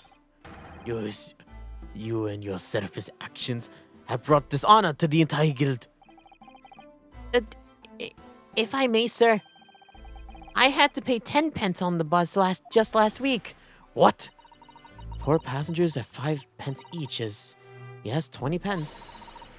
I've done the arithmetic 10 times already, and I just can't make the result come out any differently. No, that figures. Well, it would appear that the one of the aforementioned misgivings has already been explained. So, counsel for the defense, your cross-examination, if you please. We have already had the pleasure of the protracted examination today. I see you intend to continue the parlor games. Absolutely. Eyes wide open, ready to shoot some lasers out of them. All right, before we keep on going, I'm going to be right back because I need to use the restroom real quick. So 1 second, guys. 1 second, please.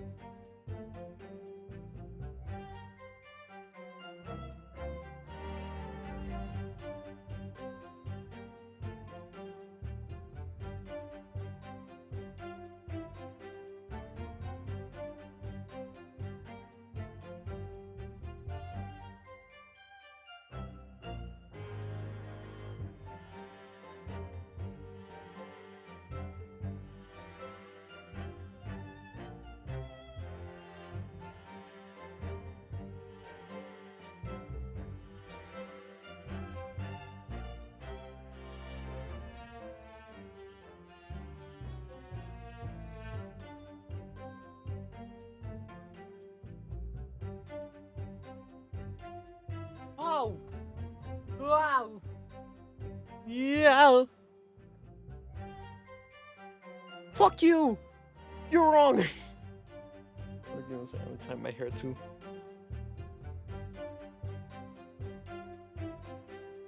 I keep forgetting Beppo's voice. I really do. Every time it's always something different. Every time it comes on my screen. Hold it! So, there were only 4 passengers on your carriage, but you didn't charge them the standard 4 pence fare. Is that right?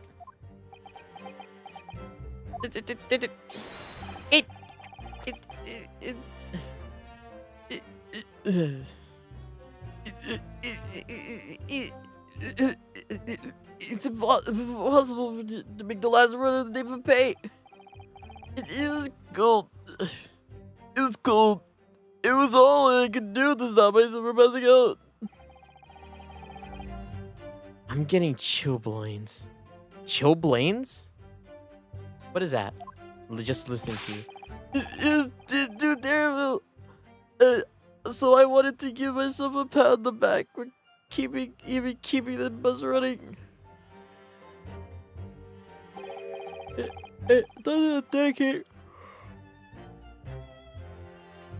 Dedicated coachman deserve an extra penny per passenger. You're digging a deeper hole for yourself here. If only there had been a fifth passenger on the omnibus that night, then we would have been able to find another suspect. Well, I for one was told that we had to pay 5 pence for the bus. Does that mean everyone on board that night paid 5 pence instead of 4? I paid 5 pence too, sir. And I just told you that I did. Fair, 5 pence across the board. It's not something to be proud of. The so-called discrepancy my learned friend identified is nothing of the sort. Much like the phantom killer you so desperately needed, it's gone, dead, and buried. I'd have been happier if it had ever existed in the first place. He fiddled us on the fare, he did. He saw the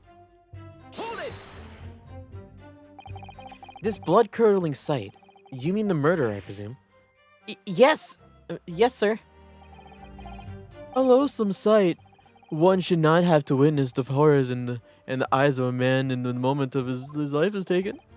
Oh, well, not exactly, sir. I mean, I didn't actually see the exact moment the gent was stabbed. Goodness gracious, really? We have yet another witness who did, however. The banker has already testified to it. But Mr. First didn't actually see the point at which the victim was killed. That may turn out to be very significant.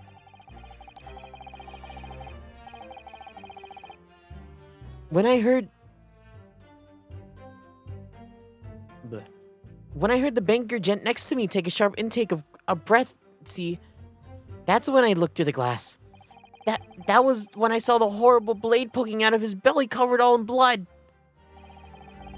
Every time I see the knife now, I can't help screaming, even when I'm eating.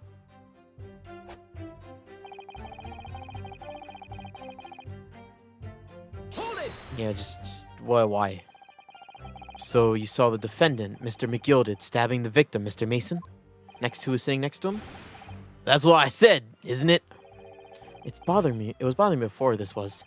Just for a brief moment, he hesitated before answering the question. Anyway, there was only 2 of them inside the carriage, wasn't there? There's been much talk of a 5th passenger, but yet, 0 evidence.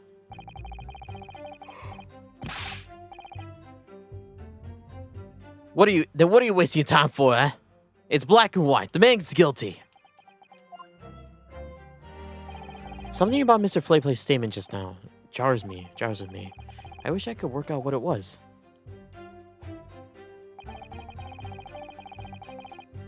I think so, yes. I think so. Earlier you testified that you saw the moment the defendant allegedly stabbed the victim, didn't you? Yes, that's right. You said the victim was on the floor and described the assailant holding the knife with an ice pick grip. I suppose I might have, yes, put the cart before the horse, maybe. What's this? Well, I'm quite sure most of it. I was driving the horses before I heard Scare car roll seat to the roof deck. Oh, I expect that was me, sir. When I turned around, yes, I saw it through the skylight. The gent was on the floor and the knife was sticking out of his midriff.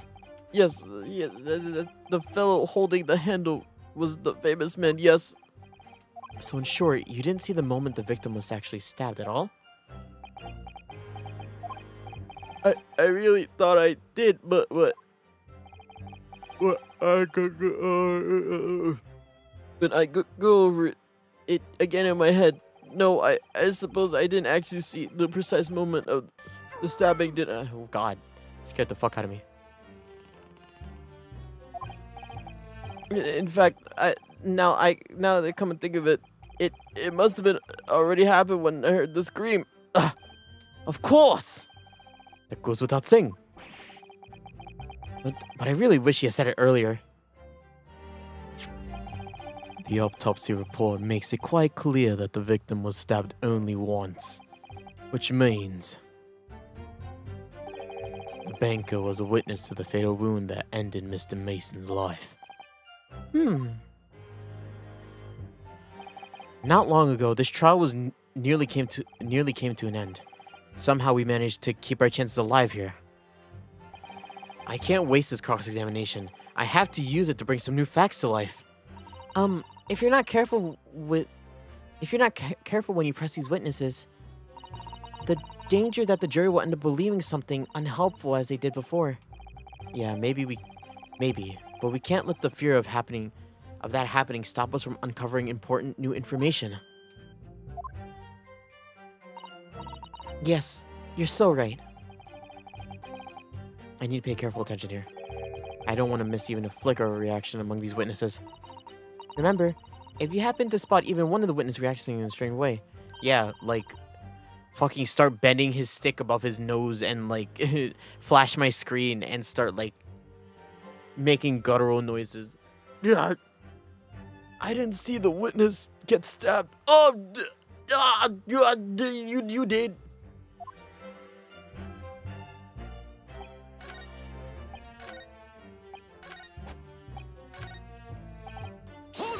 Hold it! You?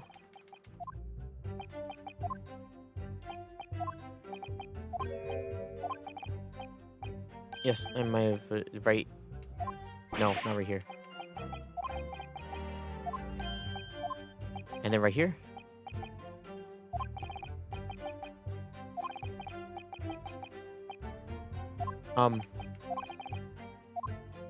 Right here.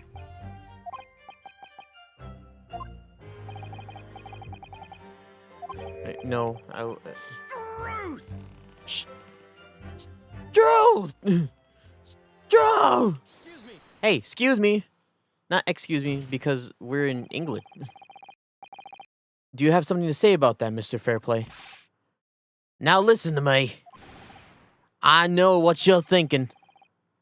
He didn't really stab the exact moment he didn't really see the exact moment got stabbed. What are the chances of that?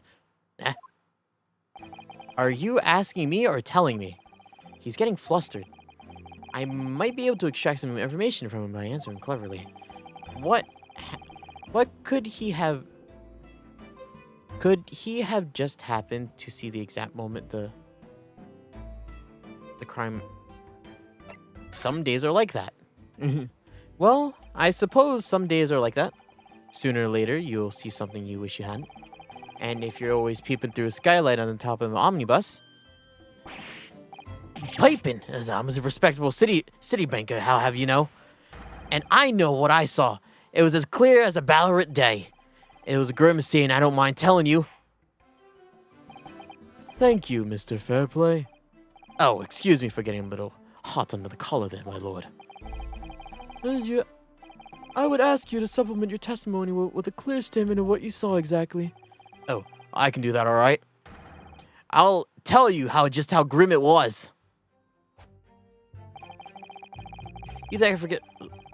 Blood-soaked ha ha ha ha.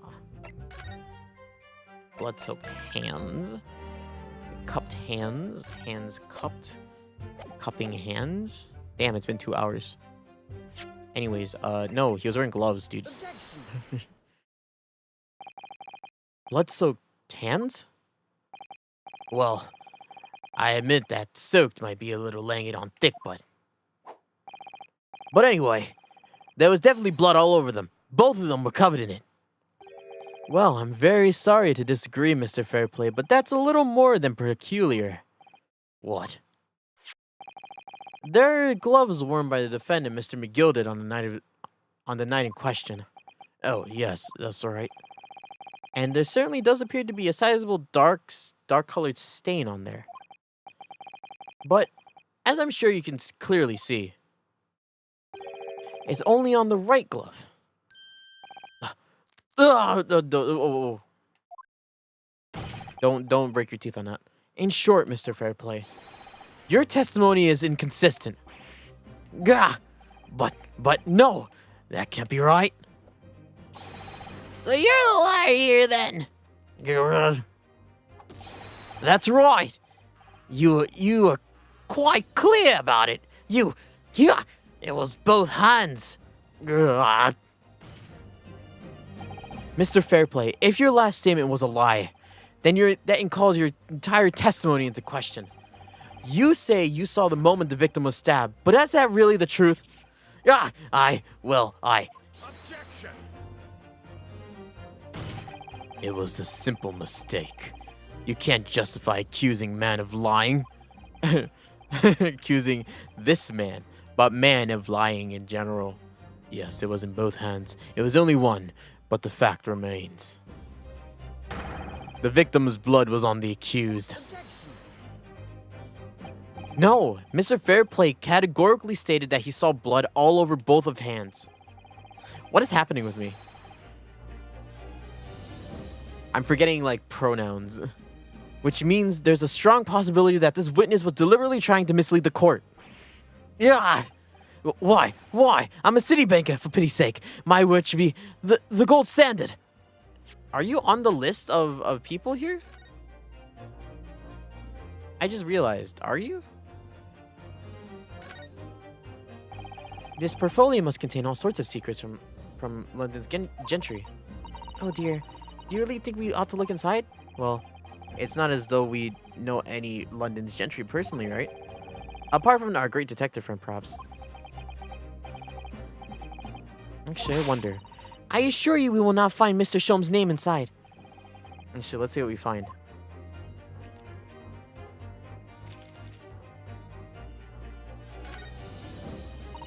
Gosh, it's really crammed full of gentlemen's names, isn't it?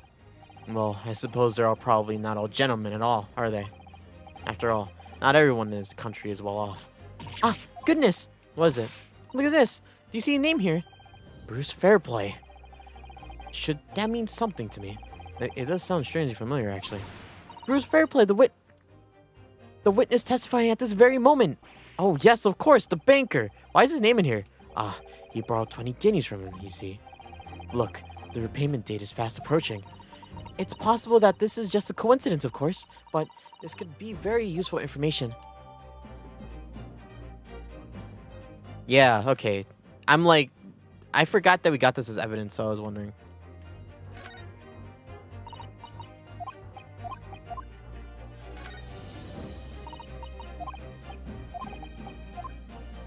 Okay.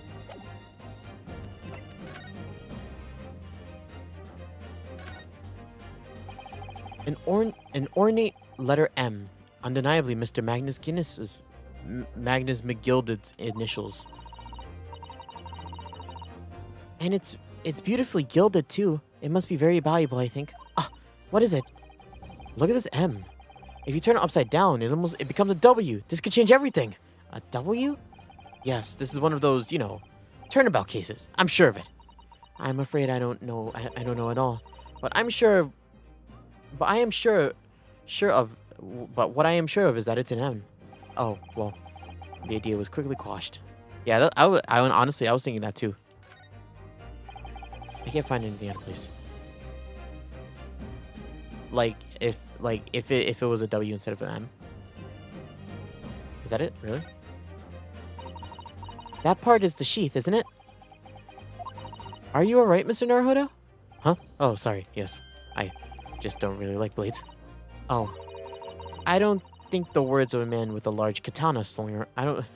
Those don't seem like the words of a man with a large katana slung around his wrist. Or waist. It's not a blade, it's Cosmo's soul. Anyway. There's no sense in delaying it. Let's see what the blade looks like.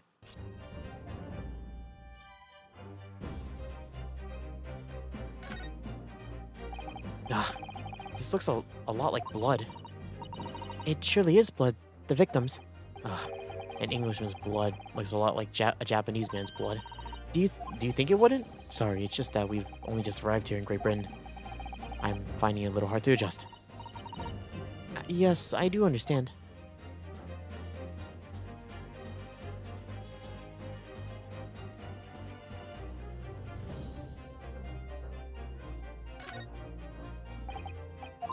Do, do, do, do, do, do, do, do. Let me just check something real quick.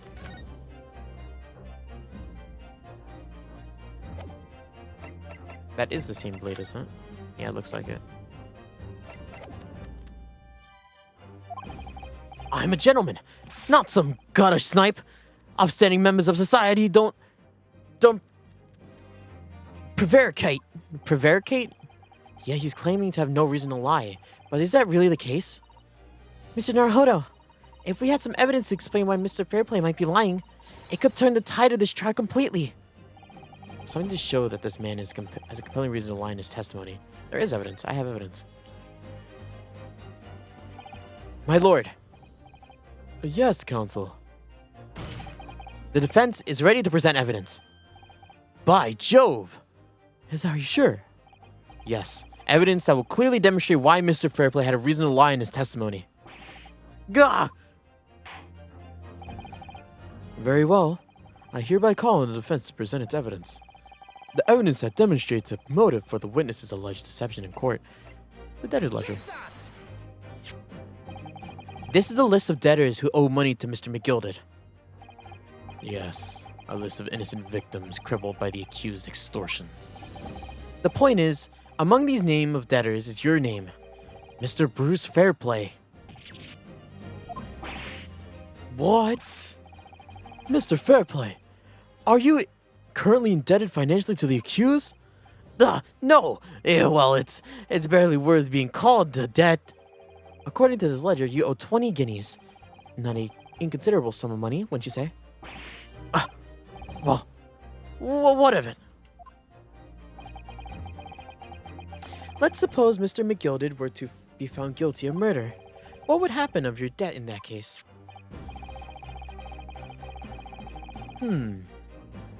These documents state that the loan agreement is forged between two individual parties. Therefore, were the creditor, the defendant here, to be sentenced to capital punishment, all outstanding debts which are owed to him will be annulled.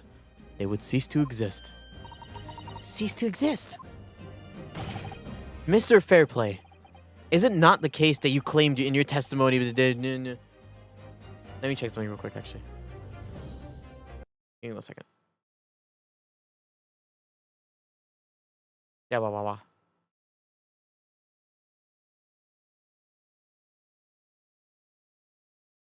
Okay, sec. Sorry, I checked something. Is it not the case that you claimed in your testimony to have seen something that you in fact never saw, in a devious attempt to annul your debt of 20 ghillie suits to the defendant? Go!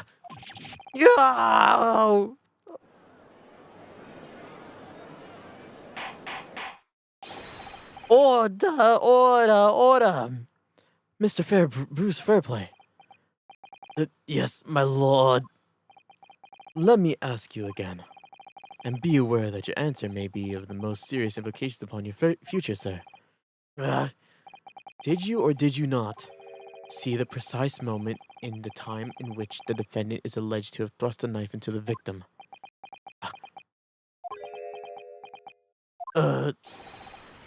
Your silence speaks volumes.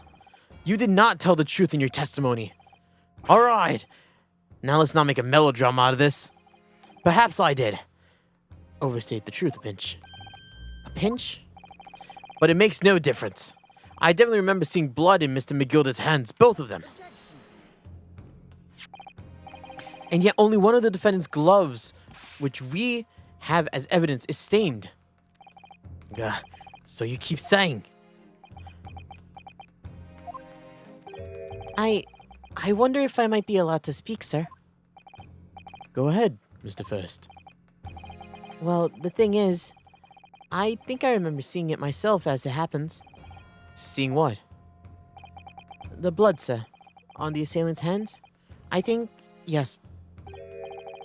I'm almost sure it was on both his hands, not just one. What? Ow, my back. Are you okay, Naruhodo? Look at Susato. It would seem that we're going to need further testimony from all you witnesses. This time I would like to know precisely what you did and what you did not see. Do I make myself perfectly clear? Yes. Mr. Naruhodo, this is good news. The course of the trial seems to have shifted slightly at last. Yes. I might finally have a chance to turn things around here.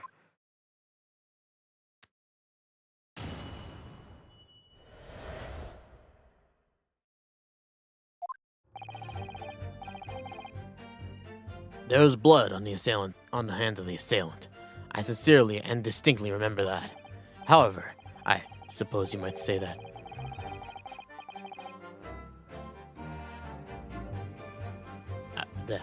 I suppose you might say I didn't see the exact moment the stabbing transpired, if that matters.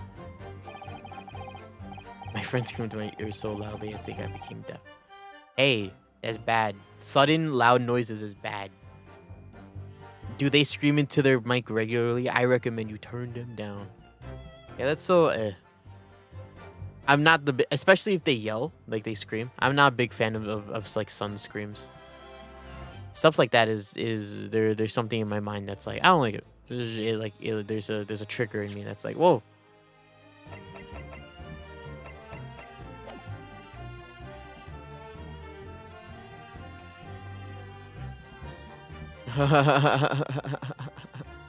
Yeah, just turn them down. Ooh. I only remember seeing the knife, and I remember seeing both the attacker's hands, blood on them. Concentrate on the game.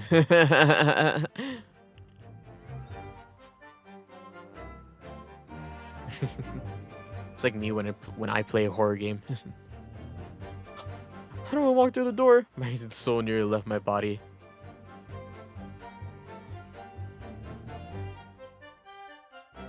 Maybe it's a sign to warn you about the ghost behind you as you draw at night.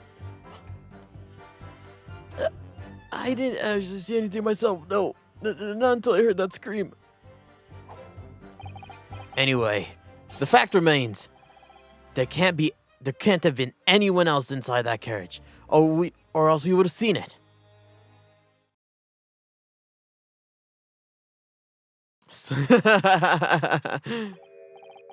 Yes, sometimes you just need to vibe out with a ghost. Vibe out, draw with a ghost. Your friends. Well, lo and behold, in truth of fact, none of you was witness to the crucial moment the crime was perpetrated. I apologize, my lord, but honestly, there was no one else inside that carriage, and the man's hands were covered in blood. This is too much incriminating evidence. It's tantamount to saying we saw the man do it. That's really not what testimony is about. Let us examine the interior of the omnibus once more. This is the victim's fresh blood is clearly visible on the scene, corroborating the witness's accounts. In other words, there is no substantial nor significant change in the facts of the case. Very well, your cross-examination, please, your counsel. Yes, my lord. Yay, lord. I'm so used to saying your honor.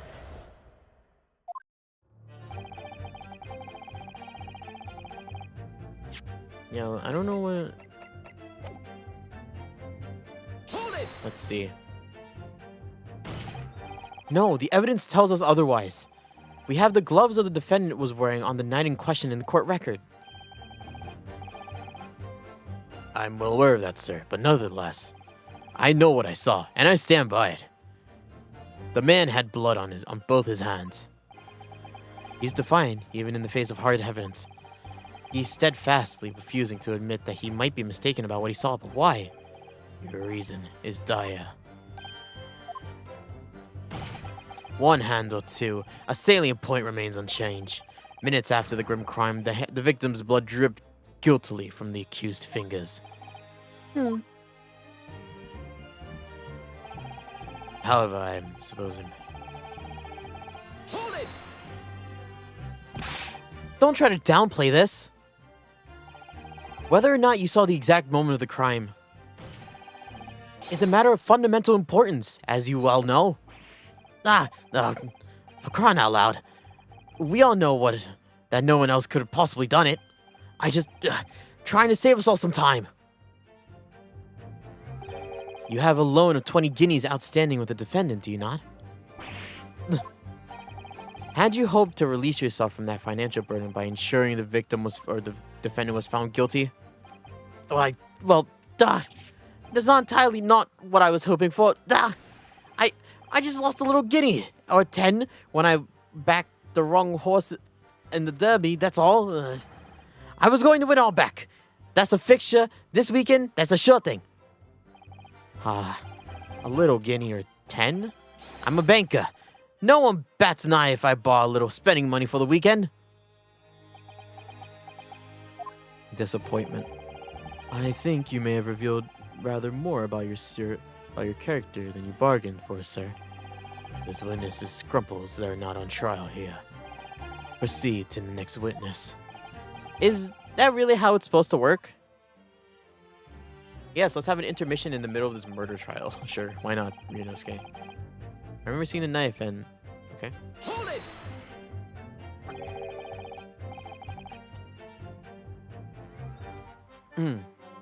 You definitely saw that too?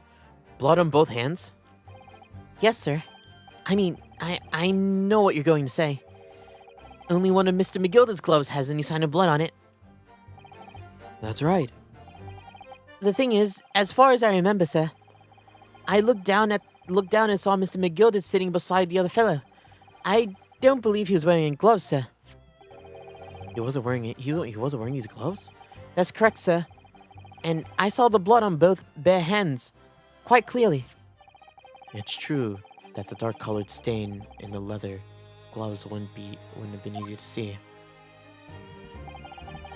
I should point out that the police officer who apprehended the accused on the night in question reported that there were no trace of blood on Mr. McGilda's gloved hands. So there wasn't any blood on his hands. This is quite puzzling indeed. This must be significant somehow. I'm sure of it. Can I flip these gloves inside out?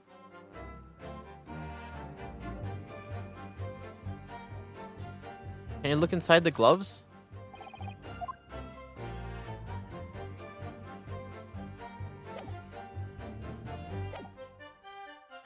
I didn't see anything myself here. No, I did not until I heard that scream. You didn't see anything? Yes, sir. That's to say, no, sir. I didn't. Very sorry about what I said before, sir. Very sorry. Yes, it was very wrong of me to make up stories and say I saw that man. Would you agree, sir? I know what you're insinuating, but I certainly wasn't making up stories. To say you saw nothing isn't right either, is it? No, sir. I saw nothing at all. Mr. Beppo, you were driving their horses. At the very least, you must have enjoyed a good view of London streets, no? Yeah, sure. Oh, please. You didn't even see that? It was cold at night, you see. All I could see was... it was all I could do to keep from passing out. My head was barely frozen solid. Sorry to say, sir. It would seem prudent to avoid travel on the last omnibus service of London's cold winter nights. Bipple! Oh. Anyway, the fact remains there can't have been anyone else in the carriage, or we all asleep. And everything you saw of the incident was through the skylight on the roof of the omnibus. That's right. It was fiercely cold that night, and the glass wasn't frosted over. Oh, yes. I remember I was shivering. It was so bitter. Which rather begs the question why the pair of you were sitting on the roof deck in the first place. I don't know about this young fellow, but I couldn't enter the cabin. Oh, why not? It was locked from the inside. I tried knocking, but no one opened the door. It was locked. That's right. And it's a public service. Bus service, for pity. That's not what I call fair play. Oh, yes, I had exactly the same experience. I tried knocking, but the gent inside just gestured at me to clear off. I had no choice but to clean up the roof deck and look longingly into the warm cabin below. Well, I can assure you I wasn't looking down. I was glaring, long and hard. And that's precisely why I could tell you with absolute confidence that if there was anyone else inside that cabin at all, I would have noticed. Unequivocal, I would say. I'm not sure about these two witnesses. Could they really have seen everything inside the cabinet through the skylight? They might have not been able to. Allow me to confirm one thing, Mr. Fairplay. Were you riding this omnibus? You were riding this omnibus and witnessed the events inside the cabin through the skylight in the floor on the upper deck, is that right? That's right, yes. In that case, there is a portion of the cabin interior that would have been out of sight from you. What? By golly, really? Obviously, at this stage, we can't say for sure. But the possibility cannot be denied that at the time of the incident, there could have been another passenger in the enclosed cabin of the omnibus. Enough hypothetical meandering, my Nipponese friend. The prosecution demands you to substantiate your claims. After all, the scene of the crime is right here, in the flesh. Very well, I will uphold the prosecution's demands. You will identify the area on this cross-sectional plan of the omnibus. Where exactly in the omnibus are you suggesting that the potential extra passenger could have been situated? So the two were sitting over here, and then if they were looking into the light, right, they'd be looking in and look over here, but they wouldn't be able to look here. Yeah, there you go. Both seats on the roof facing the direction of travel, whereas the seats in the enclosed cabin face each other, which means the visible part of the cabin, which passengers on the roof deck can see through the skylight, is as I've drawn here. Alright, my lord. As you can see, the seat opposite on the one which the victim and his attacker were sitting is obscured from view. In other words, if someone had been sitting on that seat, it's quite possible that these witnesses would have been completely unaware of it. Ugh. Nice. Objection! It's quite possible some phantom was sitting there. Your Nipponese has forbidding habit of obscuring the truth with ambiguity. I concur with the prosecution's rejoinder. What is it? What was your voice? In the British court of law, evidence is paramount. I cannot entertain this conjecture, counsel. That is, unless you are able to put a name to this mysterious passenger whom you allude. Can you, Mr. Naruhodo? I honestly don't know. Who could it have been? Who could have been in the other seat, which was out of sight from the witnesses on the roof deck? I have no idea. I have literally no idea. But as a proud citizen of the Japanese Empire, you will look to the sky and walk on, making sure all signs of tears are gone. Go on. This isn't just a case of going on, Mrs. Sato. Alright then, I'll go on. The defense would like to put forward a name. Are we actually? You are a fool. That response was a desperate attempt by a man who has no notion of his own limitations. A toast to hard lessons not yet learnt. Let us not delay, counsel. The defense is still to name a passenger in the other seat. This could be it. This could be the chance I've been waiting to turn the trial in my favor. No, this is serious. How? Yeah, who is it? I don't know who it is. Still.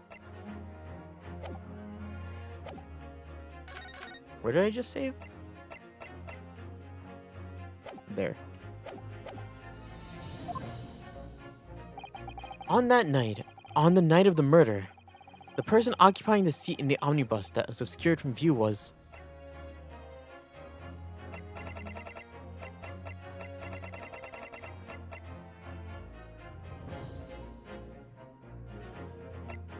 I don't know. Look at these guys. I haven't looked at these portraits.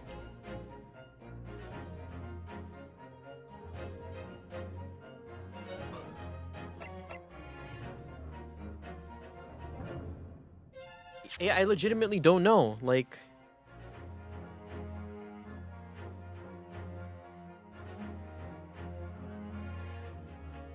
Like, who could it have been? I honestly don't know who could have been. Who could have been in the other seat, which was out of sight from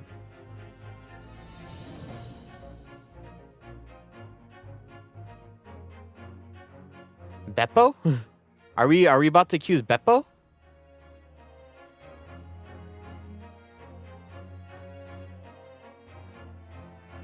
I don't know. Because the thing is, these two would have had to be sitting next to each other, right? Fair play and first. But they saw... I thought they saw Beppo, like, driving the thing, right?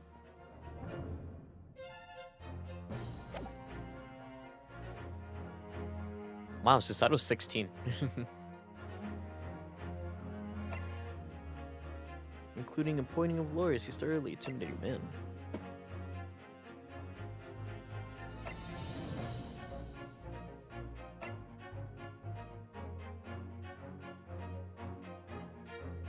The person occupying the seat in the omnibus cabin now.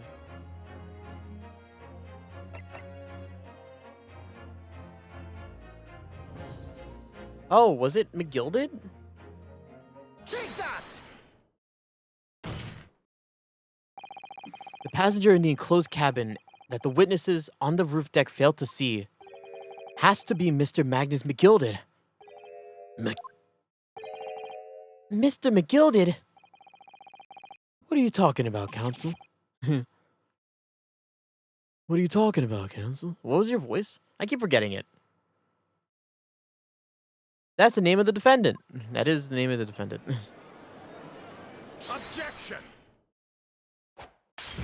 Oh, don't throw glass, dude.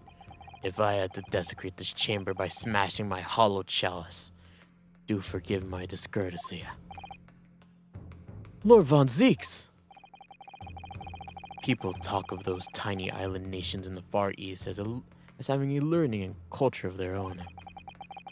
But I see they still use the terms ill-advisedly. What are you trying to say? Racist? Let me explain in terms that even a student of an artless backwater such as... Stop! Stop! An artless backwater such as yourself might understand. When the bloody scene unfolded, and the victim and his assailant were sitting side by side, multiple witnesses have attested to the fact that it's the very premise on which this case is built. But that premise may be wrong. What? If the victim really was sitting beside Mr. McGilded, it creates an inconsistency that can't be reconciled in any way. What inconsistency? What inconsistencies, counsel? The defendant's gloves, my lord. Both witnesses made the same testimony. They claimed that there was blood on both hands of the person sitting next to the victim. Objection! Yet we know the truth to be otherwise. Only one glove bears the gory remains. Objection! The point is, even in the face of irrefutable evidence, both witnesses have maintained their stance. Yes, it would seem that remains unchanged. Exactly. They both adamantly swear that they can clearly remember seeing the blood on both hands on the assailant. In short, their memory of events is correct, and their testimony reveals the truth. It was somebody else sitting beside the victim that night, a third party we have yet to identify, and the victim's blood was on the passenger's hands, both of them. And who was this third party? Obviously, the true culprit. Extraordinary. Order, order, order! What exactly are you postulating? The defense's postulation is just that, nothing more than conjecture. The witnesses have clearly stated that they saw the accused. But when elaborating on his testimony, Mr. Fairplay said the two of them were wearing hats, and they couldn't exactly make out their faces.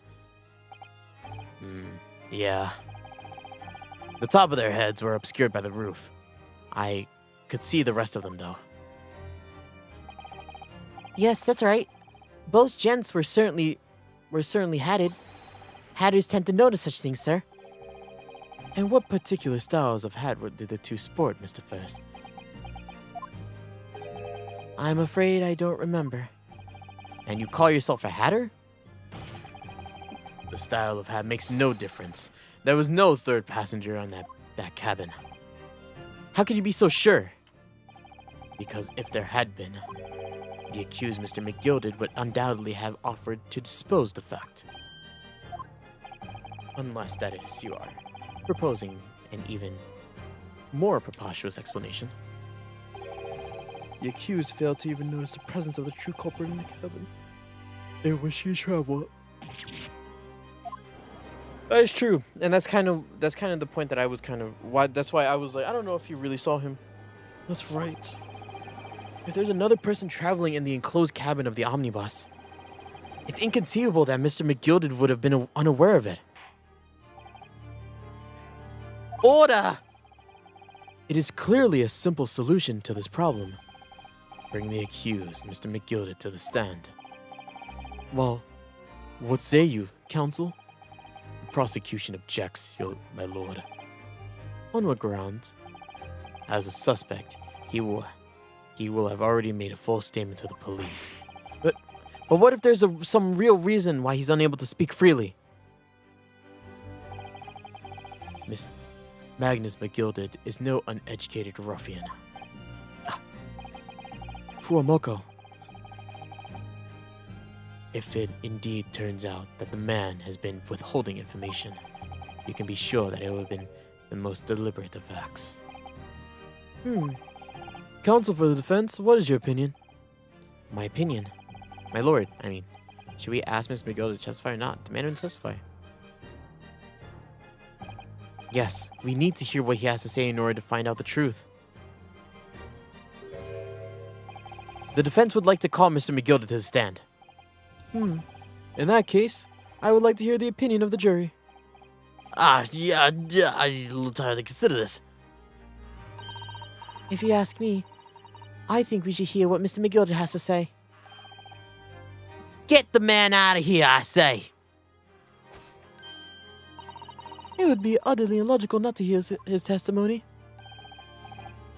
When something needs doing, get it done. That is how I run things at the guild. Hearing what the patron of my favorite little park has to say, oh yes, that would be lovely. Yes, the juror says the man must be heard. Very well. The court will hear the defendant's testimony. Bailiff, show the defendant to the stand once more.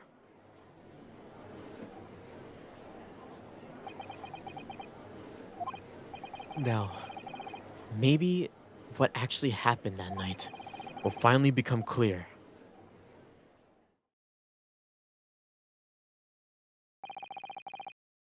Let proceedings resume. Mr. McGilded, have you been listening to the discourse of the day? To be sure, I have, my lord. Now, there are now two matters on which the court desires to hear from you.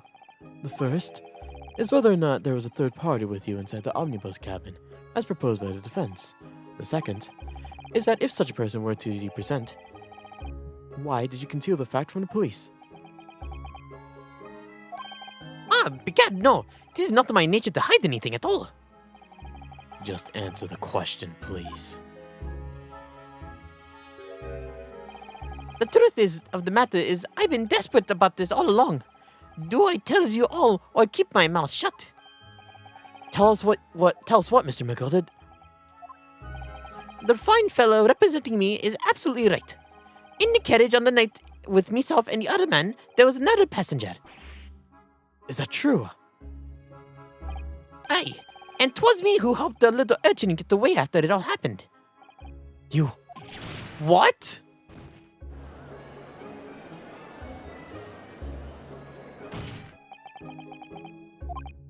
No, Magnus McGilded.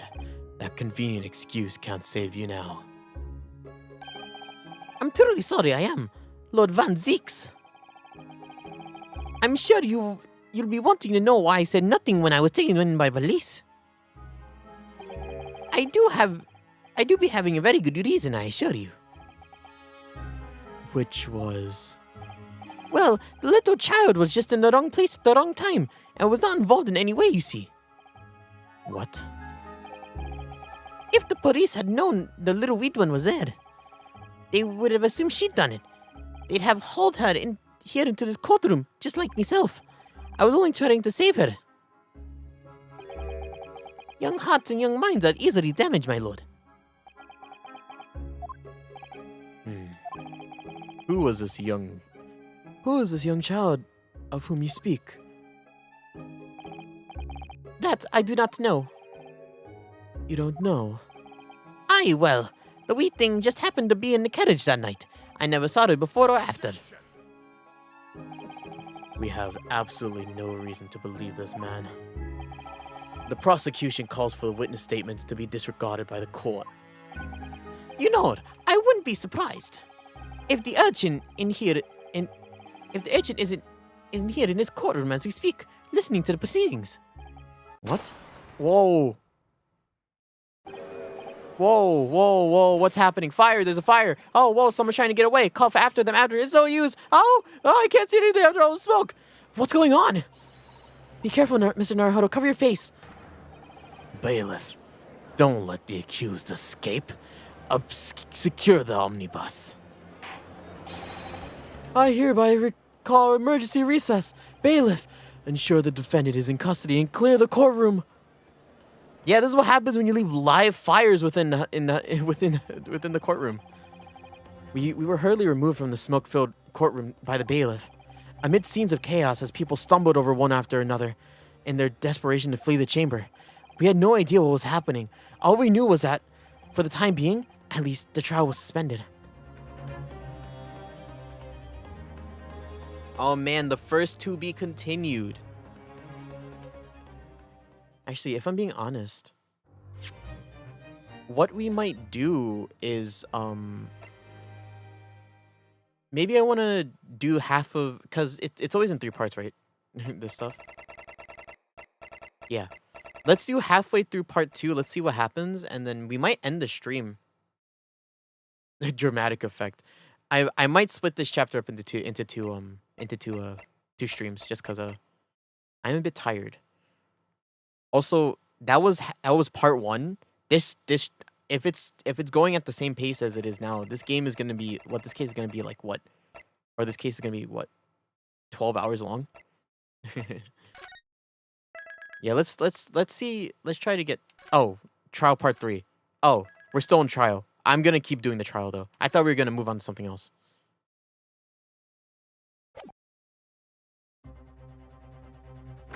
I want to at least finish the trial, I think, is the plan.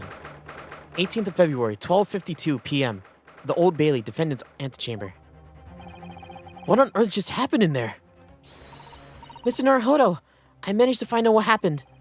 Mrs. Sato, I was told that an advanced form of smoke grenade, an exploding device that releases smoke. A smoke grenade? It sounded like some sort of thing ninjas use. They're just making sure everything is safe now. I think the trial will start again before long. But who would have done something like that? The police managed to catch some who was trying to flee the courtroom, apparently. Flee the courtroom? Why? Well, it's a young girl around 15, I hear. A young girl? Then could it be the other passenger that Mr. McGilda was just talking about? My thoughts exactly. So he wasn't lying. Oh, what's become of Mr. McGilda then, actually? There were so many things happening in there that I need to ask him, but he's not here. I think he was summoned to the prosecutor's antechamber to answer some questions, along with the young girl. Who is she, I wonder? And what was she even doing here at the trial? She was taking a huge risk, and for what possible benefit to herself?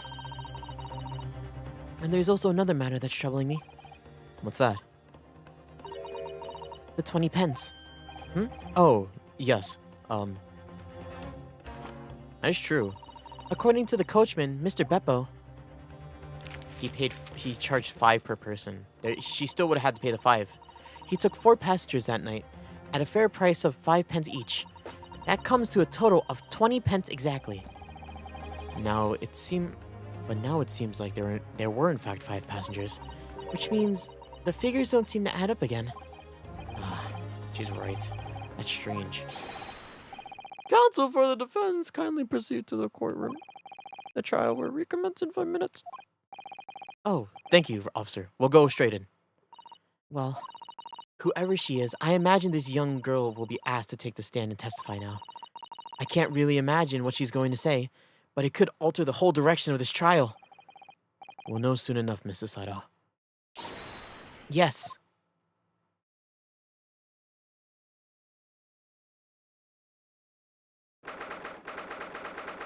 February 18th, 1 p.m. Yeah, we've been in here for 3 hours already. The Old Bailey courtroom. Is that the girl?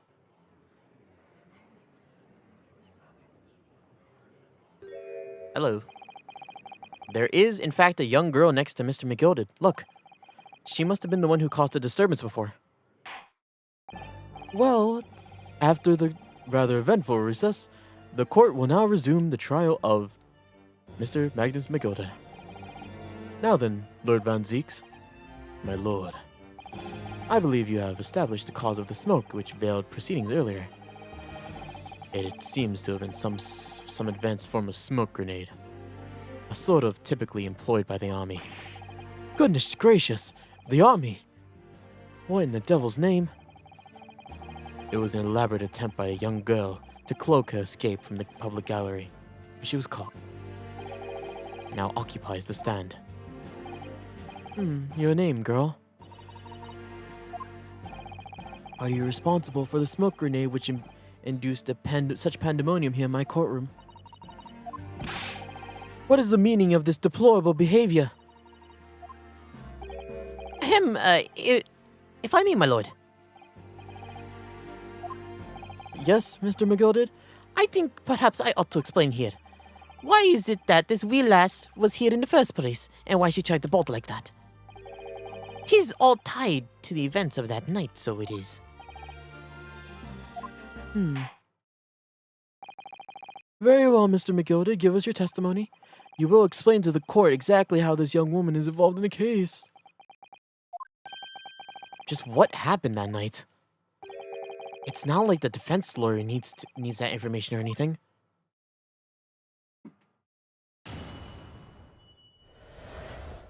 I have a feeling. I don't know what's gonna happen.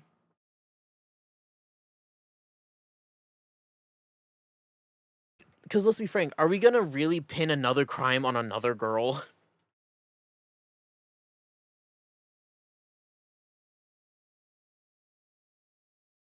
Younger.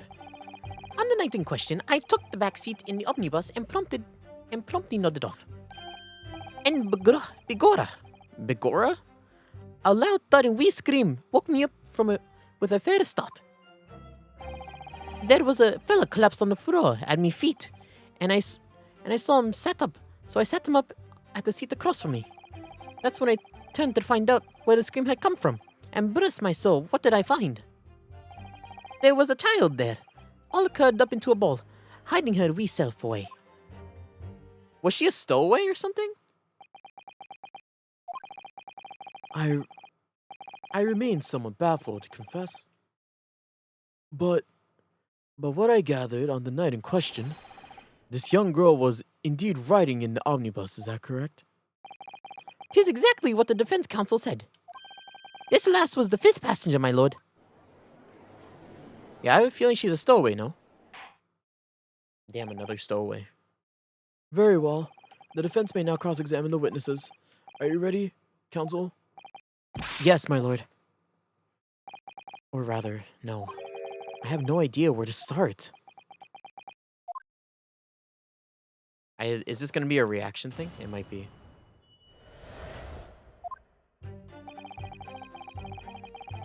Okay. Hold it! They start pressing, I guess. And when you first got onto the omnibus, were there any other passengers already on board? There were not. The cabin was empty, and there was no one on the roof deck either. So you were the first passenger, as it were, you see. Aye, and that's why I took the back seat, I did. 'Tis the most comfortable, so it is. Can you explain exactly what you mean by the back seat? By all means. 'Tis how you already described it earlier. I'm talking about the seat opposite of the one in which the poor gentleman who was stabbed was sitting. Like I said, 'tis the most comfortable, and where I feel the most at ease. And of course, I enjoyed gazing through the skylight from time to time as well. That doesn't make sense.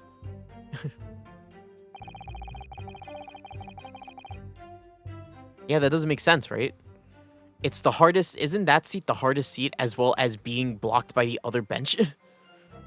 Hold it! A loud thud, you say, and a scream? Aye, that's right. How can I explain it? 'Twas like the sound of someone falling to the ground. Was that sort of noise? And you think it was the sound of Mr. Mason falling to the floor having been stabbed? Well now, you'll remember I was asleep at the time, so I wouldn't like to say. But when the noise woke me up and I opened my eyes, there wasn't a soul to be seen in the carriage but the fella on the floor. You didn't see anyone, but at the same moment you did hear a scream? Ah. From the seat above you or on the roof deck, I presume? Not above me, no, my lord. 'Twas from inside the cabin.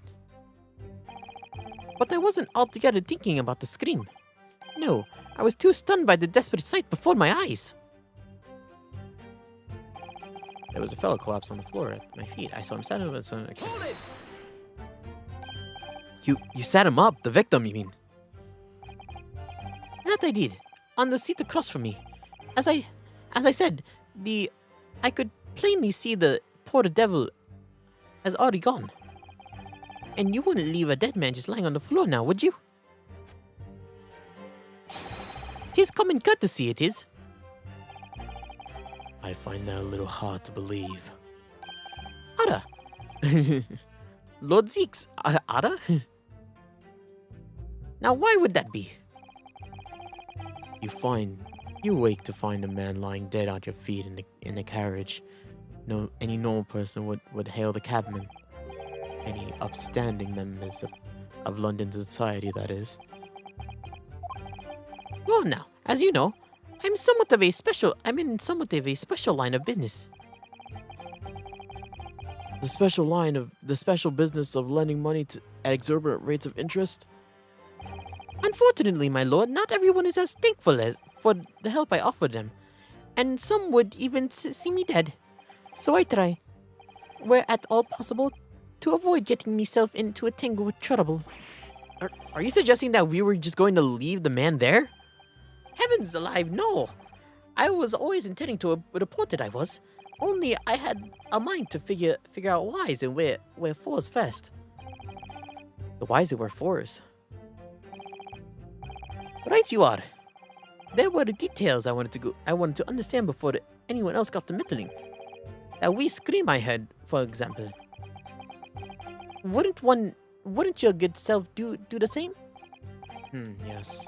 That scream he says he heard at at the same time as the thud as the victim collapsing. I turned to where the scream was. Hold it! I'm afraid I don't understand. I'm sure you told the court that you saw no one else in the carriage except yourself and the victim. So I did, sir, so I did. As far as I could see, that is. What do you mean? What do you mean by that? Well, now, 'tis a queer thing. The wee scream I heard when I woke up. It came from, if you'll excuse my vulgar expression, under me backside. Goodness gracious. Under your backside? That's when I lifted the seat in which I'd been sitting, and I found a wee cubby hole for storage there. Mr. Naruhodo, we can examine the omnibus ourselves, remember? Yes, of course. The whole bus was submitted as evidence. This would be a very good time to have a thorough look through inside. And that's when I found that.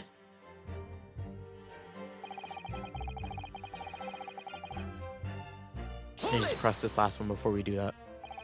You say that she was hiding herself? Aye, that's right. 'Twas hard to see in the dim lamplight, but she was all curled up in a wee ball. When our eyes met, well, me heart nearly stopped beating in my chest. Ugh, you're really overacting this. Still and all, I pulled her out from under there and sat her into the seat opposite so I could have a little wee chin wag with her. What? Don't wag anyone's chin. The seat opposite? That's right. The seat next to the dead gentleman there.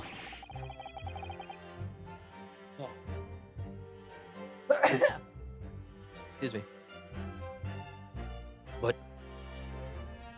But you saw a young... You said a young girl next to the corpse, sir. Well, as I'm sure I mentioned, a gentleman in my position can all too often find himself in mortal danger. So, I needed to find out just who this urchin was, you see. And while I was in the middle of talking with her, I could hear another scream, a fella's voice this time. Presumably that scream was from Mr. First, who was sitting on the roof deck seats. You are right. You are again, I would say, sir. Looking down through the skylight, he must have seen the young girl and the gentleman with the knife in his belly. In other words, the previous witness did not, in fact, see you at all, Mr. McGilden. What they believed to be yourself and the victim was, in fact, the girl and the late Miss Mason. I feel like they would have known that it was a girl, right? Compared to, well, she is small in stature, right? But like your outfit is so out there, you know. Aye, my lord. Like, look at how big your hat is, dude. I was, as I think everyone understands now, sat at the back of the carriage, out of sight.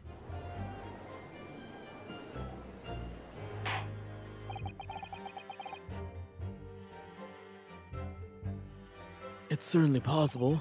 The defendant was somewhat diminutive in stature, and readily confused, perhaps, with the girl. After that, of course, with the scream of the gentleman over us, the driver realized that something was wrong and pulled the holsters over. Thank you. I've heard enough. The events, as explained, are clear in my mind. However, at least one conundrum remains. Who is this girl? Actually, before we keep going, I want to check the... Can I?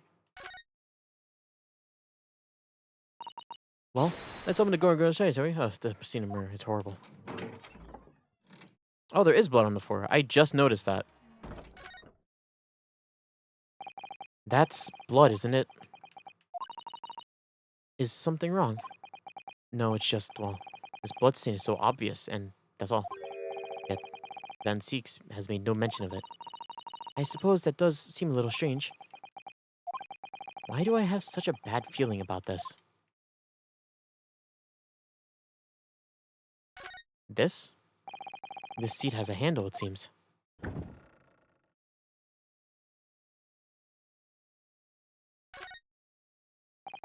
This is a storage compartment, but there's nothing in here.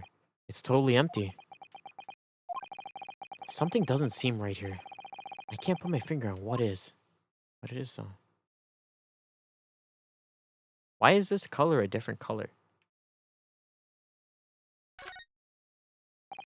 It's a storage compartment.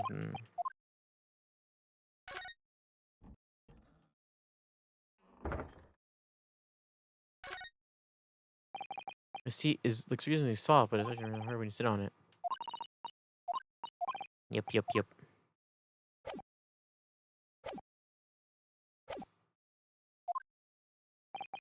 Her name is Gina Lestrade. Lestrade. Lestrade.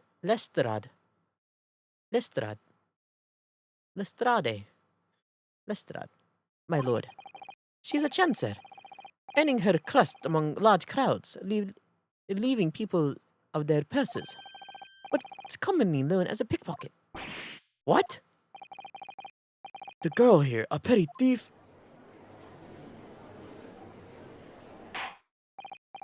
Order! Order! Is this true, Miss Lestrade? Miss Lestrade, you'll answer the question, or...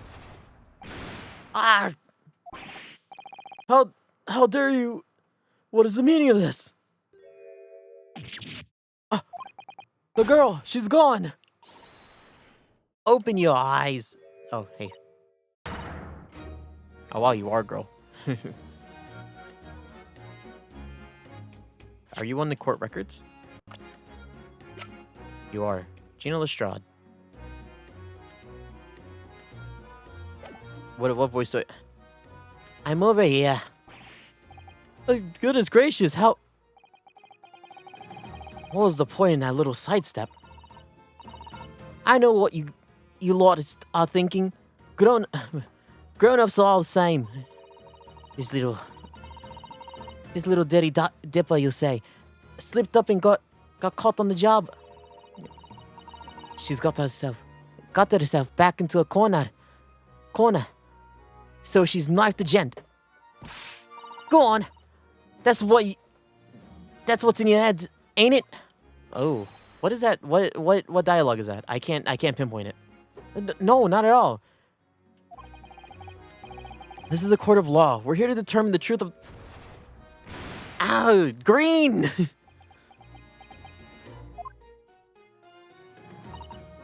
Oh, she's doing the coin thing. Knives are for the cowards. Only thugs use weapons like that. All I need is what I do with these fingers. I'm a professional. I don't know what voice to give you. What? I'm a professional. Professional. Maybe not in your eyes. Your eyes. Your. Oh, hold up. I really gotta pinpoint this one.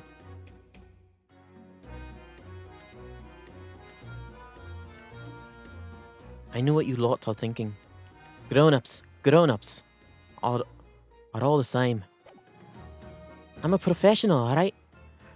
Maybe not in your eyes, but I got pride in what I do. Let me guess. You don't count smoke guns among weapons for thugs? Oh, this. Yeah, this was in a bag I lifted on the other day. Down where they keep the four-wheel drags.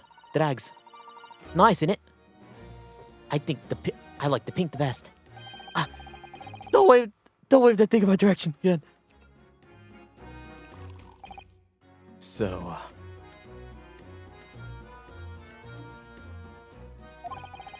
you admit that you were riding in the omnibus in the night in question.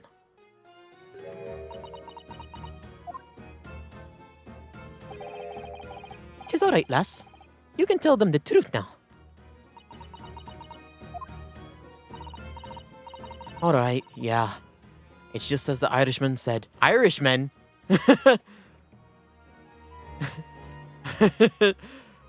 What accent? What? Who? I need you to be more specific. Or not even more specific. I need you to be more specific when they pop up, alright? Is that Irish? top of the morning. I guess it was. He said top of the morning, right? I guess so.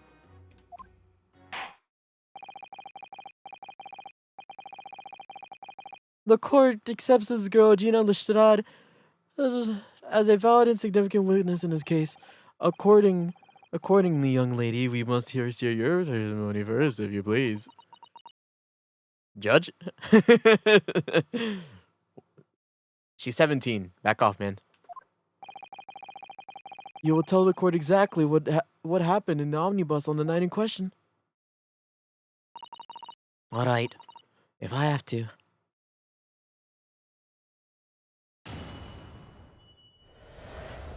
What the girl saw.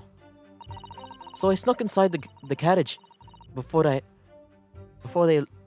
locked up the horses, just like always. But that was a right old waste of time. I got nothing to show for me troubles that night. I tell ya. You can see a blind thing in that hiding place. It's pitch in there. Then after a while, I heard a loud bang. I nearly jumped out of my skin. I did, and then a scream came out. It's because of that swell found me. He did help me get away, mind. Yes, he let you go. I fail to understand why you would let this sea urchin go, Mr. McGlade. McGild? Oh, 'tis simplicity, my lord. You see, she couldn't possibly have killed the other passenger. I knew that for a fact. How? As I'm sure I said before, sir.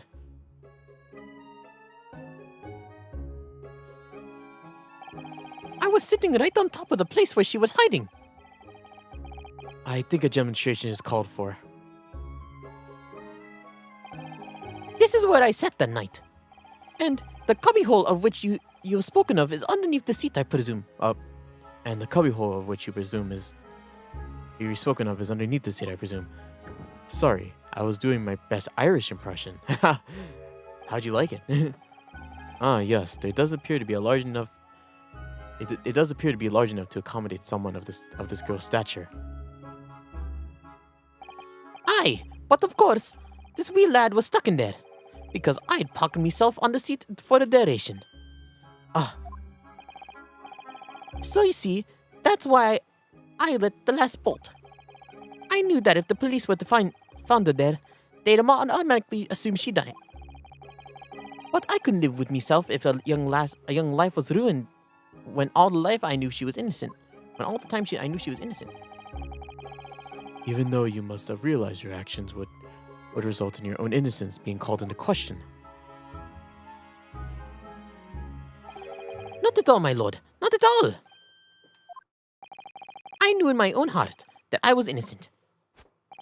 So I thought it was worth taking a punt for on my own name for the sake of this less fortunate lass.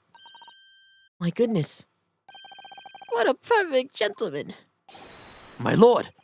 This fine example of a man could not possibly be guilty of a heinous crime like this! I'm ashamed of myself for ever doubting you, sir. Wow, really? I think we're... Honestly, you know what? I think we might start trying to prove this guy guilty. With calm, calculated reasoning, one arrives certainly at the truth every time. I think we're about... Yeah, I don't know if... I mean, we got her not guilty, right? But I don't know if... I think we're now going to convict the girl as the killer, and I don't know if that's right. Saints alive! All 6 members of the jury consensual and they're leaning to a verdict of not guilty. Mr. Naruhodo, this must mean... It must mean what? We're victorious. We've won? Are you sure? Whoa, okay.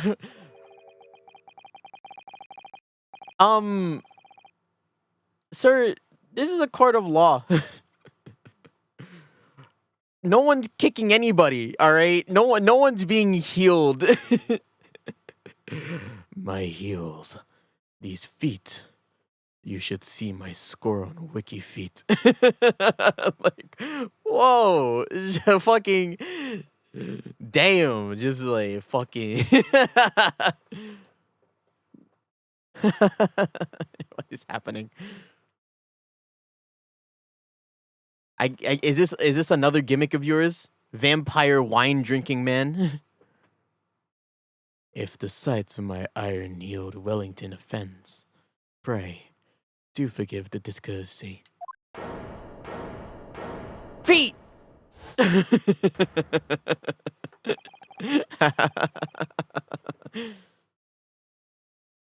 Just let my face be one of the like the cuts.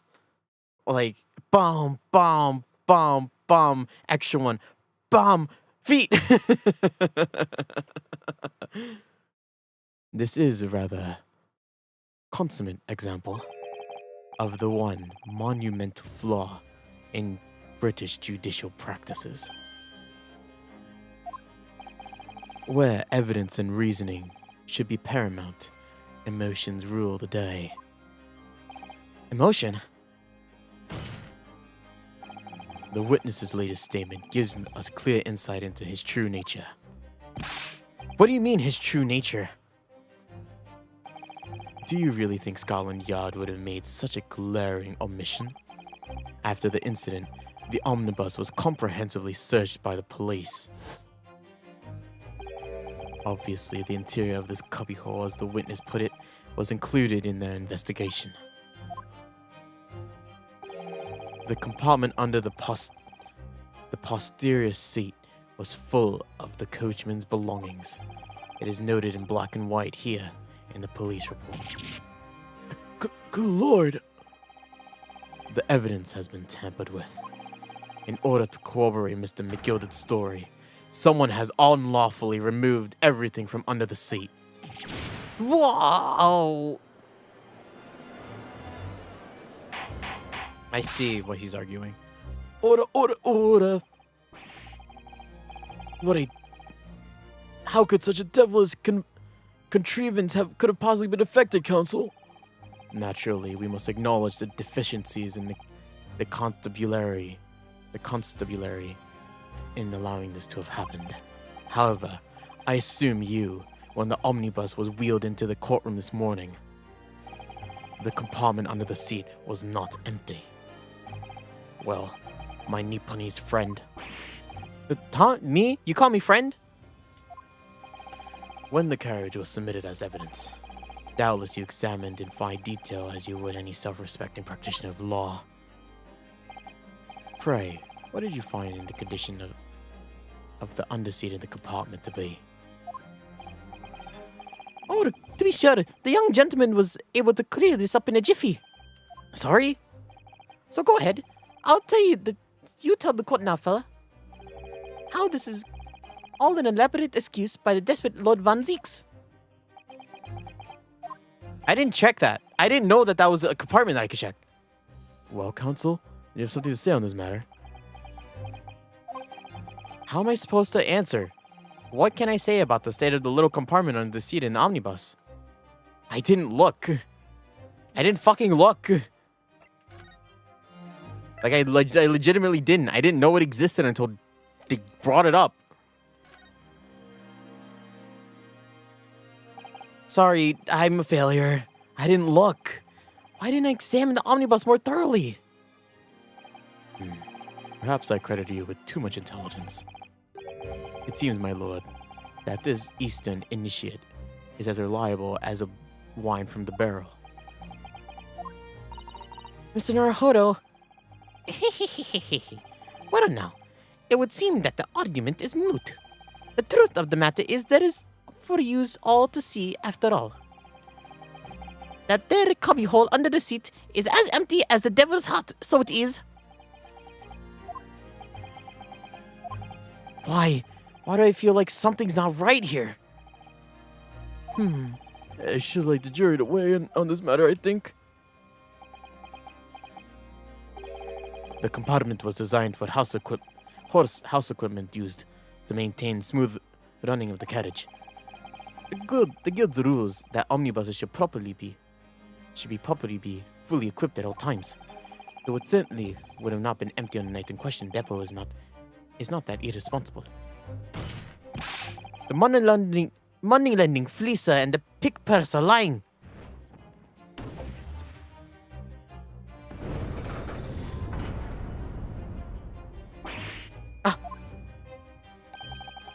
I can't believe I was nearly taken in. That stinking rich are always stinkers. Nothing but cowards, the lot of them. What? Oh no. It's a trick. Of course it's a trick. Oh, everybody's turning. Oh, you're go. Quite so.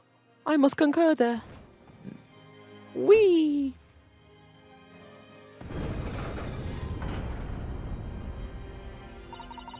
With calm, calculated reasoning, one arrives clearly at the truth every time. Yes, but every time is a different truth, it seems.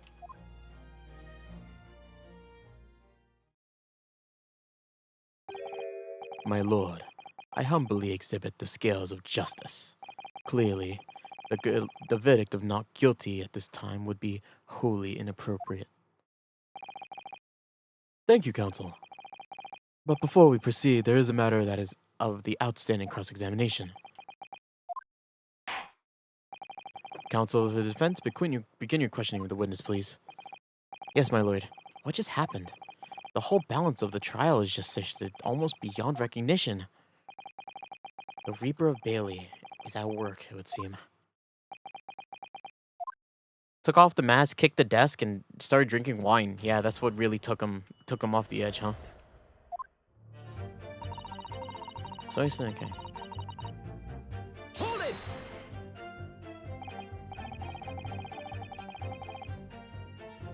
So you were already on the omnibus before it even set off on its run? Well, yeah.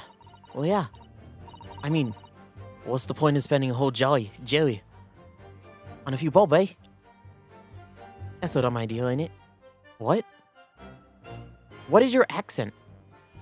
What's the point in spending spending a jelly to make a few bob, eh? What was I just?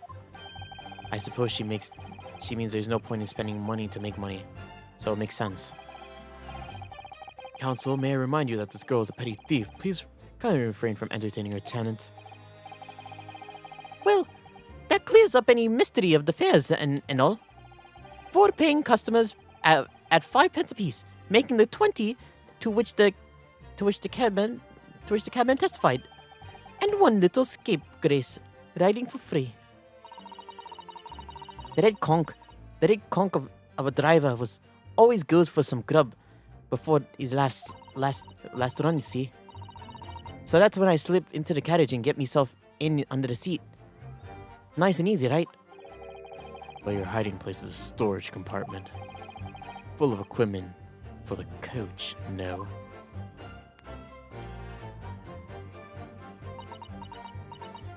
Ooh. Yeah, there's brushes and buckets and whatnot in there, sure. But I always chuck it out and cram into a corner somewhere. No one ever seems to bother much. And yet, according to the report filed by the police officer who arrived first at the scene, the compartment was full of paraphernalia. Well, I don't know nothing about that stuff.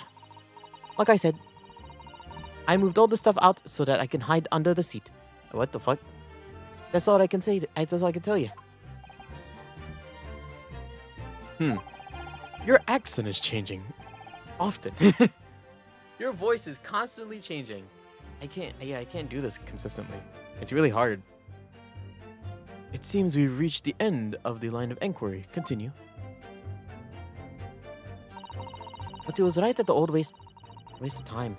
Nothing to show. Nothing to show for me. Troubles that night. A waste of time? Why's that? Well, most nights I'm out on my own in the God permit. At least some of the time. I beg your pardon? What is the God permit? Oh yeah, that's what my kind call it. You say the omnibus, I suppose. But the point is, any normal run, The carriage, the carriage ain't got no one in it for a while. And that's when you come out of your hiding place and get away? That's right. Only that night. This cove was sat on me.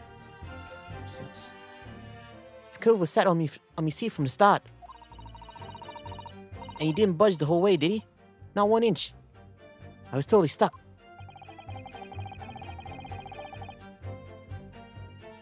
Do you mean to tell us that you were present in the carriage for the duration? You were under the seat the entire time while events unfolded in the unclosed cabin? Yeah. Right, mister? To be sure. I was as shocked as anyone. You don't expect to lift the cushion you've sat on and find a child now, do you? So this is Miss Lestrade. So Miss Lestrade couldn't possibly be the culprit then. I tell ya. You can't see a blind thing in that hiding place. It's pitch in there. After a while, I hear a loud bang. Nearly... Oh, shit. I forgot. I need to be pressing. Hold it! So you couldn't see out of the cabin at all? Not a jot. Most days I push the curtain with me head and look at the crack. But... And then I have a butcher's at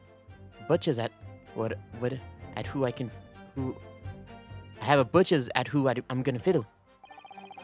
I thought you were a pickpocket, not a butcher. I mean, I can have a look.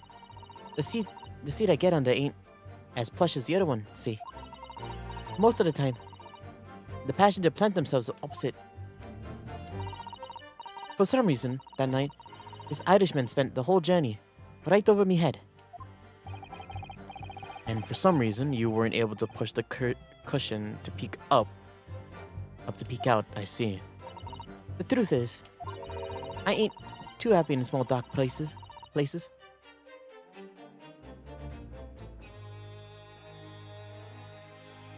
Scottish. Is it Scottish? Is that Scottish? I ain't too happy in small dark places. Feels too much like being thrown in a clique. But this is the only place to hide in them carriages. So it's Obson's choice. Why doesn't she just stick to picking people's pockets in the open then? I'd say there's some reason that she's not letting on, judging from her demeanor. So anyway, I was a bit scared, and I had to stick it out under there. Nothing else of it. Okay. After a while, I heard a loud bang, and a scream just came out. When you say a loud bang, you mean the noise of someone falling onto the floor? Could have been, I suppose. I don't remember so well. Point is, it made me jump. And you let out a scream involuntarily. That's right. And then I felt the cushion over me head get lighter all of a sudden. Assuming the defendant got up in order to help the victim, yes? Or not. It could equally have been the moment the accused stood in order to stab the victim, could it not?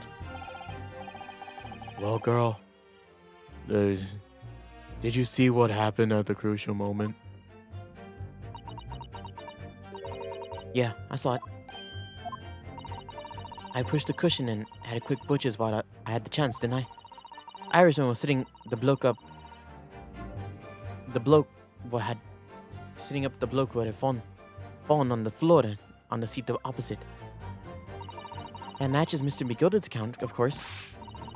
But then, the fella suddenly turned around and looks right at me. I sunk back down again, but it was too late by then. I should have never risked looking. It's because that this swell's found me. He did help me get away, mind. Okay, shit, I didn't press. All 6 members of the jury have decided that the defendant was innocent. For one brief shining moment, yes. It's clear that they all are still very unsure. If we could find the right conclusive piece of evidence among this new testimony, I'm sure we can clinch the verdict we want. Yes, I think you're right. And I have this niggling feeling. Something's bothering me, but I just can't quite put my finger on it. Okay. Hold it! Yeah, let's just press this because I forgot. And when Mr. McGilded discovered you, he pulled you out of your hiding place? I was scared stiff, I was. He dragged me and sat me down in the seat, on the seat and all. Next to the victim, Mr. Mason. Yeah, the bloke had a knife in his gut. He was still bleeding. The carriage lurched a little, and he ended up falling onto me. Ah, how awful. Both me hands got covered in blood. I felt sick, made me feel sick like a dog. Both her hands were covered in blood. That must be what the rooftop passenger saw. After that, I believe you talked to Mr. McGilded for a while. Is that correct? He asked me some stuff. Wanted to know me name and what I was up to and all that. Then I heard something from above. Someone screamed. Yes, that's Mr. First on the rooftop. One would presume. Well, I didn't want no one seeing me face, so I didn't look up. Then the horses were drawn smartish, and this here Irishman says to me, "Get back under the seat. I'll see what I can do to get you away later." Oh, that's it.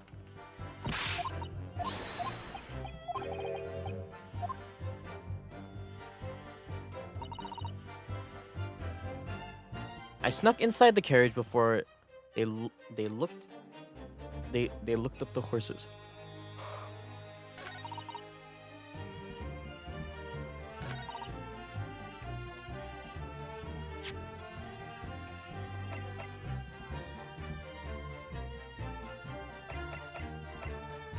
Which one was the one where Ryunosuke was like, "This is weird"?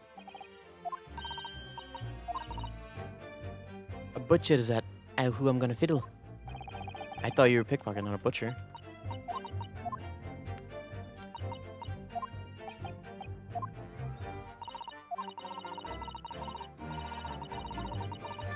Well, no. Oh, wow. Excuse me. Is something wrong, Mr. McGilded? Oh, I do apologize. Was there something the matter, Counsel? I just wondering if Miss Lestrade's last comment made something occur to you, perhaps. You seem to be thinking something to yourself. No. 'Twas nothing important. I was feeling bad for the poor lasses, all is. But I remember feeling desperate myself as a young lad shut up in the dark. Well, 'twas terrifying, so it was. I see. Yes, I'm sure we can all sympathize. I'm still scared of the dark now. Aye, and I don't know about yourself, but I find that the darkness seems to make everything you hear seem that much louder as well. Yeah. I suppose it does, maybe.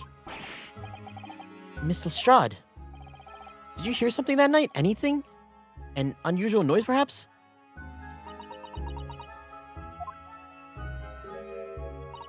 Nah, not really.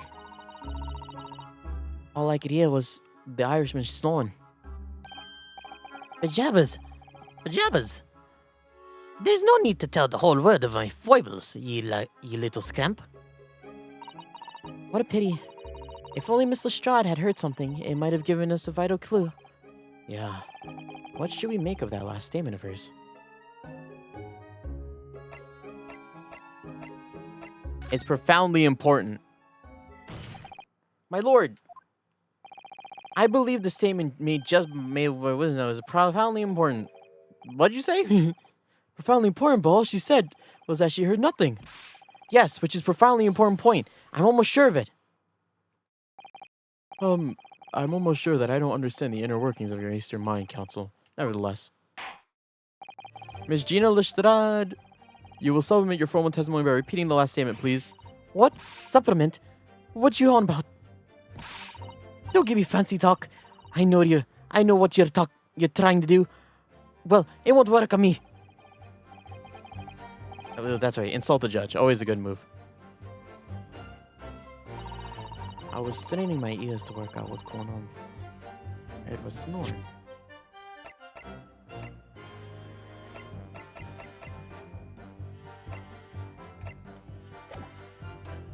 Hold it! You were straining to hear what was happening the entire time, the moment you hid yourself?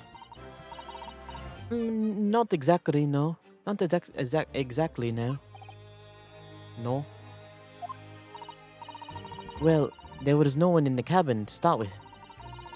I could just push the cushions up and have a butcher's to see what was what.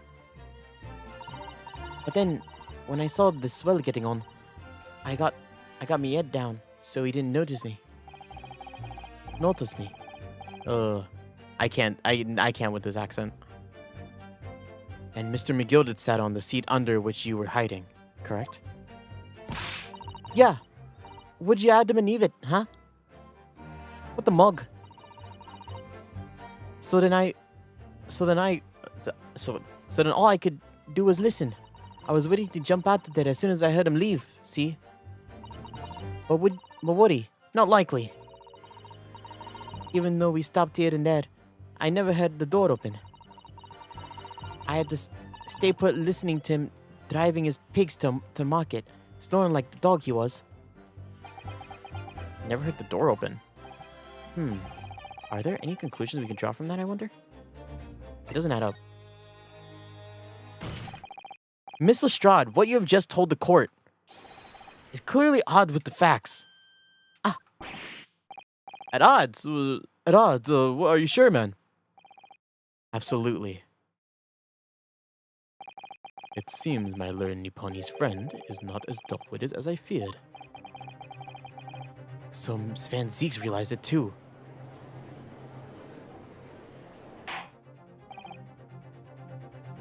Counsel, if you insist, you bolster your claim with evidence, or a complicit party's name at the very least. Yes, my lord. I expect you to demonstrate this alleged contradiction to the court. According to Miss Lestrade, while she was hiding in the omnibus that night, she heard nothing but the sound of Mr. McGilded snoring. But think, Ryunosuke, think. There's something else she should have heard. Show person. Very well, my lord. Allow me to elaborate. She should have heard the victim go in. A particular sound that Miss Lestrade could not have failed to hear on the night in question. The sound is explained by the presence of this very person. You! Thrice-fired Mason. Yes, my lord. The sound that Miss Lestrade could not have failed to hear is that of the victim, Mr. Mason, boarding the omnibus.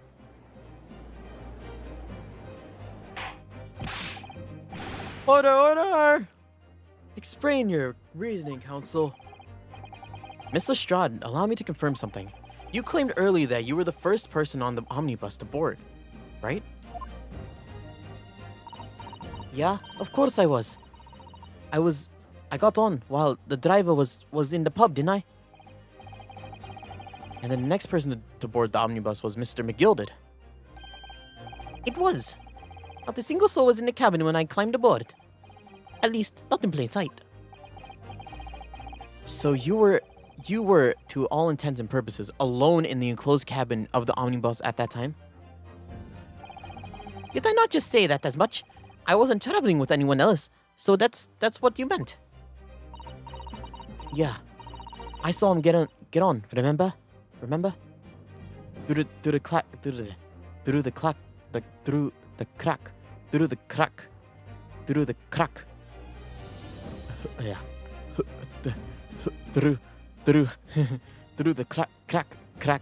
under the seat cushion. He was on his own for sure. And from what we've heard, the carriage made a number of stops after that, on its onward journey. During which time, did you not hear the door opening or closing at all? Nah, I never heard it. That's exactly what I was listening for, wasn't I? Waiting for the spell to leave. In which case, when and how did the victim end up on the carriage? We know the victim collapsed inside the enclosed cabin in the omnibus. Therefore, Miss Lestrade's statement about what she did or did not hear is at odds with the facts. Wow, I think me getting that that press was really like lucky. I'm thinking about it now. Yes, this petty thief's statement is clearly flawed. Lord Van Zieks. Yes, he knew. He knew all too well that there was an inconsistency in Miss Lestrade's statement. It would seem words of thanks are in order for my learned friend. What are you talking about? You have demonstrated matters impeccably. This witness and her colorful statements are entirely unreliable. Her words are convenient untruths, nothing more.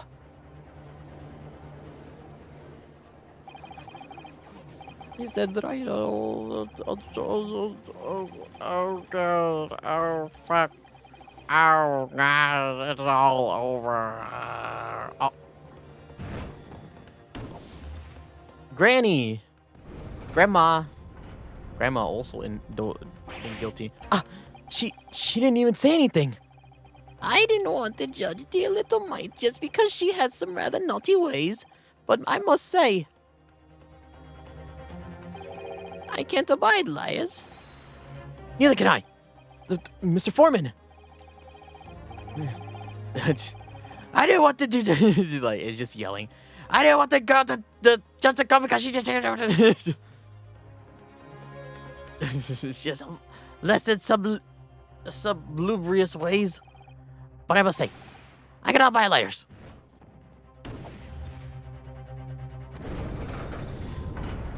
Oh, Miss Maid. Mr. Naruhodo, that's 5 jury members leaning towards guilty.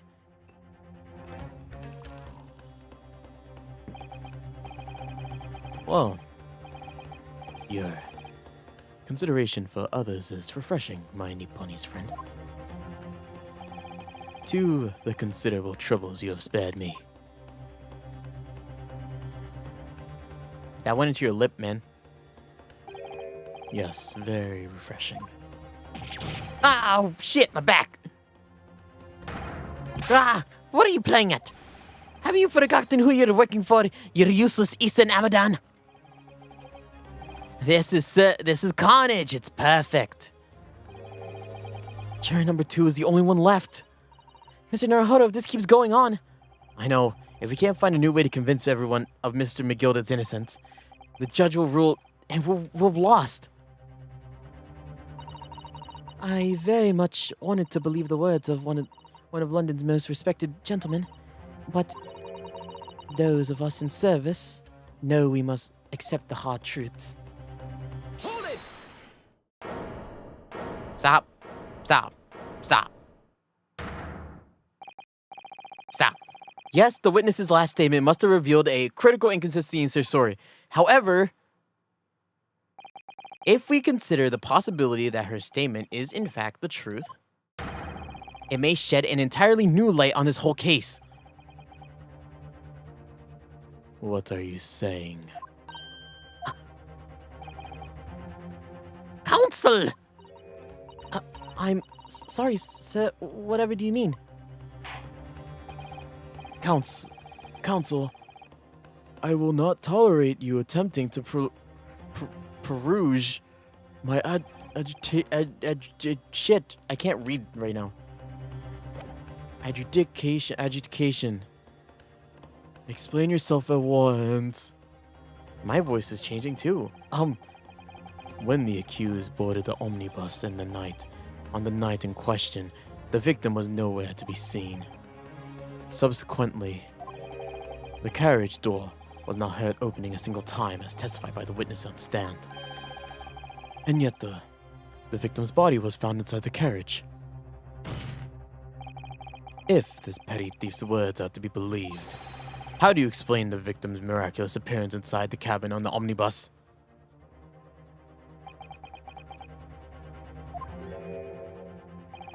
There's only one way to explain how the victim came onto the side and came inside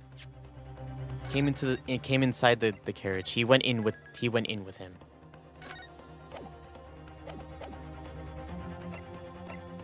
There's another entrance. He was put in there. He was already in there? No way. He was put there after he died?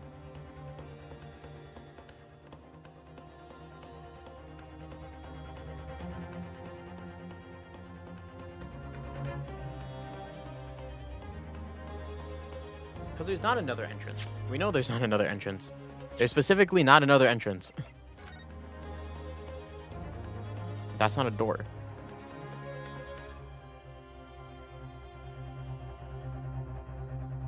Also, he wasn't already in there.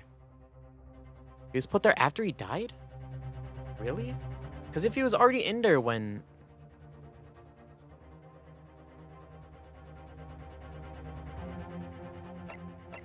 This one? Obviously, the victim must have been placed after he was killed. Shit. Tell me, my learned friend, what was the function of the obviously in your last statement? Huh? Well said, Lord Van Ziekst. Obviously is also troubling me. No. That's really not the point. The point is that the victim must have been moved into the carriage afterwards. Then answer me this. How could the cadaver have been placed inside a moving carriage? Well, obviously, shit! Oh, I lost one. I must have... Penalty is evidently not heavy enough, judging from the Nipponi's eyes. So I ask you again.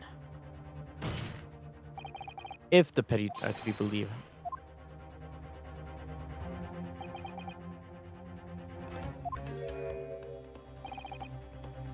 He was already in there? Clearly, he was already in there beforehand. Tell me, my Lynn. Oh, I can't believe it. Really not the point. The point is that the victim must have already been in the carriage from beforehand. Answer me this. By beforehand, do you... Well, clearly, Fuck, really? There's another entrance?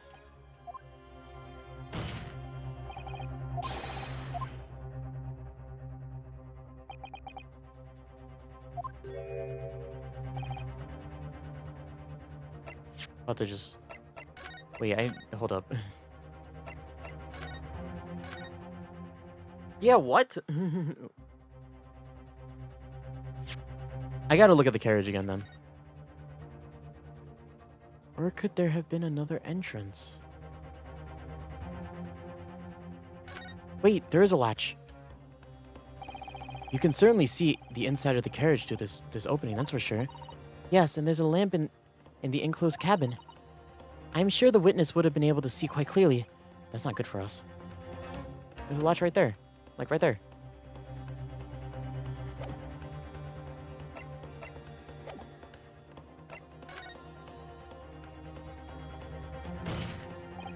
If the door wasn't opened even once, the only explanation is that the victim entered the enclosed cabin some other way.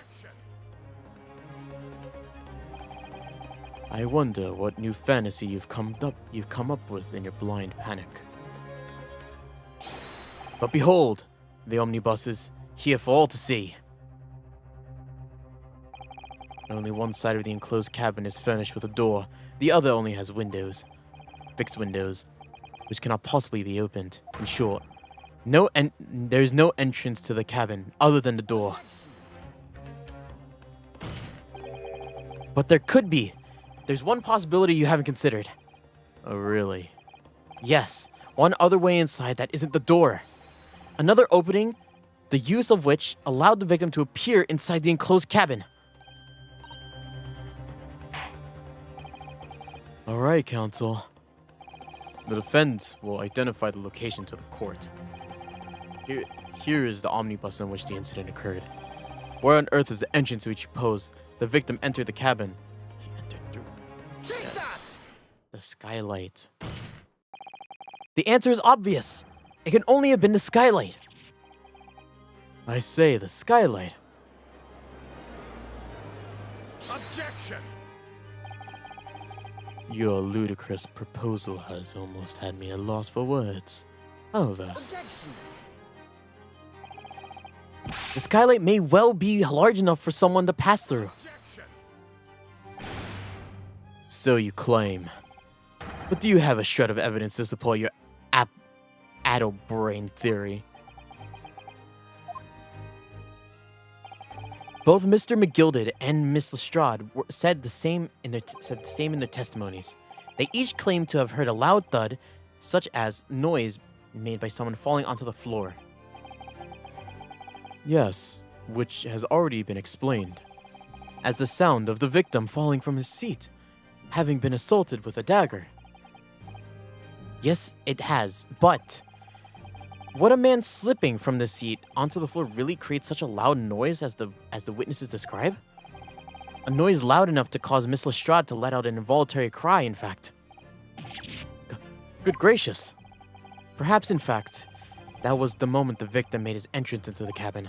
No, let me rephrase that. The victim didn't enter the cabin as such. He fell into it. You're now suggesting that the victim fell from the skylight into the cabin? That's simply impossible. How can you be so sure? Because if the victim had fallen through the skylight, as you say, the passengers on the roof deck would have seen it happen.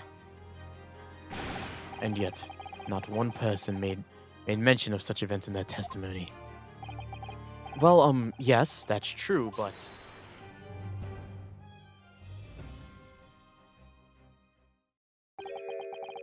Might a humble fella, might a wee comment here. Mr. McGilded. To be sure now, the two fellas who would sat on the rooftop that's testified alone said nothing of the victim falling through the skylight. But it seems to me, my lord, that 'tis not much of a case of not saying, but... Aye.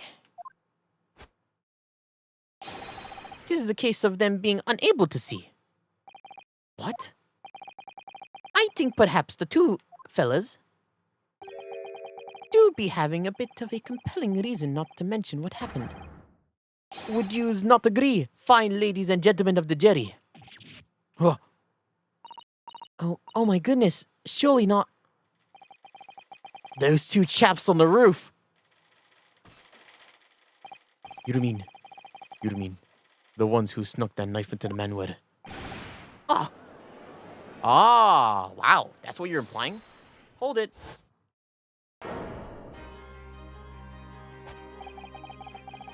Just what are you trying to insinuate here? You blither.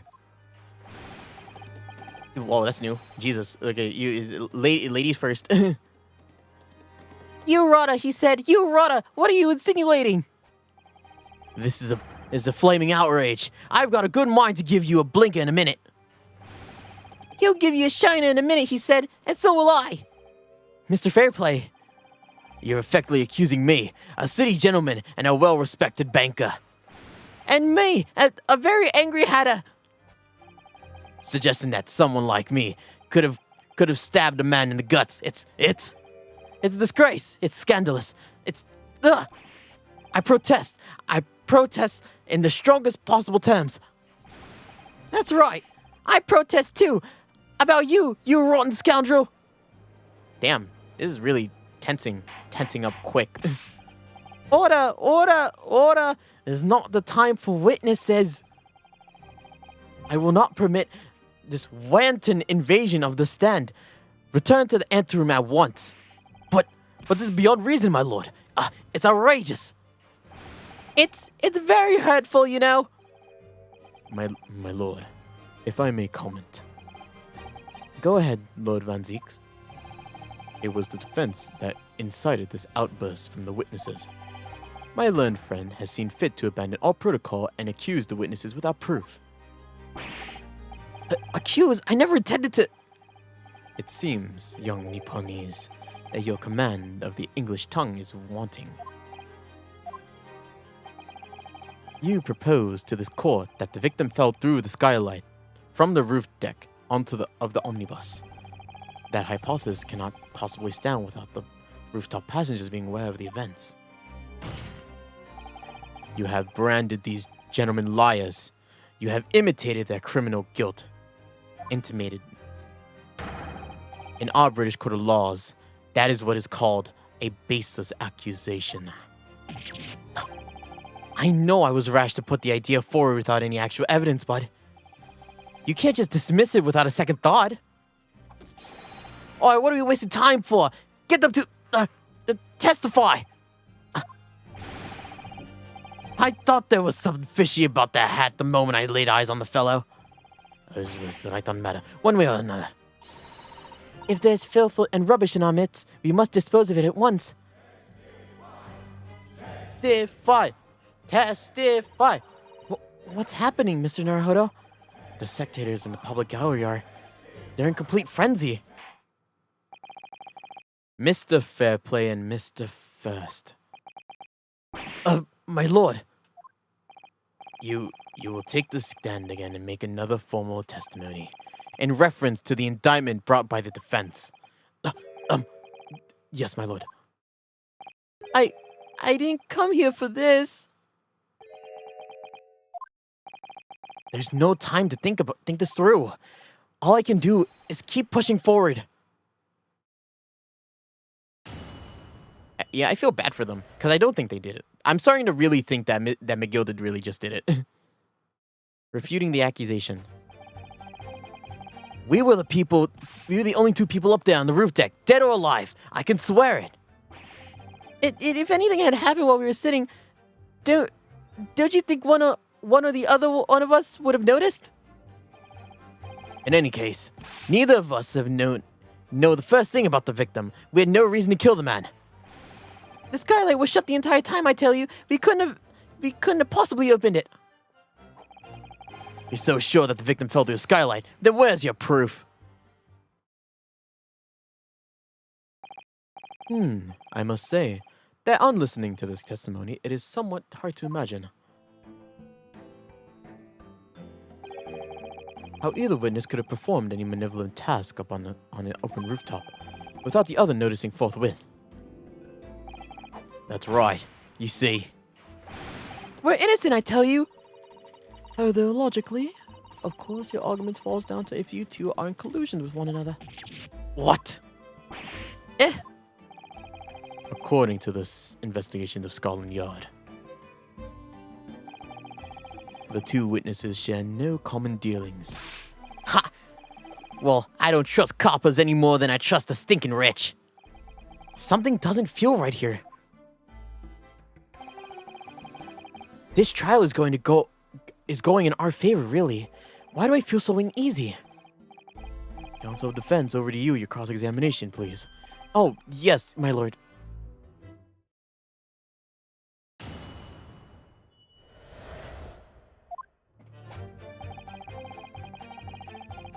Dead or alive, I can swear you... And at no time did the victim, Mr. Mason, climb up to join you on the roof deck? Absolutely not, Dickin. No question about it, he said. None at all. Oh, but yes, of course, I remember seeing them both. That's I like it when they do unique animations like this. I saw the victim inside the enclosed cabin talking with this man here. Is that true, Mr. McGilded? Dear me, my lord. At the risk of repeating myself, I boarded the omnibus alone and nodded off inside almost immediately. That's an outright lie. Without a doubt, you're engaged in... Let me stop you there, fella, and ask, do you have any evidence at all? Ah. This is all about evidence in courts these days, is what it is. You do well to remember that. Ah! I saw you with my own eyes. This is going so well. if anything were to happen. Yes, you guys would. Well, it was on the final run of the omnibus past 10 o'clock in the evening. It would certainly have been quite dark, perhaps too dark to see clearly. Is this some kind of lock? Is this some kind of joke, he said? Is this what this is? Or perhaps one or the other of you fell asleep briefly? Are you fair dinkum, sir? Are you serious, sir? That's what he said. It's impossible, I tell you. I'd give you the keys to the vault if you could fall asleep in that bit of cold. And if you did manage, your eyelids would freeze shut and you'd never open them again. That's extreme. It was extreme, I tell you. And we had to put up with it because this man had locked the door. Any Trojan would have unlocked it and let me in when he knocked. I'm dreadfully sorry about that, young fella. But you see, I was away with the fairies and I didn't hear you at all. That's a lie. I saw you through the glass. You were talking to someone. Now, 'twas a cold night, so 'twas. People do be seeing things that aren't real. In the cold, 'tis surprisingly hard. See things.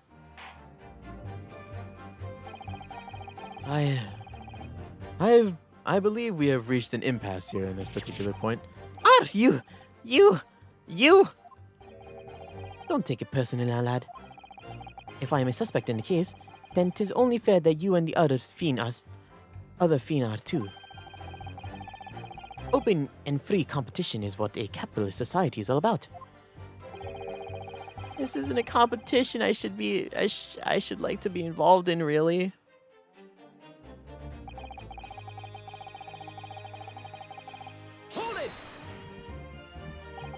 So you never had met the thrice fired Mason before? Oh, lum, no, not once, never. He'd never meet the man before, he said never. And you, Mr. First, had no prior dealings with the victim either? That's right, sir. Hatters don't have much to do with brickmakers, to be honest, sir. No, I imagine not. Say, how many different ways can I put this? Neither of us have the remotest connection to the gentleman who was inside the cabin. That's right. It's all about motive, and we had none. No motive. And well, that's not all, is it? Yeah, he reacted there.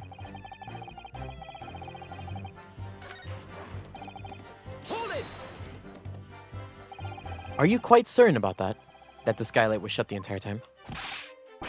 I'm going to lose my block with you in a minute. He's going to lose his rag with you in a minute. That's what he said. Take a look for yourself. Go on. You see, it's shut fast now. Just like it was on that night. So it is, of course. A fellow of the size of Mr. Mason could easily break right through it.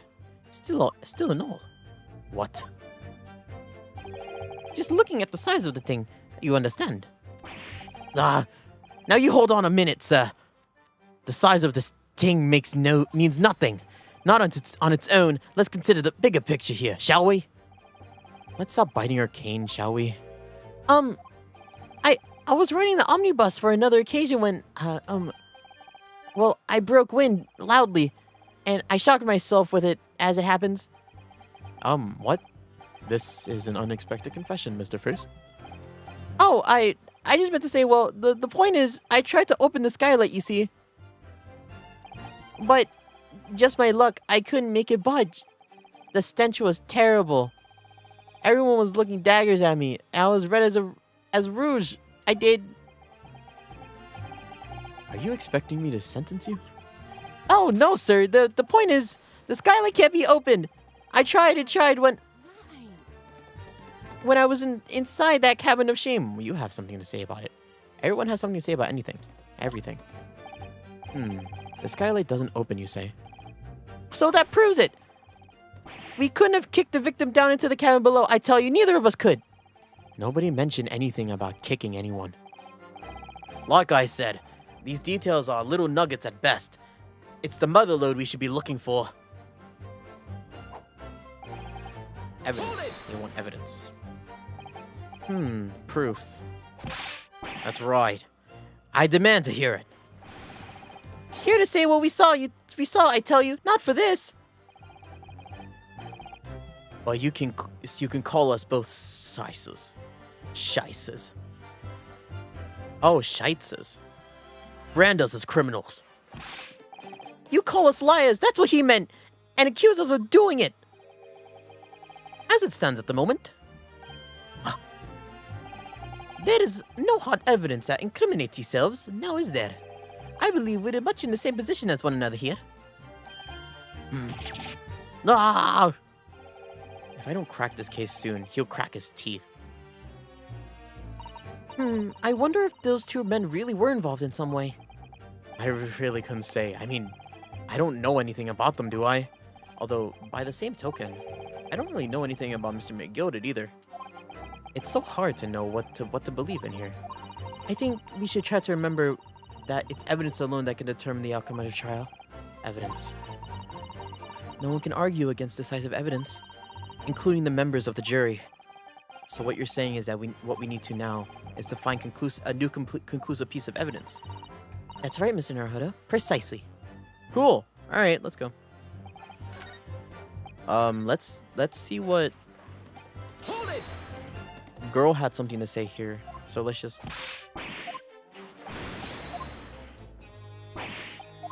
Well, we have to go through first whole like rant about him farting.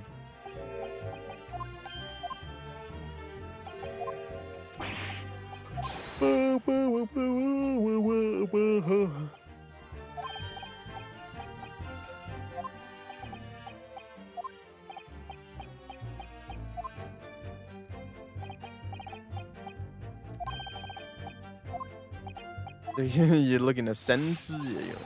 Wait, that ain't. Wait, that ain't. What you trying to say? Wait. Excuse me. Your voice.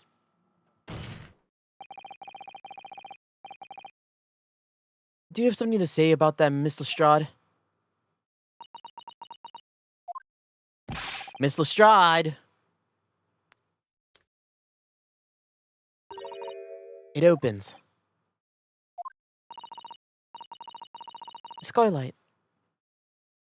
That is what we're talking about, right? Stop.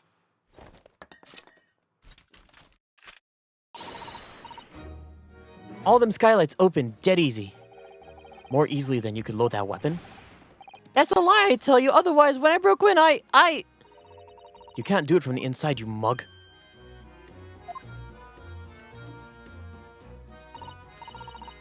Look, is it... What was your voice earlier? Look here.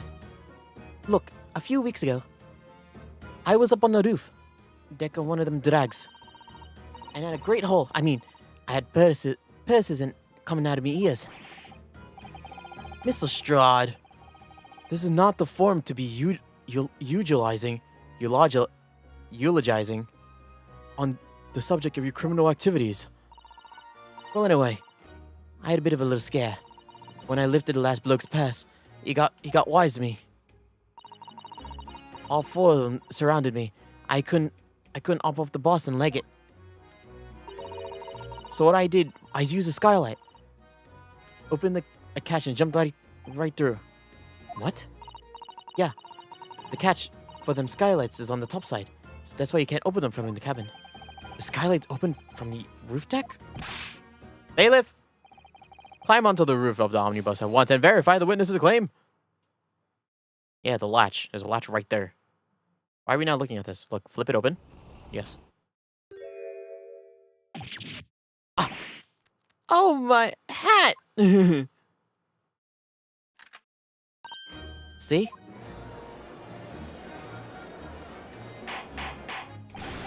Order, order, order! So, it appears the street girl's statement is quite true.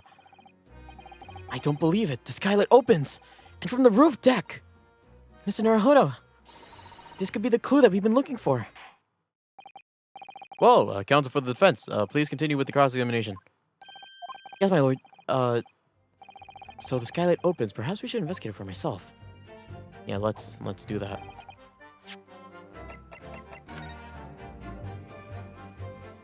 I mean, god damn it, I knew it opened. So the skylight was fastened shut before. Now the catch has been undone, so we should be able to open it.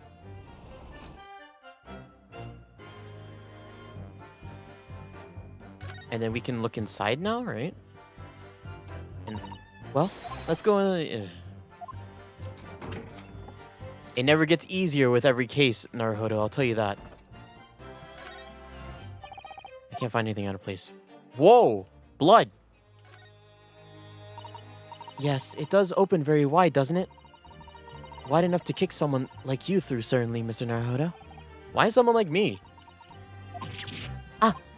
What is it? Look! Just here, look at this! Without question, it's blood! Why would there be a blood stain there? Surely, it can't be related to the case, can it? Yeah, like what? But aren't these bloodstains like different? These bloodstains look different. Are you... That's blood, isn't it? Something wrong? Well,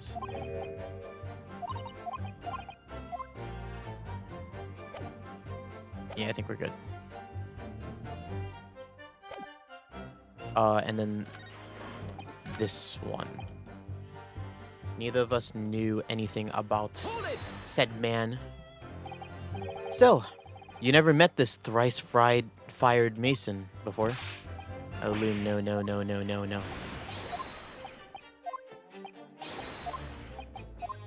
imagine. Well, no. Excuse me. Hey, you, Mr. McGilded? Yes, counsel, what can I do for you? Did the witness's last statement give you pause for thought somehow? Not the remotest connection? Is that right now? I wonder. What are you insinuating now? Ah, Mr. Fairplay. 'Has been a too long, it has. If I'm not very much mistaken, I believe 'tis fast approaching, is it not? Your repayment date. I beg your pardon? You borrowed 20 guineas from me, sir. At an unconscionable rate of interest. You tricked me. It's extortion. Well, now, is that the touch of begrudgery, is it? That sort of begrudgery might motivate the fellow to pass his crimes off to another. Ah. And young Mr. First. Me, sir? What do you want from me? You make hats for a living, do you not? And the top hat sliding off your head is one of your own creations, no? I'm still an apprentice, you understand? I'm learning the perfect fit for whatever fine gent walks through the door.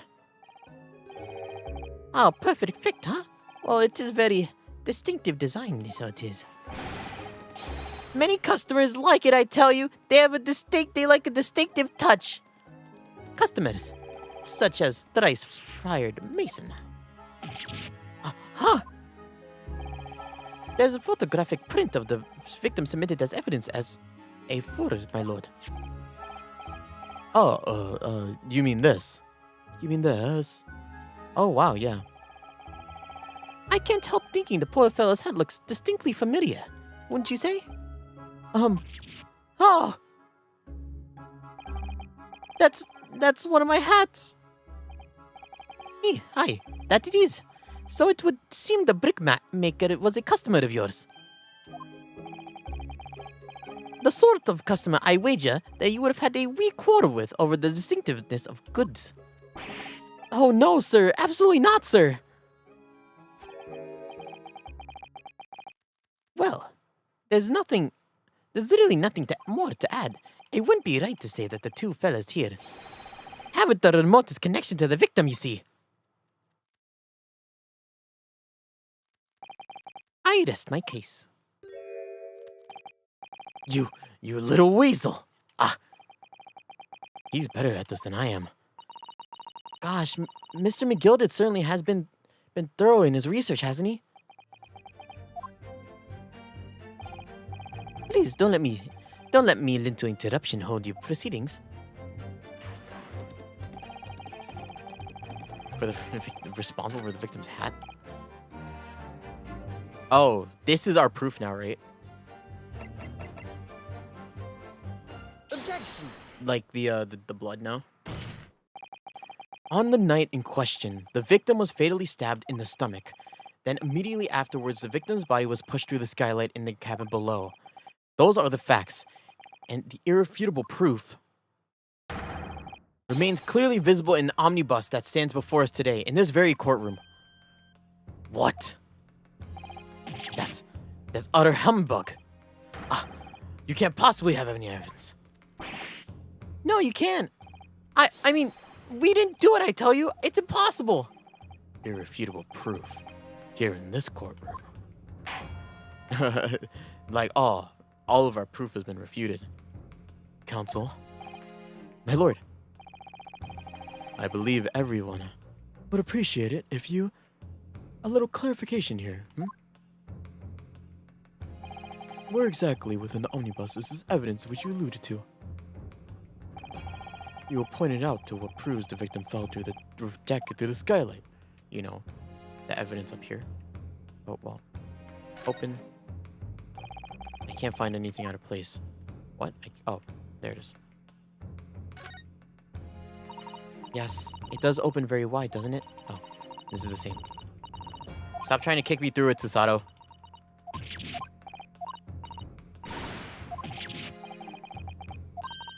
It's blood. It's blood. Why would there blood be here? Surely, it can't be related to the case, can it? Oh, fuck, it's related to the case. It's this. Got it! Got it!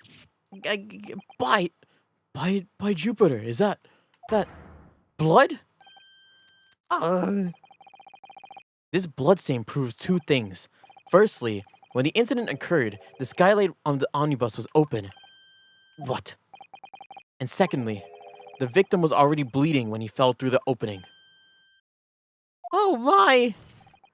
And so it follows that Mr. McGilded, who was inside the enclosed cabin by himself at the time, cannot possibly be guilty of this crime.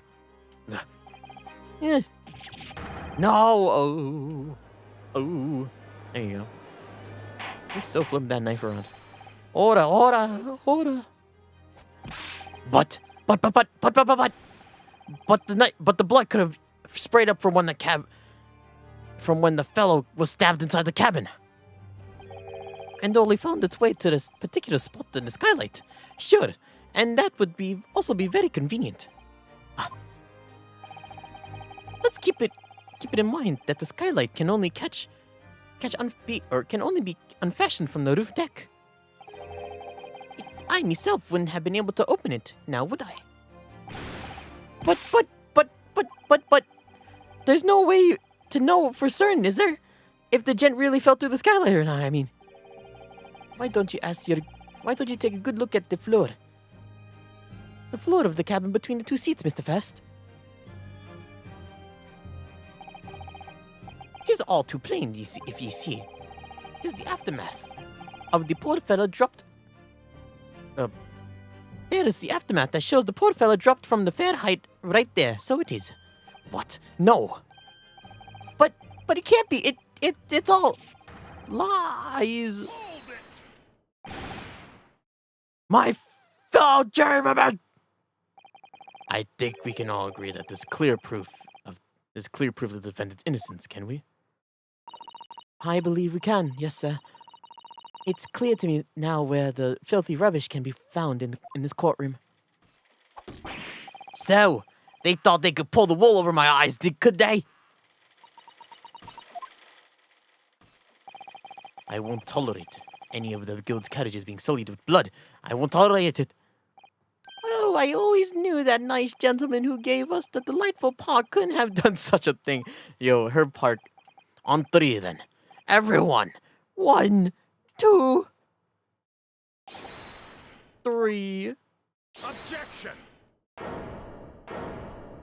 Damn, everyone's fucking objecting. Chilling performance, Mr. McGilded.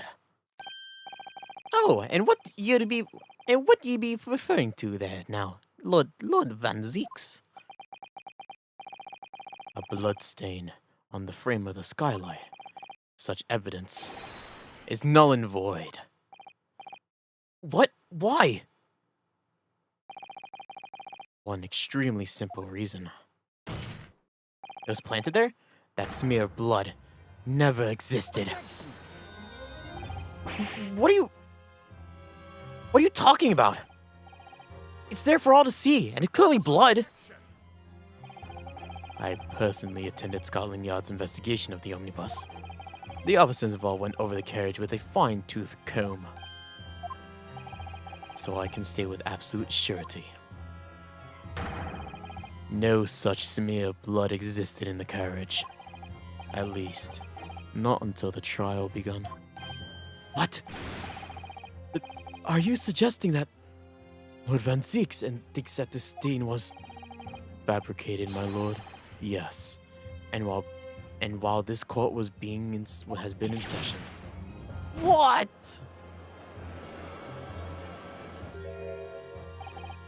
Yeah. What a palaver. I must say I didn't expect to see such crude reasoning from the prosecutor from your standing, Lord Van Zeeks. But I'm Magnus McGilded, a fellow known all over the capital for his fine contributions to public life. I don't take kindly to slander, and I'll fight to it to the bitter end. Even if it's lulling off the tongue of the reaper of the Bailey. Mr. McGilded, I realize that this is your first appearance in court as the accused. However, I am well aware of your involvement behind the scenes in a great many of affairs of dubious natures.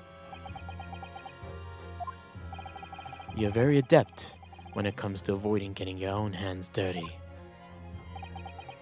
And each time it happens that a case you're involved in is investigated, you adapt the facts. Adapt the facts? What does that even mean? When you wield the fortune the size of Mr. McGilded's, however ill-gotten it may be, nothing is impossible. Tampering with evidence, manipulating the scene of the crime, bribing witnesses. I toast your ability to concoct such the most convenient stories, sir. Tut. Lord Van Zeeks, this will not do, to be sure. Will it now, counsel? No. I think it's fair to say this all does sound rather far-fetched. Sounds like a rather far-fetched excuse by a desperate man. The blood on the skylight didn't exist, you say? But if yous will all cast your minds back. Is it not true that the omnibus there has been in the courtroom this entire time? How could anyone possibly have been there to smear blood in it without the word and his wife seeing? Isn't that right now, counsel? That's true. The omnibus has been in full view the entire time the court's been in session. My learned friend. Here's to hearing your opinion on this matter, in your own words. As you wish. Could someone have tampered with the omnibus during the trial? If you're asking me, I think it's possible. What, we forgot the one time where we all ran out of the courtroom? I know I'm the defense attorney, and I should be defending him, but I don't trust him. I really don't trust... As the defense lawyer, it's my job to advocate for the defendant as best as I can. But still, I feel as though something even more important is at stake here. There is no evidence to suggest that the defendant did what my learned friend suggests. However, in terms of having an opportunity carrying out the alleged tampering, there is one possibility. Oh, goodness gracious. Explain yourself, counsel.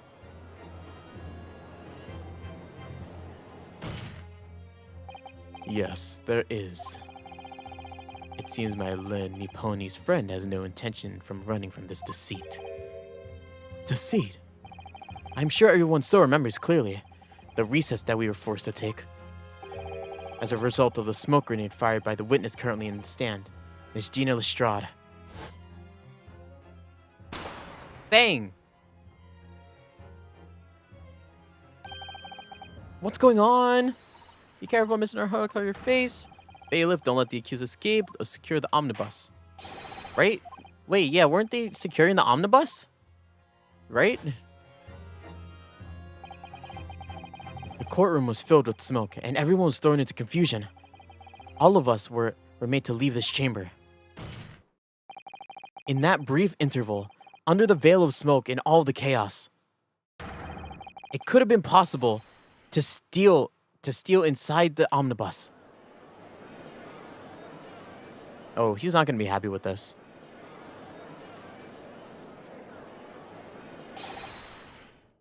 Are you wise?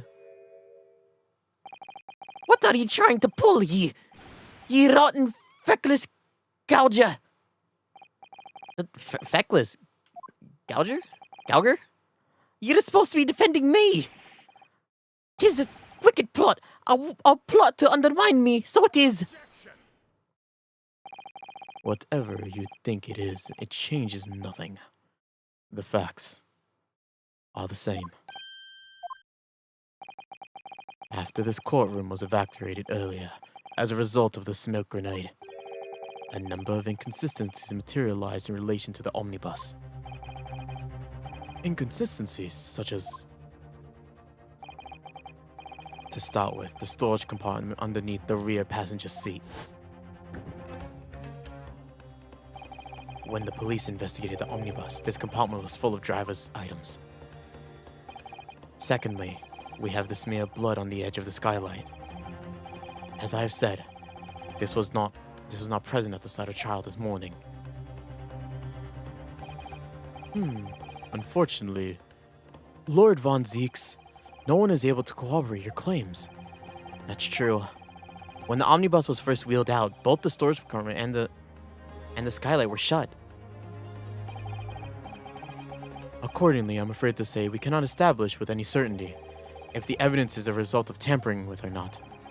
Indeed, my lord. No doubt was there a single person who saw fit to verify such things. What do you think? Sorry? About the omnibus. Is there anything else unusual about the omnibus? Is there? I have no idea, actually. Is there anything off about...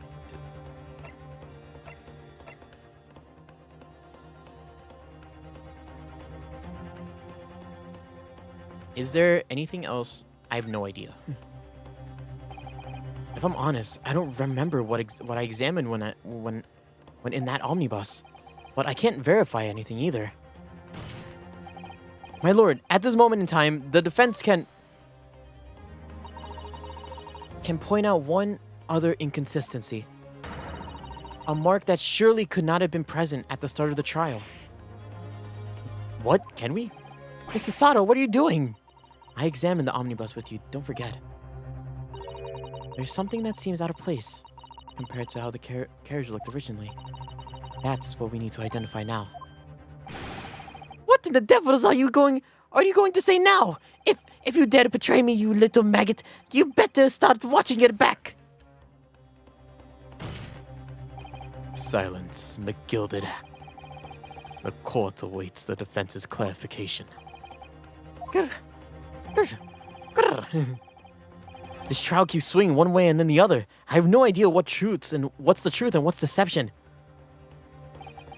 What am I supposed to believe here?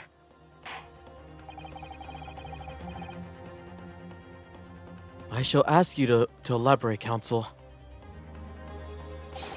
What exact alleged mark do you claim not have been there? I don't know.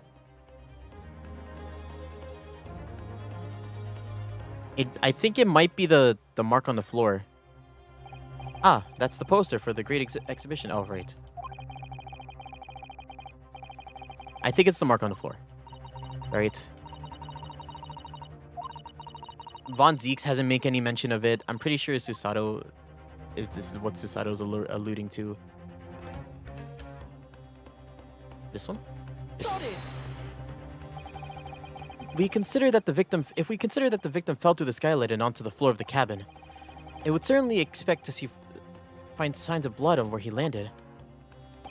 But as far as I recall, this bloodstain on the cabin floor was not there when the omnibus was first brought into the courtroom. Good lord. Yes, I do believe you're correct, Consul. Well said. Although, as an advocate for the defense, one might say that this was a careless slip of the tongue.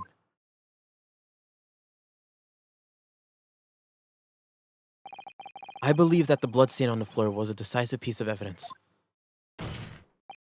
But if the question was whether the evidence is genuine or whether it was unlawfully fabricated by someone, I feel compelled to admit that there's at least a possibility that the evidence is fake.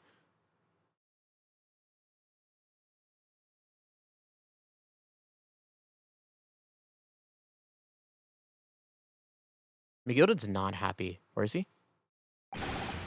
Ah! Ah! This trial is over.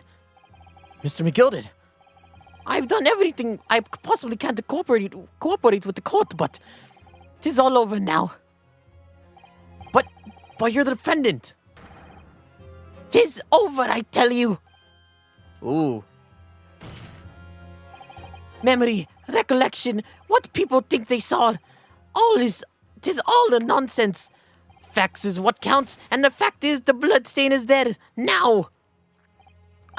Well, and over the course of this desperate trial, long and extremely drawn out as it is, for that good-for-nothing Reaper of Bailey has failed to present any decisive evidence at all. I'm scandalized. So I am. I thought better of Lord Van Zeeks. Well, my lord.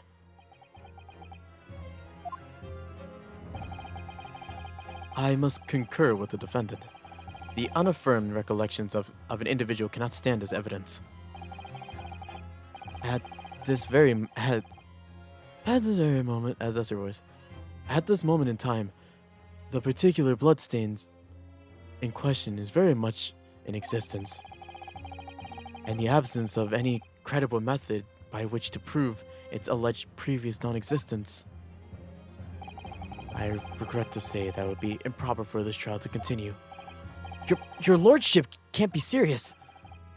Lord Van Zeeks, what is your position? The prosecution, my lord, has no further witnesses or evidence to present. Very well. In that case, as I believe we have explored every possible avenue in this matter, I should proceed with my education. As a formality, I am, of course, obliged to confirm with the defense first. What formality? As things stand at the moment, it would seem that Mr. McGilded would be found not guilty. Yes. Which would mean we've won. Is that really the right outcome here? Is it really alright for the trial to come to an end now, with all these unexplained inconsistencies? Counsel for the defense, your closing statement, please.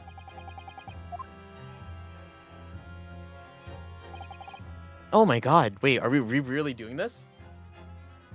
Yes, my lord. The defense believes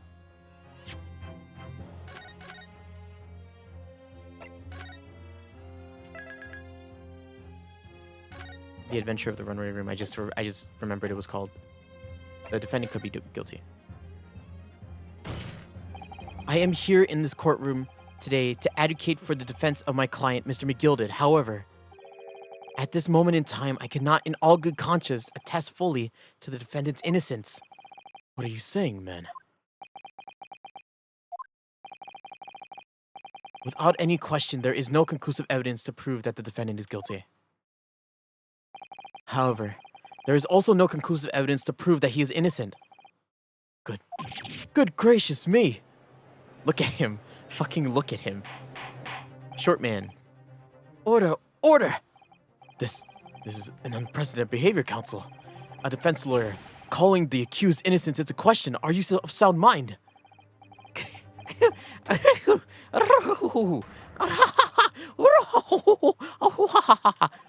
Oh, it was a great decision to appoint you as my lawyer. It was a great decision.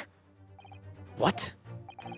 I must say, I didn't expect quite the exciting spectacle at the end there, but still, you have this for your troubles. Your job here is done, fella. And fine work you've done, so you have. What do you mean? 'Tis just the right honourable gentleman of succinctly put it before. The trial cannot go on anymore. And your closing statement there was, how did he put it now? Nothing more than a formality.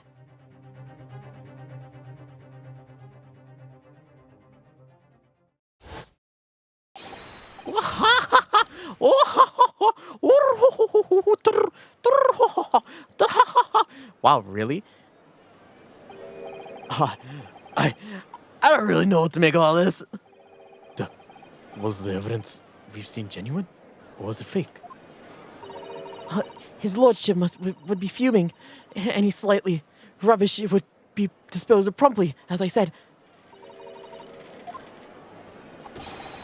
The stinking rich are always guilty of something, mark my words. I feel terribly ashamed as I ever doubted that lovely man who gave us the lovely park. Granny, you need... Granny.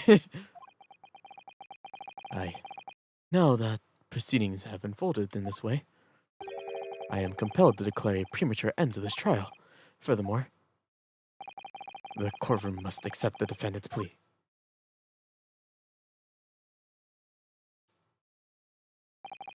I thank you kindly, my lord. I hereby pronounce the verdict of this court. But we still haven't determined if the bloodstain on the omnibus was genuine or not. We don't know if these witnesses are telling the truth or a pack of lies. We have no idea about the truth. Lord Van Zieks, my lord, the case made by the prosecution is flawed, plain and simple. If indeed, the omnibus presented as evidence was tampered with, the prosecution is at fault for allowing such a disgraceful perversion of justice to take place. Oh, Van Zieks. My sincerest apologies, my lord. Objection! But wait! When we evacuated from the courtroom, Lord Van Zieks ordered the evidence to be secured. I'm afraid the prosecution cannot shun responsibility in this matter. That's so unfair! The culpability of the defendant has not, at present time, been established by the court. Consequently, the jury will not be required to prefer judgment. What? Well, Lord Van Zieks, it has been a pleasure, so it has. And as for you, dear fella, I couldn't have asked for a better defense. Do you mean to tell me this has all been a grand waste of time? 'Tis the law of the land, my good man. If ye'd like to pursue this matter further, ye can always go ahead and try to change the law. Magnus McGilded. Oh, good grief. You've more to say to me, have ye? Just one thing. A warning. This is far from over. Well, something to be looking forward to then.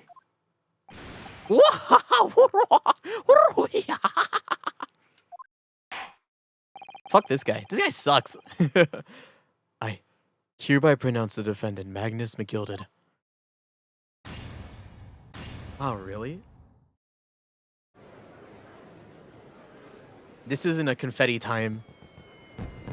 Oh, ooh, fireworks. Wow, this game has been fucking crazy. None of these chapters have been normal. There's never been more doubt. I can't believe it. This is an outrage. They should have examined the evidence more. What are you talking about? That man is cleared. He's innocent.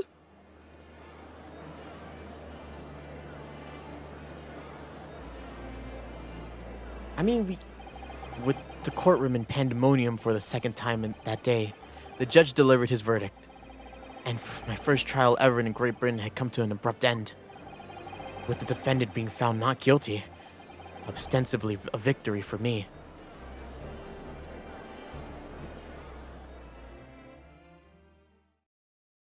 Also, that was really short, wasn't it? I mean, to be fair, yeah, there hasn't been a quote-unquote normal, like, case this entire game so far, and we're halfway through it. 18th of February, 5:14 p.m., Old Bailey's defendant's antechamber. That certainly was a long trial. It was. It was like, what, 7 hours? Yes, it was. Your first ever trial on foreign soil, and your first victory. It was a wonderful performance. My heartfelt congratulations.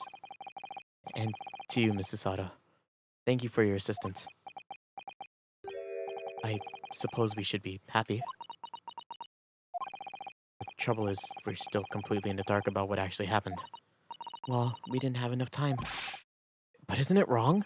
I mean, who was actually responsible for Mr. Manson's death? We don't even know that. The sole aim of the defense is to obtain a verdict that exonerates the defendant. You carried out your duty to perfection. Yes, you did! Mr. McGill did. And the girl. Well, it seems the stories are true. What? What stories? About the 6 enormous fireworks being let off when there's a verdict of not guilty. I'm sure you have seen them now. Spectacular, wouldn't you say? Yes, definitely. I've heard it has a slight behold, but to be sure it was. Now I've you to thank, I suppose, for having an opportunity to see it. Oh,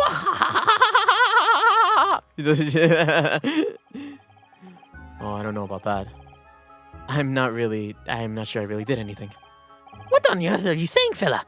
How did I walk out of there a free man then? I don't think it was so much thanks to me as down to your planning. You're a straight talking fella, aren't you? I must say, you had me astray in the head there once or twice. But you're young and headstrong. Wahahaha! All 'tis water under the bridge. Congratulations, Mr. McGilded, on having your name cleared. But nothing's resolved. There's only one thing that matters to me. Well? They've all seen that I didn't do the odious and absent deed. 'Tis grand, is it not? I suppose it is. Now the fine fellows of Scotland Yard can take matters into hands and sort out any wee details. They'll see it for what it is. They'll get the truth. I've absolute faith in them. So I have, after all. I do be providing a good number of their wages with the taxes I pay. That is not funny. So then, as we agreed beforehand, 1,000 guineas for your troubles, fella. Oh, no, I couldn't possibly accept that much. Oh, ought to be whist, a humble fella. You're humble people are ye? From the east? Well, if you insist. But have this. Still in all, you really deserve a reward. Right back, Mr. Magnus McGilded.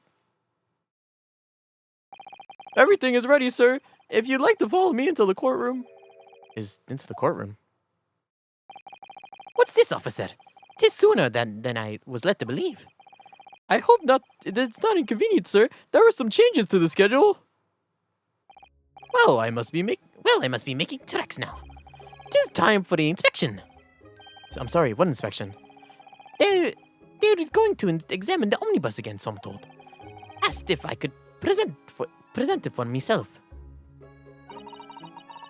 They're going to examine it again? Now? Naturally, I'm under no obligation to take any part more of this matter now. But as an upstanding citizen of the London Society, I do be doing my best to help what I can. 'Tis a gentleman's duty, so it is. So then, fare thee well. 'Twas a pleasure meeting yous. Get out of here, weird man. I hope ye have a whale of a time while you're studying here in Great Britain. And there he goes, a free man. You? Oh, I forgot she was here too. Don't do it! You're just reloading, right? You're not gonna shoot at me? Don't move. Whereas I want to say, get a move on. She really does take it forever to load that thing. Mr. Lestrade, or Miss Lestrade, would you mind putting that thing down? You're a grown-up, Sorry? and I hate all grown-ups. Ah, there you are. Oh. Who was this? What the fuck? Naughty, naughty, running off all like that. Is this some kind of picnic? Who is this little girl? And taking that with you as well. I was looking everywhere to the trial run of my experimental smoke grenade launcher. Huh. Oh, do you want to play? You won't beat me. Excuse me, but who are you?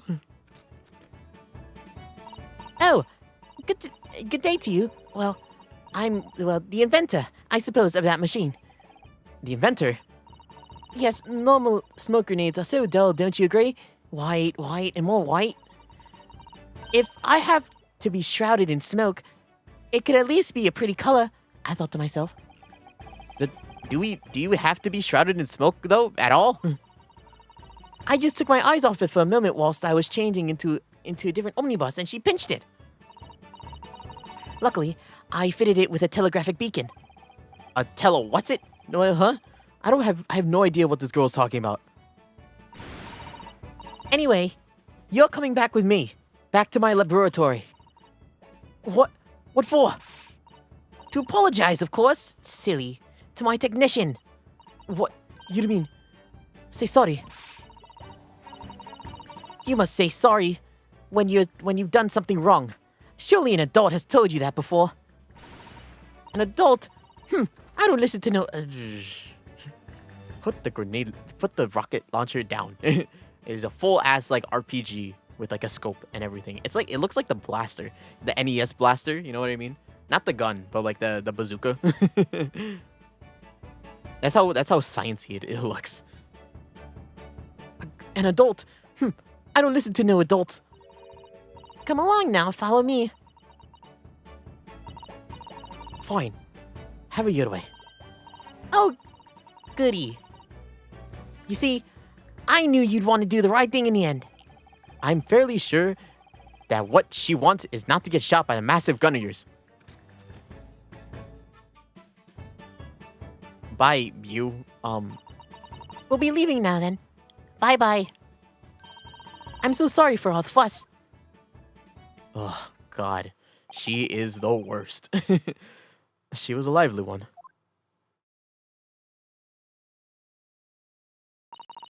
Well, what do you think perhaps we should be on our way to now? Yeah. You're right. But where to? Oh, We haven't had time to find a place to stay. No sooner had we arrived in London than we had to rush here. All our traveling cases are still with the bailiff. I was originally planning to spend today in search of lodgings. But at this late hour of the day, I'm afraid we may be out of luck. Don't worry though, I have a plan. If worst comes to worst, I've heard of a lovely park that we could spend the night. Please tell me you're not thinking of the McGilded Park. I know it may be a little chilly at this time of year, but our youthfulness will see us through. I'm not sure about that. I think a midwinter London night might freeze a young person solid just as easily as an elderly one. Oh dear. That doesn't sound agreeable. Now I'm starting to regret turning Mr. McGilded down.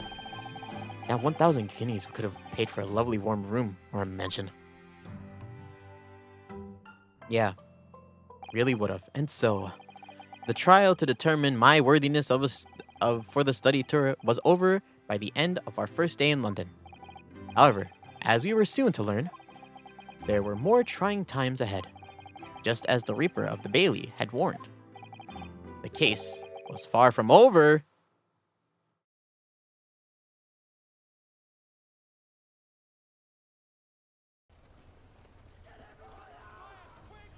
What's going Well, on? Get the fire brigade! Water! Bring water, quick! What the? How did this happen? I don't know, sir. By the time I got here, it was already engulfed. No one was supposed to be allowed in here before we started investigating. whoa. What's happening? Oh, good God. Oh, is someone in there? There's someone in there.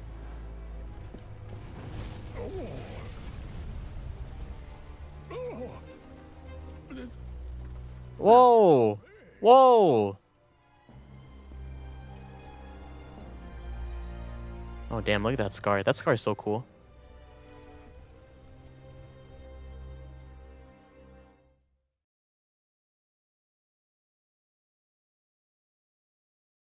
Oh, what the fuck? Whoa.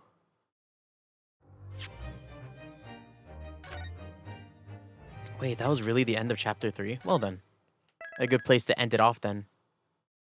The Adventure of the Clouded Kokoro.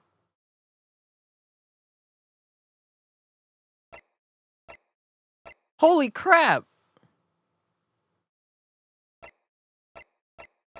Someone was in there.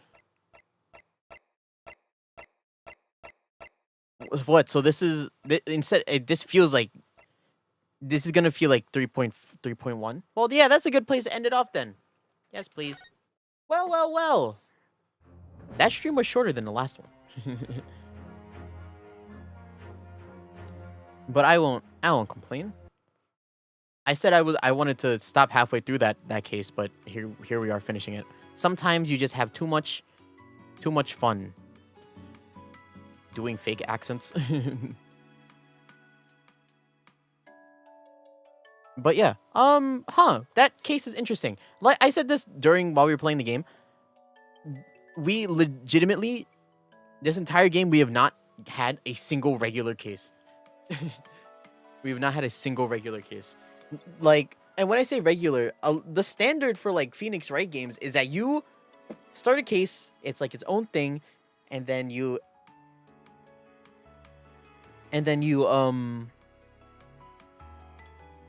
what is it? There's a premise. You put Phoenix Wright or Apollo Justice or Athena Sykes into that premise, and then there's a case to solve in it. And then at the end, you get the bad guy. And then, case over, That does not happen at all during this game. We have, the first case, but it's the first case. I don't call the first case normal because the first case is, one, really long, and two, extremely, convoluted. Like, it is so many things get set up in that case, while every other game, it's just, a tutorial case, really. But, yeah. And then, Chapter 2, there wasn't even a trial. There was just investigating, and you investigating. Which I think is an introduction to what we might have to do with these next few cases, right? At least. And then this one, it's a trial only again. I expected that we would have to investigate this trial, or this case. Do some running around, but no, we didn't. We just went to another trial. And we did the thing where our guy was actually guilty. And that put a whole wrench in the thing, because I was like, oh, we're gonna get our guy. We're gonna get our dude is gonna be the one that's gonna get guilty, and then we're gonna put him in jail, and then it's gonna be like, oh, we failed to get him off, but there's still a bad guy in jail, so oh well. But no, we got him off, and now something's happening. It's like all cohesive. This is what's really interesting to me about this game more than the other Phoenix Wright game. This is why I kind of employ this whenever people watch these streams. this story is extremely interwoven with itself. You have to, like you have to watch the other streams in order to make sense of this stream, you know?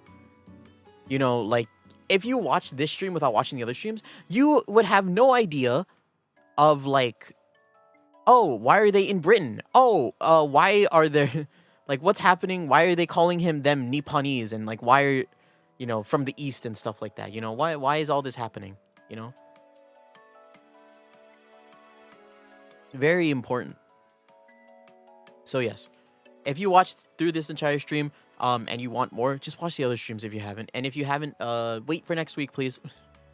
We're sure to have more fun next week. Yeah, today, this case, in particular, this case, not, I'd say not completely satisfying. As the, I think it's easily like the worst case of the 3 that we played so far. This case was easily the worst case. Mainly because, I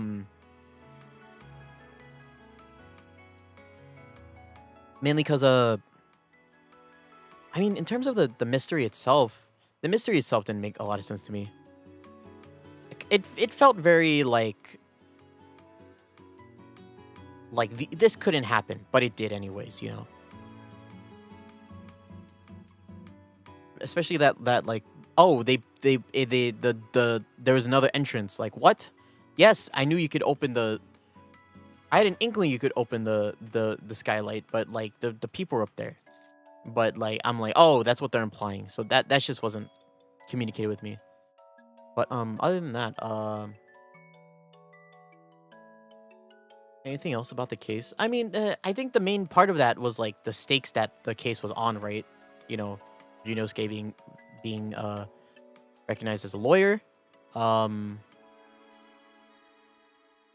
You know, us McGilded being actually guilty, and you know, us meeting Van Zeeks for the first time.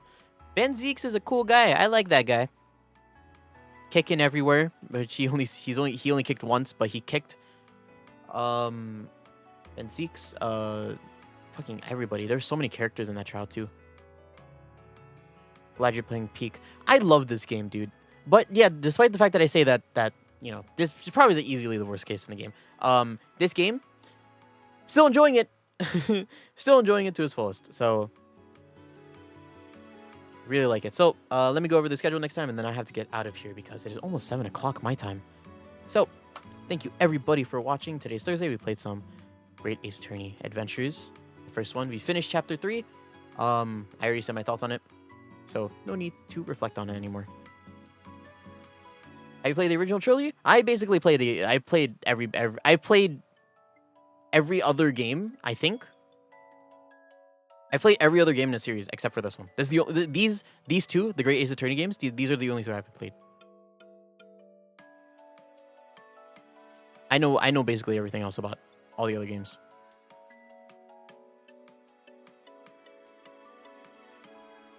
Fun times.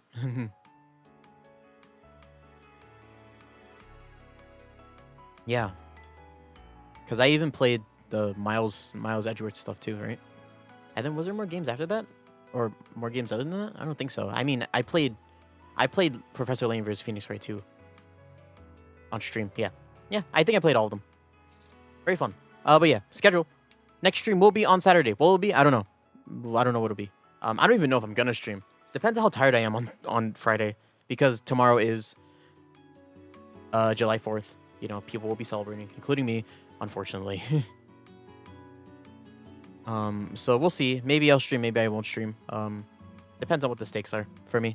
But after that, the next stream will be on Tuesday, and it'll be a new series because we finished the last game I was playing. So that, and then we'll be back with the Great Ace Attorney Chronicles on Thursday, next Thursday. If you don't know, these are weekly. These streams are weekly. Series get new episodes every week on these specific days. But yeah, I love Phoenix Wright, man. I love playing games like these. I'm so glad that I've like delegated Thursdays to like detectiving. It's so fun. But yeah, yeah, next stream will be on Saturday or Tuesday, depending on if I feel tired or not. I'll make an announcement if I don't want to do it on Saturday. So let's see. All right, gamers. Loud music in 3, 2, 1. Thank you everybody for watching. I hope you guys enjoyed this stream. I gotta practice my accents, especially my Scottish. I can't do Scottish. Oh, you looky here. Why? He finds. I don't know. Get out of here. Bye bye.